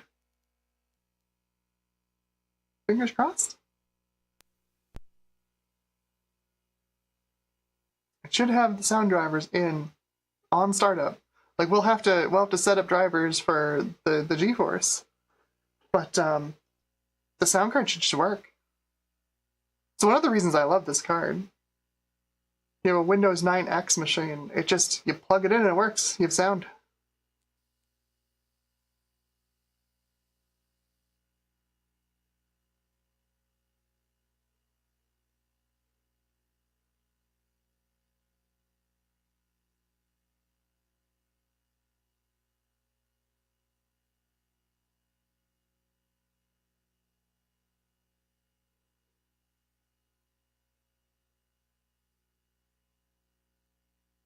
Now, of course, the principle of this whole stream was like, hey, look at this thing.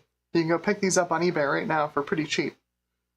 And using a GeForce 3 and a Monster Sound, probably not the best way to demonstrate how good it is at being cheap, but really, really early in the stream, when we did the first reinstall, we were running off the built-in video on the chipset and the built-in sound on the motherboard, and it's fine. It didn't. The whole reason we're doing all this is to get some DOS compatibility, which I think we should get with the Monster Sound. This is not locked up, it's just doing stuff. Being slow. I hope.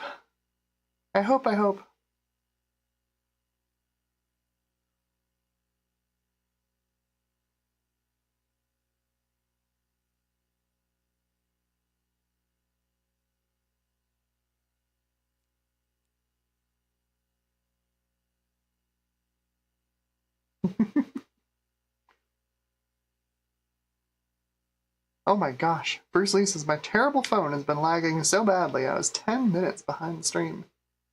Woof.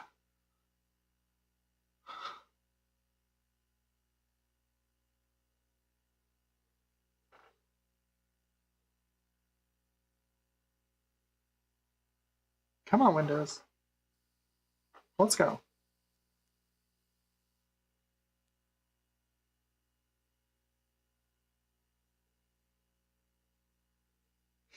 Pickle asked, what is the CPU? The CPU was an $8 Sempron 2800 Plus that I picked up along with the board. It wasn't plopped in the board, but I just picked it up separately. Again, $30 motherboard, $8 CPU. We're running a half a gig of RAM that you can pick up for like $4 on eBay. Overall, not bad. And like you don't need like a wild power supply for this, you know? You don't have to find a power supply that's got a strong 5-volt rail or anything. It's got an ATX 12-volt plug for the CPU power. You just plug it into whatever. This is running on an EVGA 430W, like the lowest end EVGA power supply. It's fine. Yeah, Michael Harbuck says get out and push. Yeah, I don't know what it's doing. There we go. It's doing something.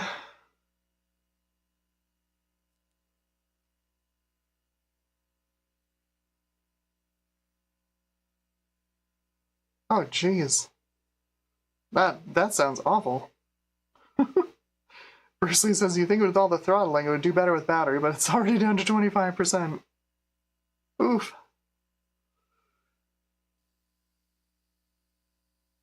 Okay, come on, Windows, you can do this.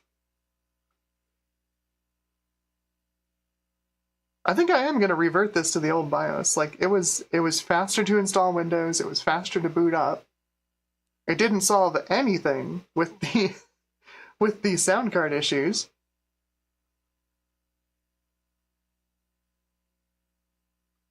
Bruce Lee says the low-end EVGA power supplies actually have high 5-volt rail. Well, let's see what this one has. What did you say? I can't read it because it's gray on black. Let me grab a flashlight.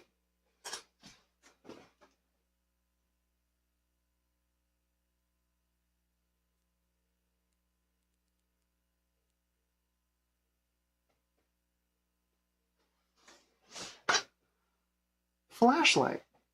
I don't know if I've shown this on stream before, but this thing's ridiculous. Anybody watches the Torque Chest channel, they've been doing a bunch of flashlights over the last couple of years. And this thing is kind of nuts. It's kind of bright.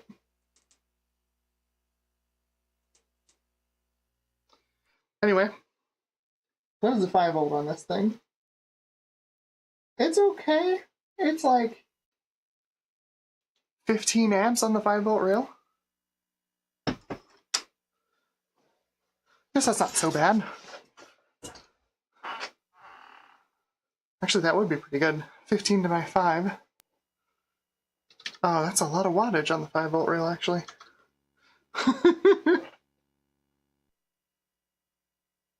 Okay. So the 12-volt is...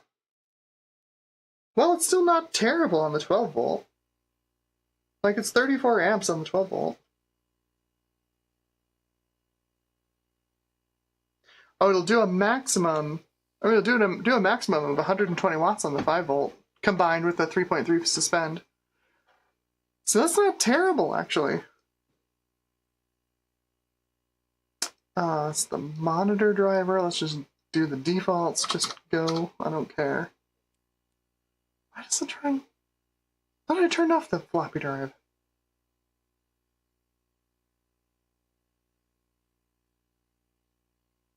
That's why it was so slow. Trying to get to a floppy drive that doesn't exist.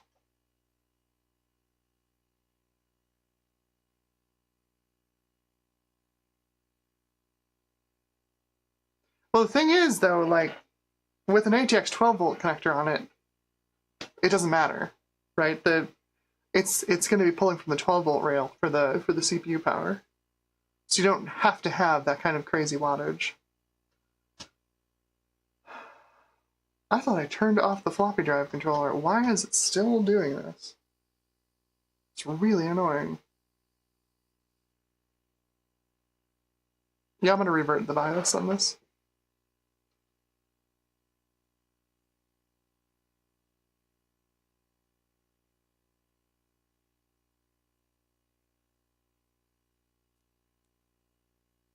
I thought I set it to boot from the hard drive and the CD.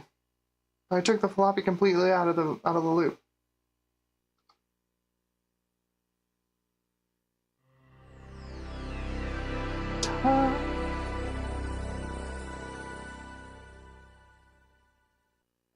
Right? What did I say?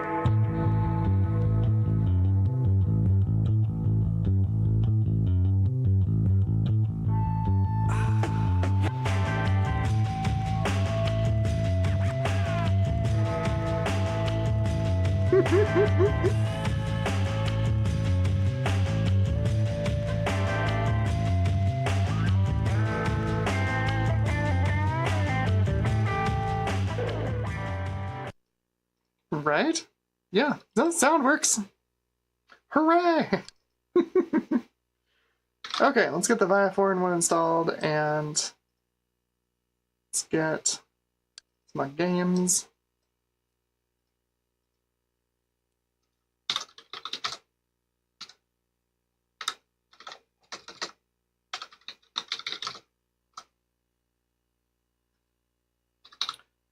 Okay.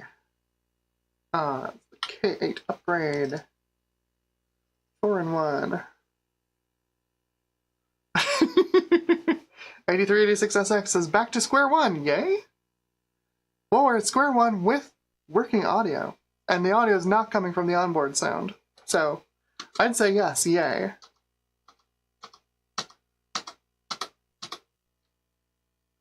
Restart later, because we're going to do the... I'll do the LAN driver.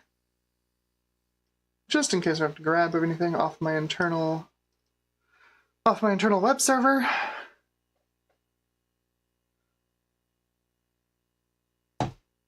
I think it's just 10100. I don't think it's anything special.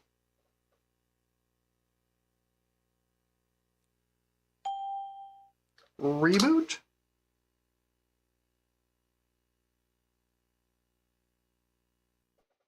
I'm gonna double check this BIOS, make sure that all the floppy stuff is disabled. Disabled, disabled, disabled.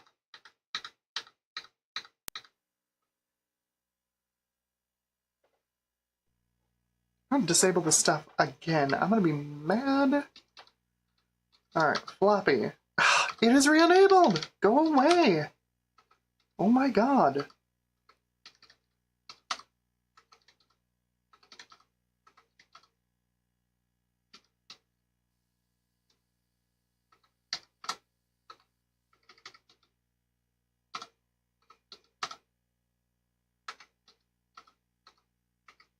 Okay, well that would do it. Good lord.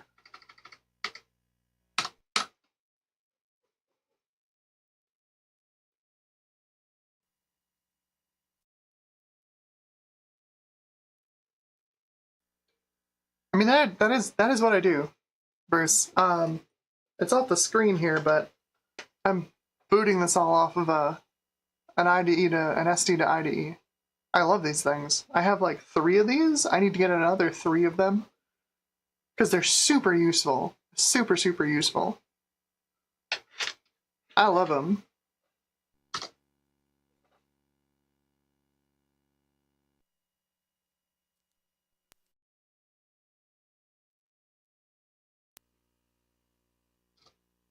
Okay. Get a bunch of system drivers.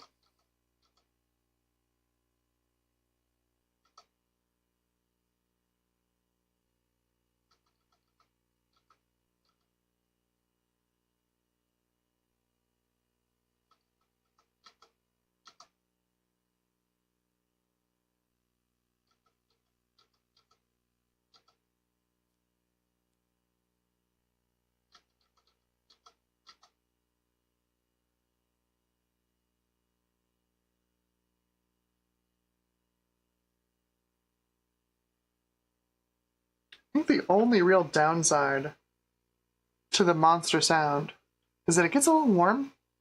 If you don't have a good airflow going across there, if it's not in an open test bench, it can get a little warm and overheat.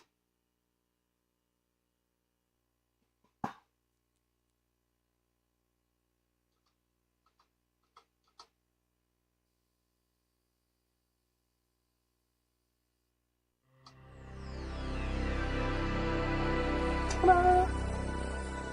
Okay. So yeah, we could eke a little bit more performance out of this thing if we had the RAM running at 400. I think I've got a stick of DDR400 in here somewhere.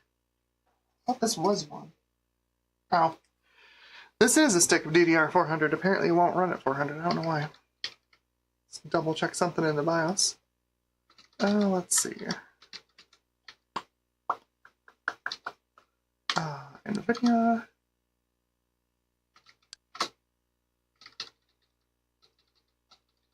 Oh yeah, this is set to...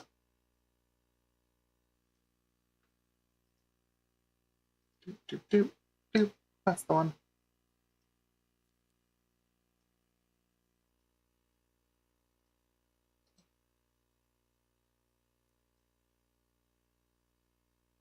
Setup app in here? There is a setup app in here. Perfect. Let's go. Video drivers through the setup app. Oh yeah. Good stuff. Alright, so that should get us drivers. We need to get DirectX, Visual C redistributables. I guess that's all we really need.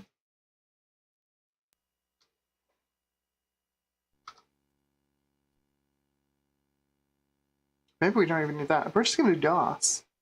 We're just going to do DOS.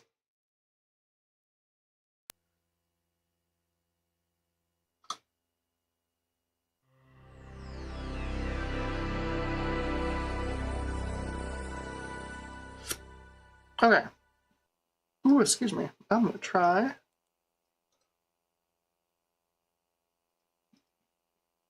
If we look at... So look at the monster sound. RQ11.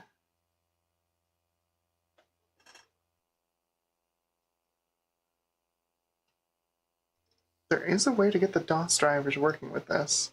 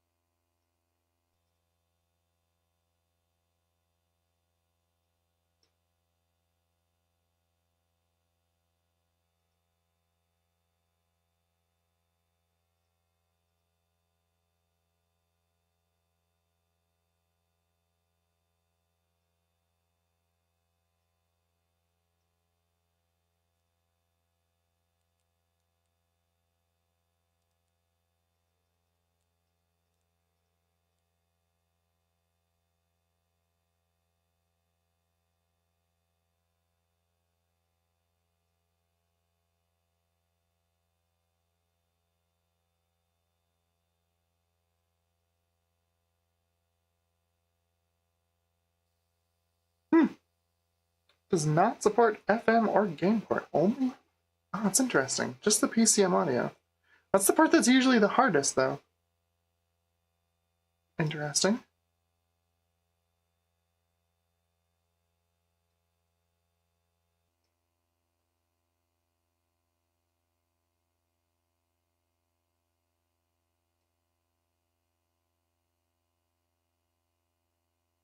Want to risk it?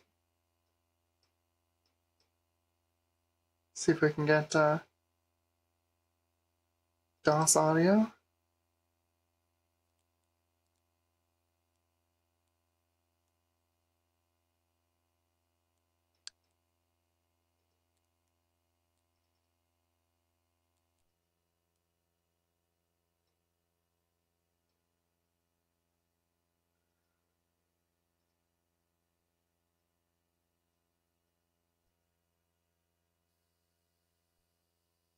There were instructions in there I probably should have read. See if this says anything here.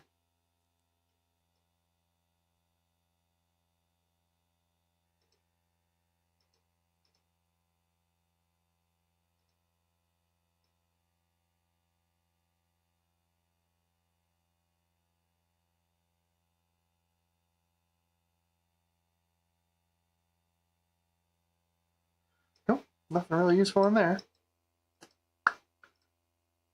Let's reboot, see what happens. Did we lose sound again? Who knows? It's a mystery.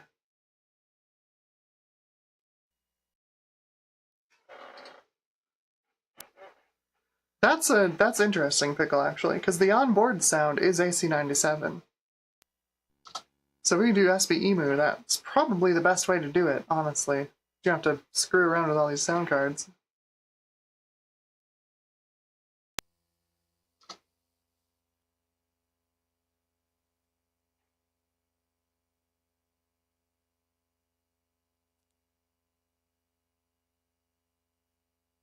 Hey!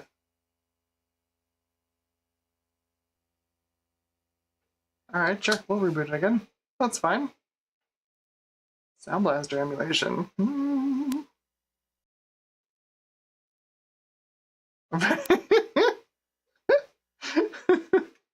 Bruce says apply a plus theme so you know for sure the sound works.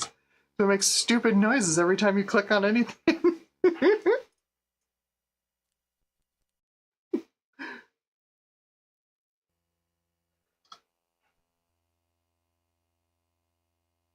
We've lost sound.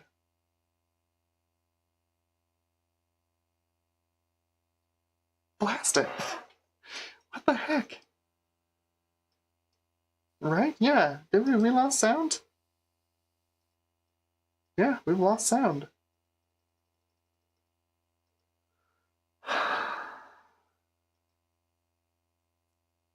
I feel so defeated. What is going on with this thing?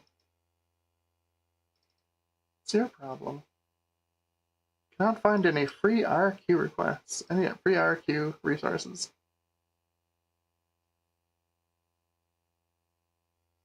Oh boy.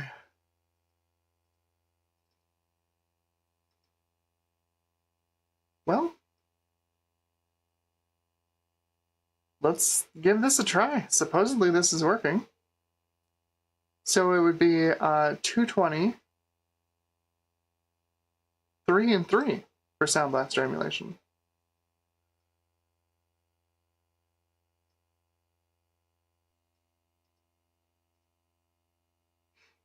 Let's do...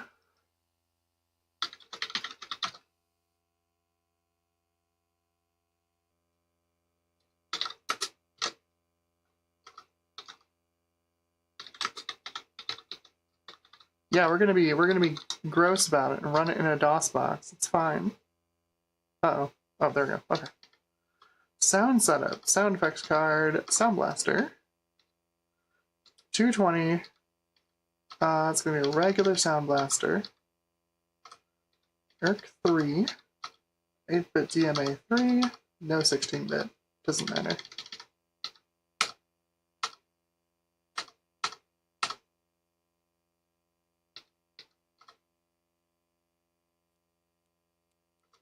Nope, didn't like that. Didn't like that.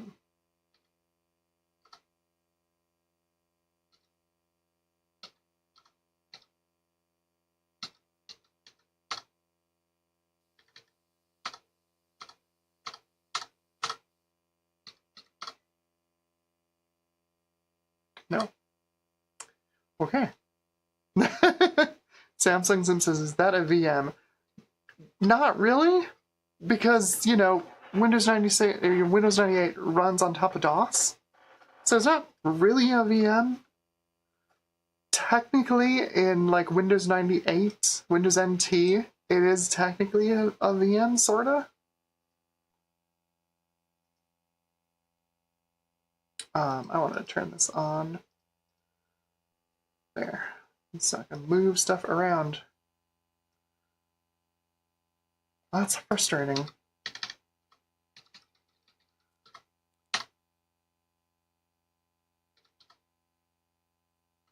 Okay.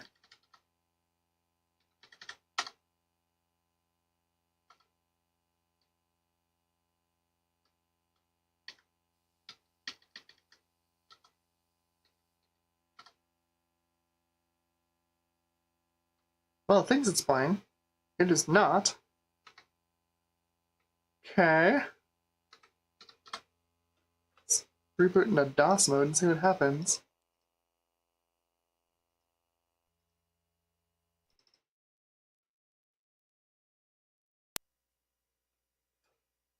Gotta click out of the monster sound.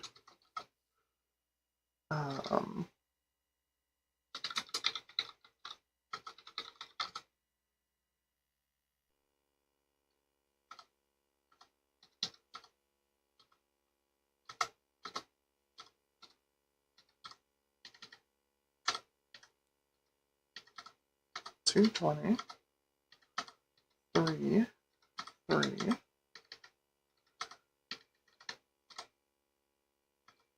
No. That is a big old nope. Okay. Alright. It's so annoying.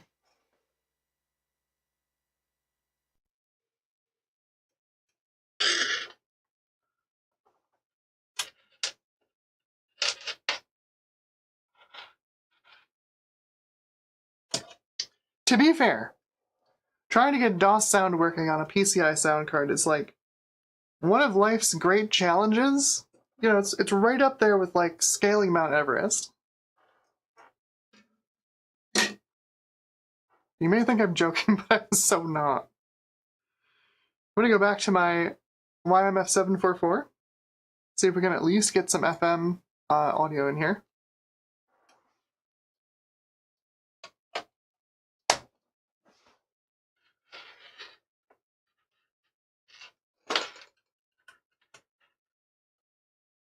If that doesn't do it, we can try the built-in audio and SB Emu, which I have never tried before. While I have the thing turned off, I'm gonna grab the files for that.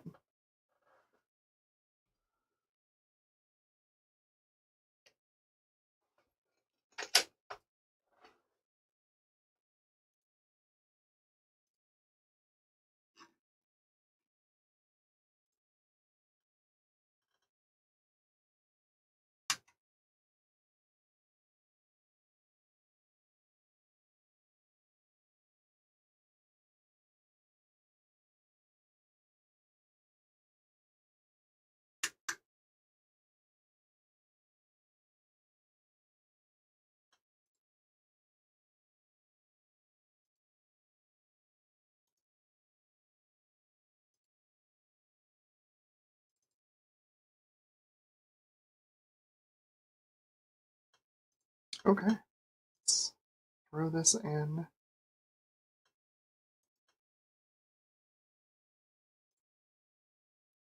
Root of the drive. Let's see what happens.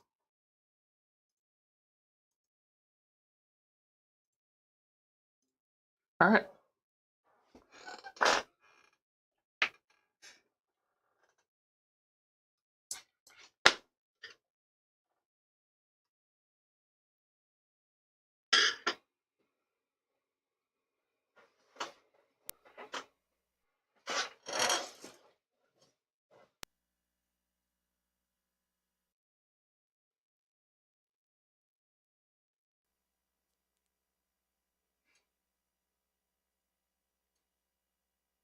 Oh, it needs a memory manager. Okay, good to know.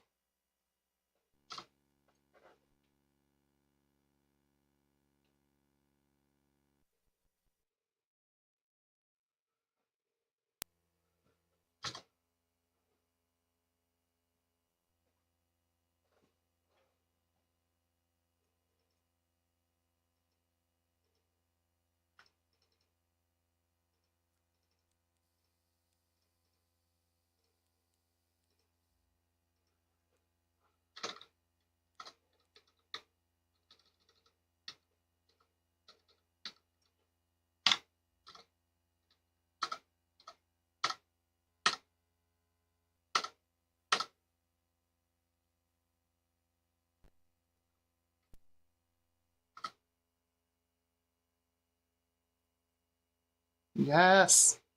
The legacy sound system! Come on, baby!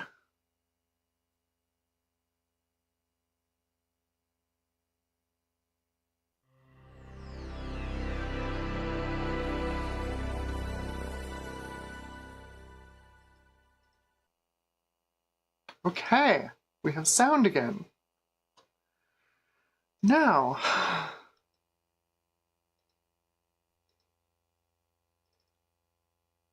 the legacy sound system looks like it's doing Sound Blaster emulation. Sorta. We've got a I/O range of 220, a DMA of 1. I think that's the issue, is that we don't ever get an IRQ with this. Because the way the YMF744 works with its Sound Blaster emulation is you need the heck is it called? A DDMA plug or an SBEMU plug or something? Not SBEMU, it's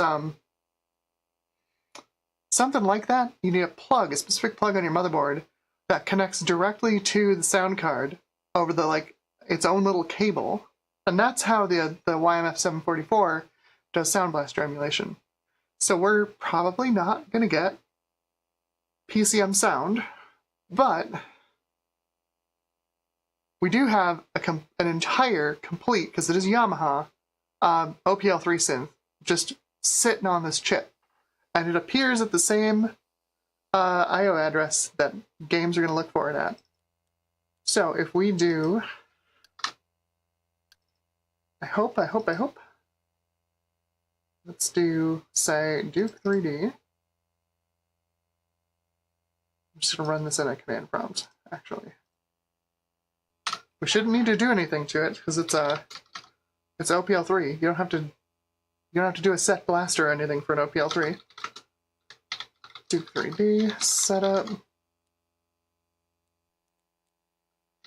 So we'll only have music, but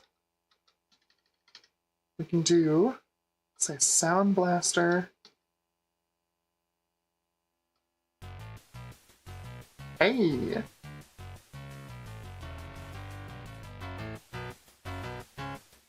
Check that out.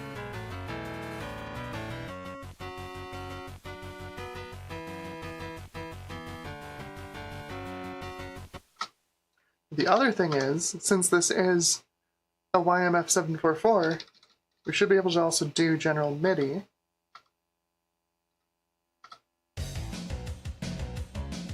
So we can do wavetable as well.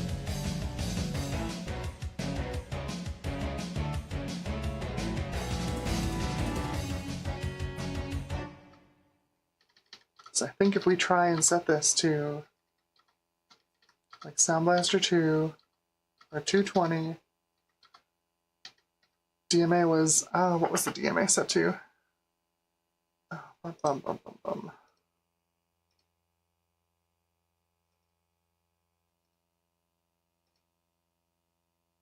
DMA set to 1. We don't have an IRQ assigned.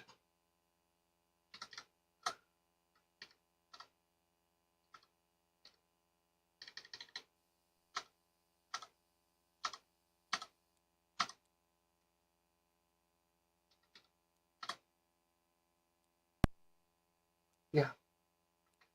It can't get the IRQ. It's caused a DMA problem, but it can't get the IRQ. Let's try ERC7. I don't think that'll work either.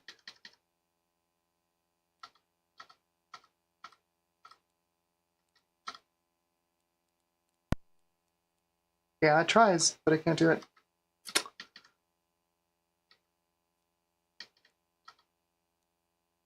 Bummer.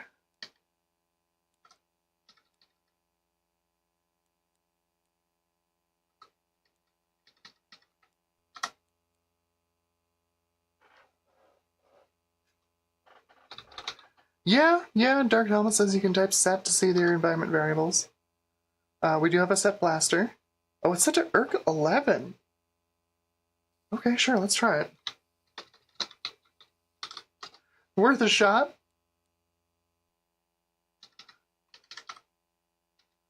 Let's see, sound effects, Sound Blaster, interrupt, 11.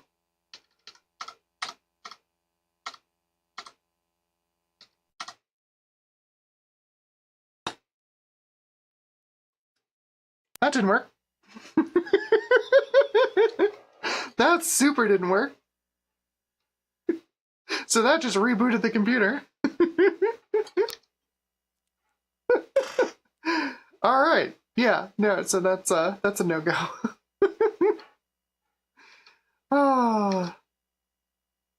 Did I put this on? No, because we reinstalled. That's right. Because we reinstalled Windows. I don't have my boot GUI equals 0 set yet.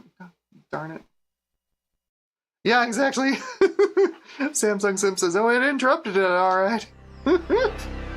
Boy, did it ever. All right, let's. So funny. Oh, IRQ11. I wonder what that does. Bzert. It kills this. This kills the retro PC. Set the IRQ to 11. This kills the retro PC. I should get that on a shirt. I think that might be my first shirt. Set the IRQ to 11. This kills the retro PC. Oh.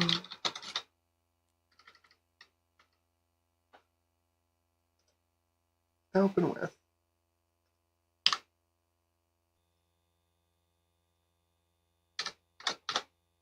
Boot GUI 0. There we go. Alright, cool. Oh, right. It's set to read only. Heck off. Don't read only. Notepad.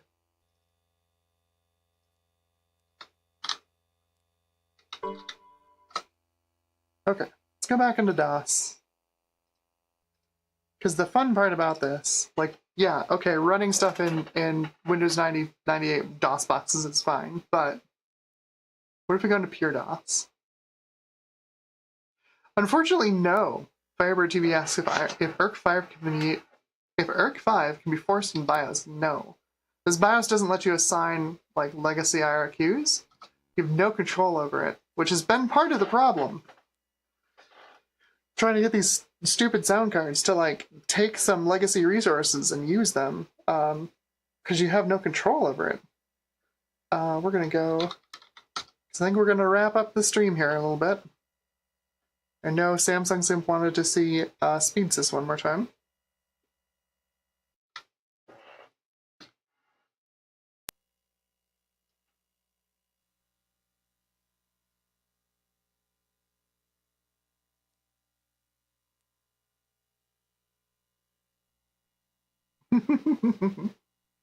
David Starbuck wants mem test. No. I almost made this stream a mem test and chill stream, but I'm like, you know what? No. I plugged this board in and tested it, and it worked. I'm like, nah, we're going to make this stream about this board, because it's kind of cool. There you go. SpeedSys. SpeedSys runs quite nicely, because this is extremely fast for a DOS machine. So let's do quit to DOS. I've got a shortcut to my games in here. 3D. Set up. Yeah, I don't think we can get the wavetable in pure DOS. Yeah, nope. But I'm pretty sure. Oh, no. Oh, you know what? There is. Hang on. Hang on. Install drivers. YMF 744 real DOS. Because I think we've got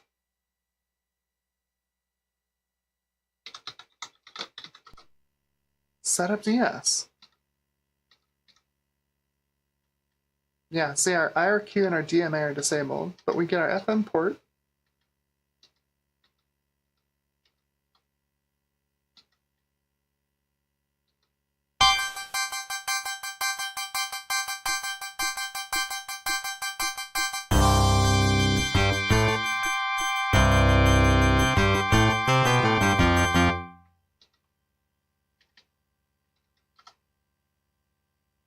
So yeah, native audio 16-bit, like that should work. As loud. As loud. But like, no game is going to use that because that's literally talking directly to the sound card.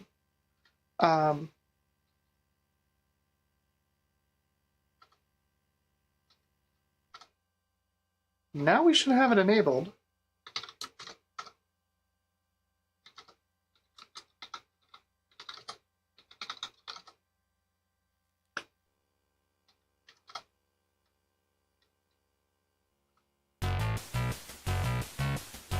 Now I've got FM and pure dots. That program just has to like reach out to the card and like poke it, like turn on the OPL3, and that works. So,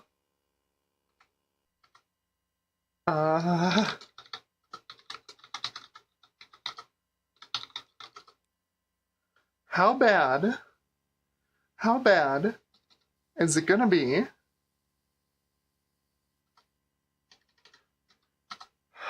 Boy, how bad is it gonna be? Because I don't remember if the setup program has the music bug or if it's just the game itself.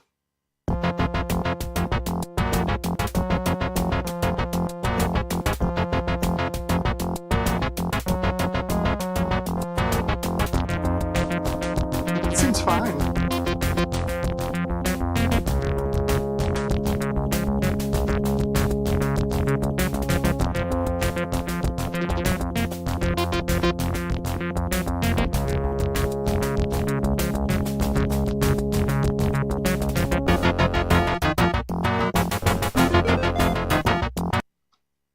Alright. Let's see. Digital sound card. I don't think any of these things are actually going to work. Can you tell what I had in this machine last time? Or at least with using this image. Let's go none.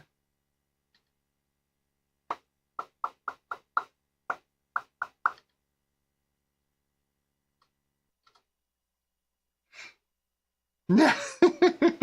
David Starbucks says, I haven't played Descent in like 30 years.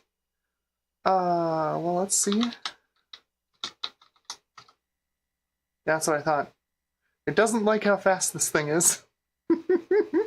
Or probably how much memory it has. Dip it there. And Descent 2 on this thing? Of course not. Why would I have Descent 2 on this thing?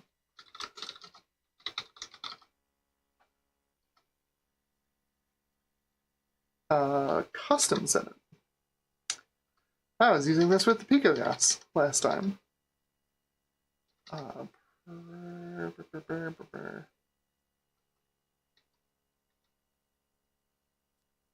Advanced menu, thank you.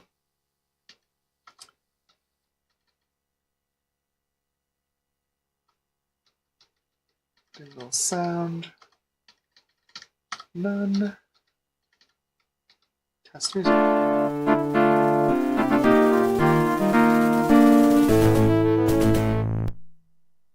Heck yeah.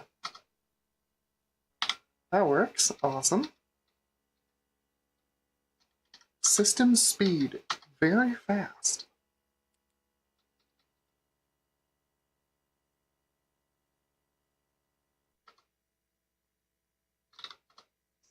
Is it gonna work? CD-ROM access error. Of course it needs the darn CD. Fine. Screw you. What else is on here? Oh, Tyrion.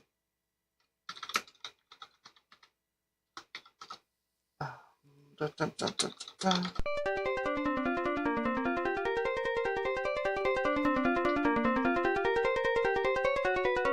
Tyrion's got some of the best FM music I've ever heard in my life.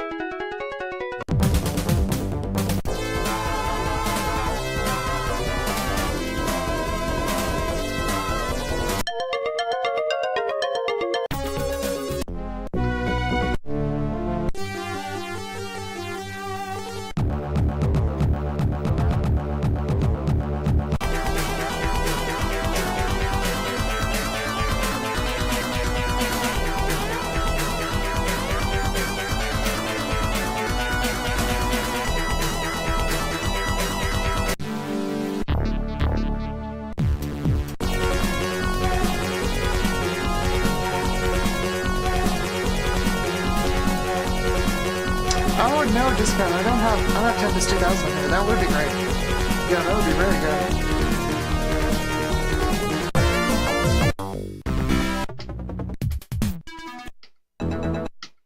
Where is it? Where is it? Where is it? Where is it?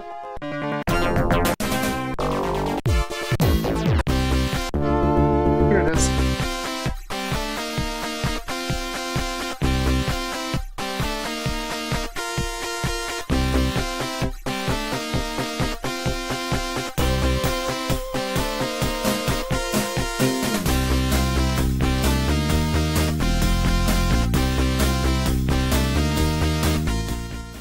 So one of the things I really like about this particular track is if you listen really closely, you can hear that the person who programmed the FM, like, programmed some fret noise from the guitars into the song. I'll replay it, see if you can hear it.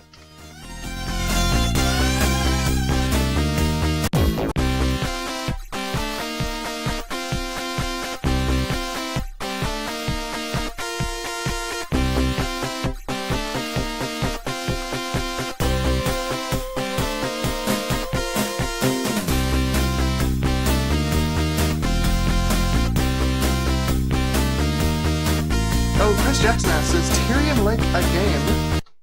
Oh, is it ever? Let's see. The heck did they call it? Tyrion 2. Oh, what? Come on. Do it. Excessive games.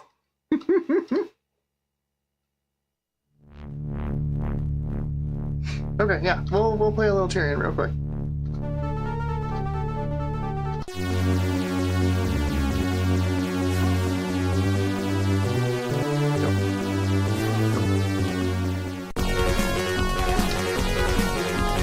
Yeah, Tyrion's a shmup.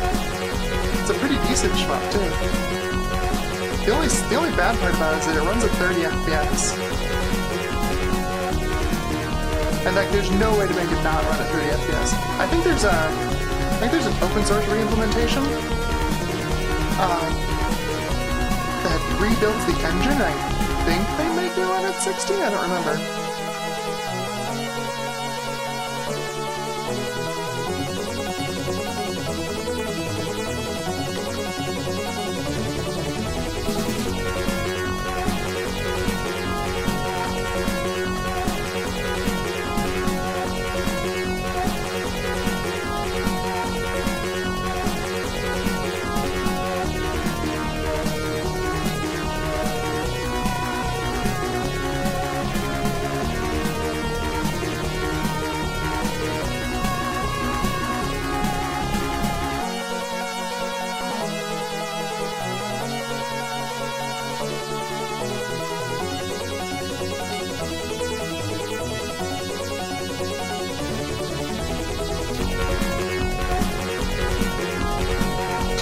But yeah, Tyrion's a shmup.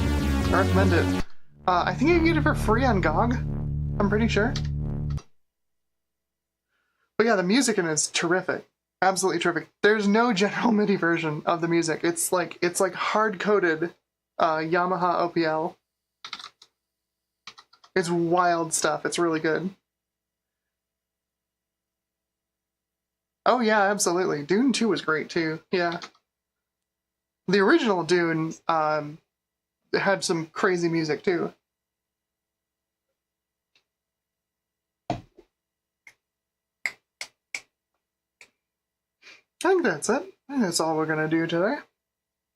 Oh yeah, we'll have one more demonstration of what this thing can do. Let's reboot. Because again, an $8 CPU on a $30 motherboard. Now granted, I've got a GeForce 3 in here, but again, like I said, you can get similar performance, actually 20% more performance, if you get like a Radeon 9550 XL for $20 to $30. Alright, have a good one, Samsung Sim. Have a good night. Let's run one game here real quick. Play 3.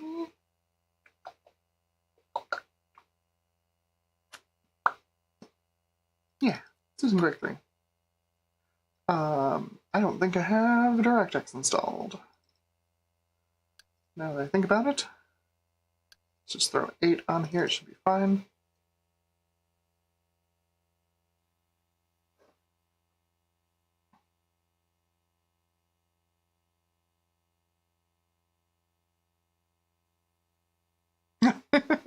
Brian, this is a great channel. Thank you. Thank you, thank you. I do want to go over the stream schedule before we finish up here, because in the middle of a move, and things are going to be a little weird for a while.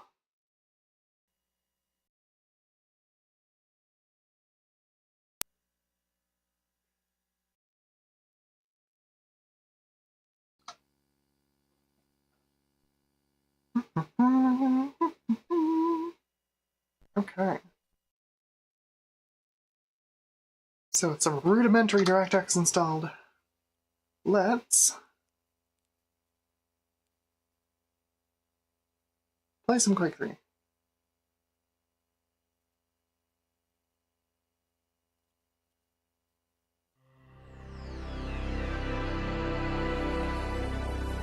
This is also just the GOG installer.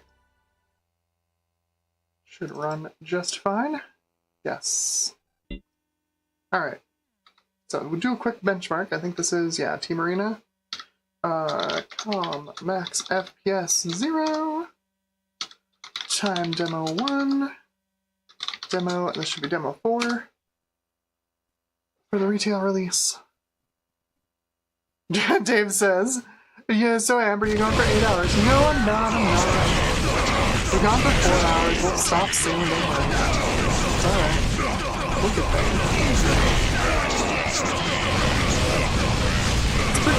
It's pretty quick. That gets us 90 FPS at, oh good, is that my, that's about, nope, that's Windows 98's cursor. Thanks, Windows 98. 800 by 616-bit. That's not terrible. Push this up to like 32-bit. 1024 by 768. What do we got?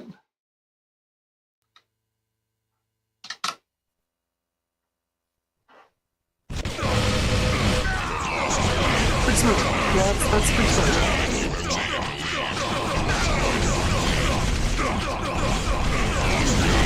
We got lots of fill rate. That's for sure. We got lots of fill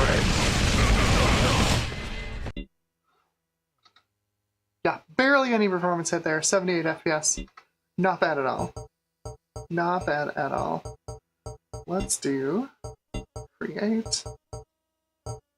We'll do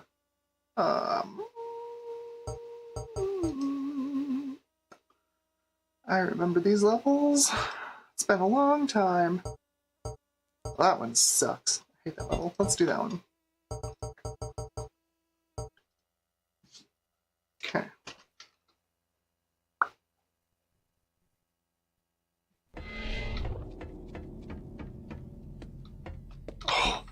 Oh, that mouse speed. That mouse speed is atrocious. That's better. Okay. Also, that mouse update rate is atrocious. We don't have a USB mouse.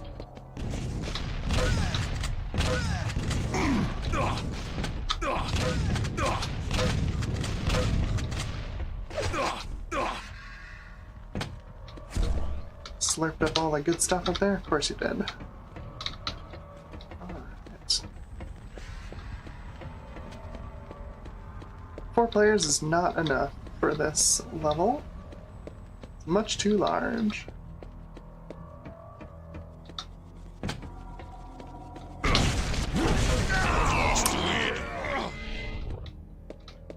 I gave Biker first blood, jeez.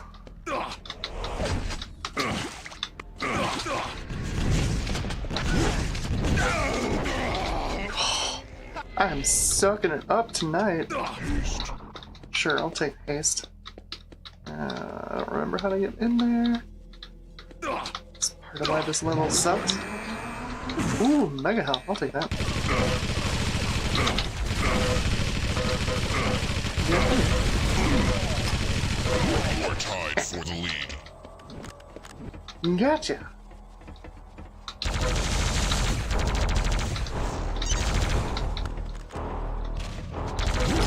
Lost the lead.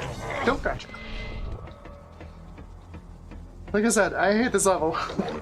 This map sucks. It's too big. Not enough stuff in it. Too many places for bots to hide.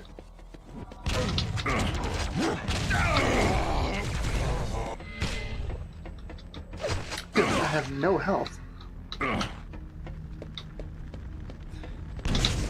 Oh, that's bad. Nope. Well, that was one plasma gun, one quad plasma gun shot that took half of my health. Jeez.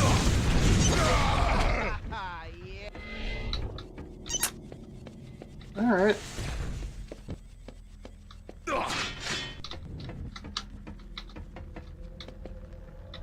Well, regardless of my ability to play this game, it does run nicely.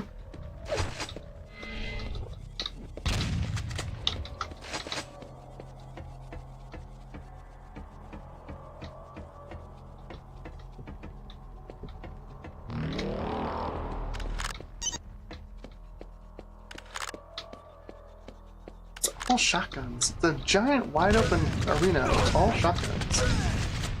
Why?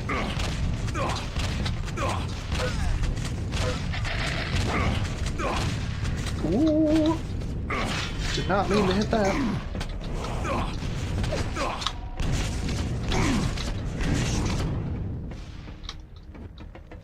Alright, I need some help. Some help. Anybody got help? Lightning gun ammo, which one would assume means there's a lightning gun somewhere. Bots know where the quad damage is, I don't. Good.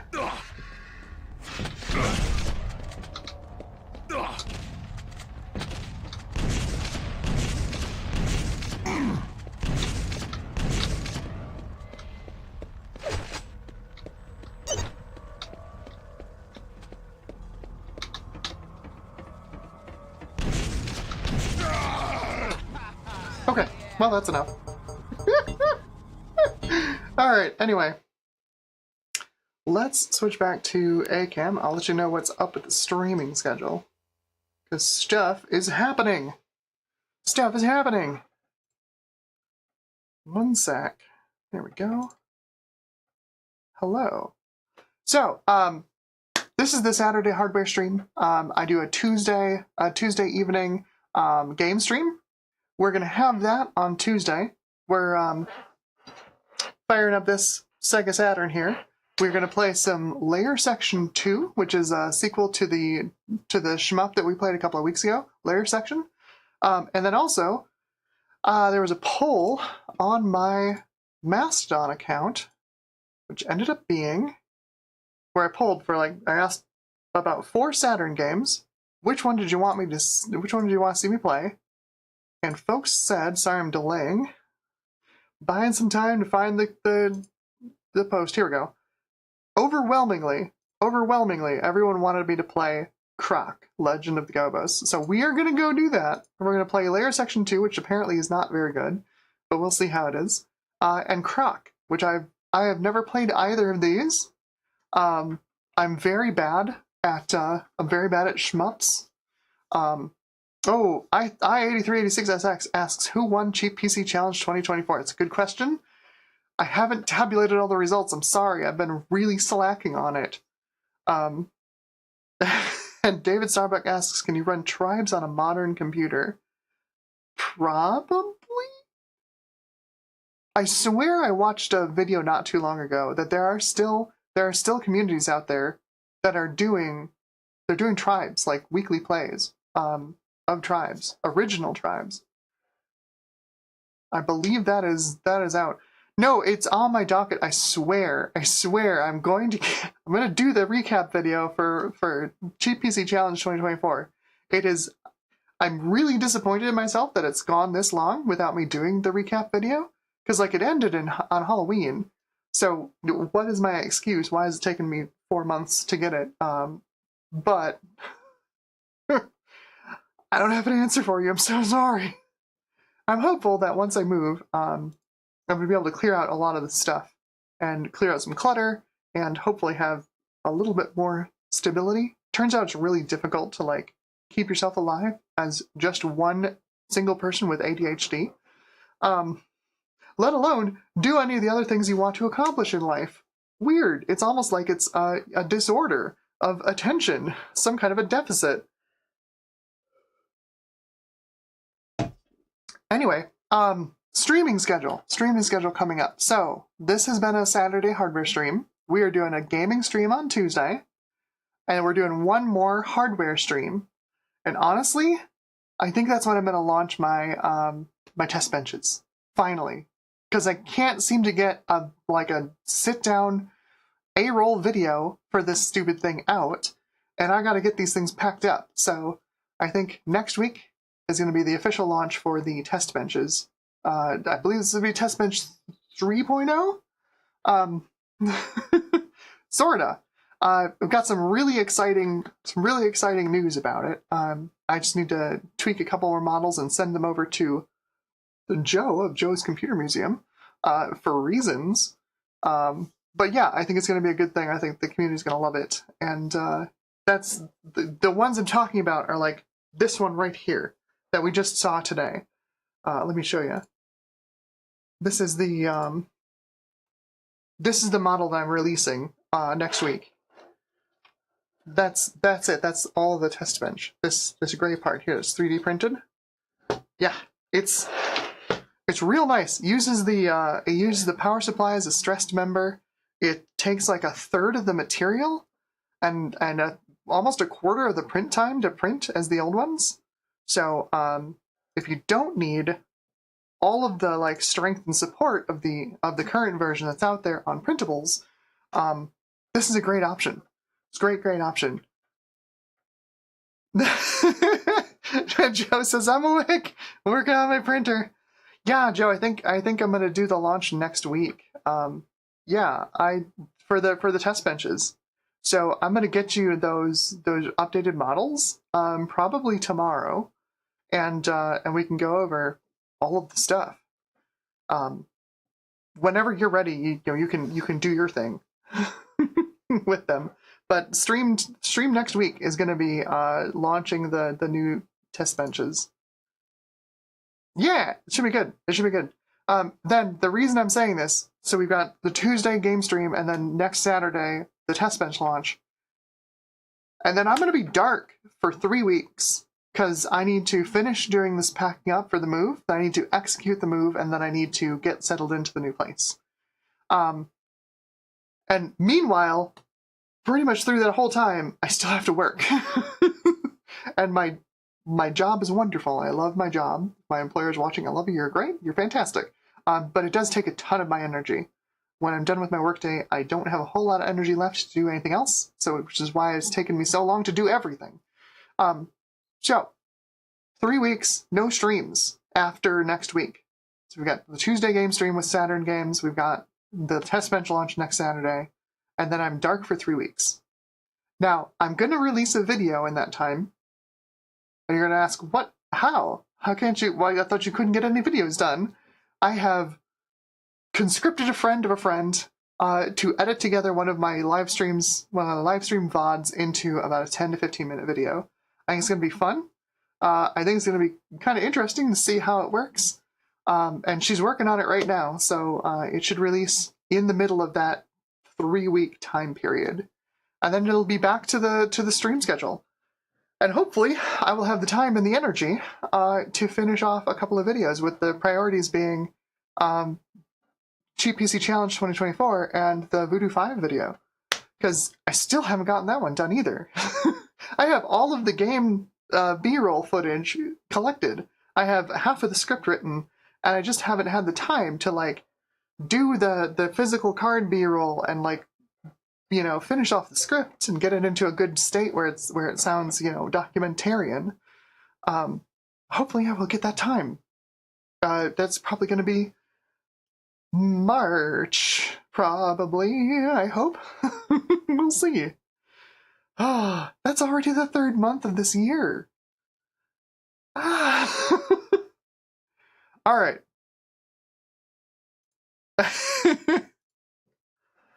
Oh. Yeah, no, it's been nice to have the work from home. But I will admit, as much as I've been enjoying work from home, my brain spiciness needs more structure to its life than that. I don't love doing the commute to the office, but man, not having that structure in my life has kind of destroyed a large amount of it. It's it's been real bad. Um, so my hope is that, because I'm moving in with a partner, and that's why I'm doing this big move, and I'm hoping that that's, we can help support each other just in the daily, like, hey, by the way, you're going to do this kind of reminders. So fingers crossed. We'll see how it goes. Thank you, Joe. Thank you. I'm so looking forward to it. I'm so looking forward to it, and I have so much work ahead of me for this freaking move. Oh boy, just looking at all the stuff in the background of this frame. Oh man, I have my work cut out for me. Anyway, so that's what's going on. Game stream on Tuesday. I'll get the notification out probably sometime tomorrow. Maybe Monday. We'll see how it goes. And then test bench launch next week, next Saturday. And then I'm dark for 3 weeks. And I'll see y'all back here then. So, see you Tuesday, hey? Have a good rest of your weekend. I hope everybody's had a good time. And, what was I going to put on a shirt? Oh yes. Set the IRQ to 11. This kills the retro PC. I need that on a shirt. I need that on a t-shirt. Alright, y'all. Have a wonderful night. And it's been a joy, just an absolute joy to have y'all here to check out a $50 retro PC that y'all can go run out and get now and buy, I hope. Hopefully we haven't destroyed all of the Socket 754s on eBay. But yeah, I think it's a great platform, honestly. It's real flexible, and it can go all the way down to Windows 98 and DOS even. I think it's a good thing to try out if you're looking to build a retro PC. So, have a wonderful night, and as always, may the PC parts be ever in your favor. Have a great night.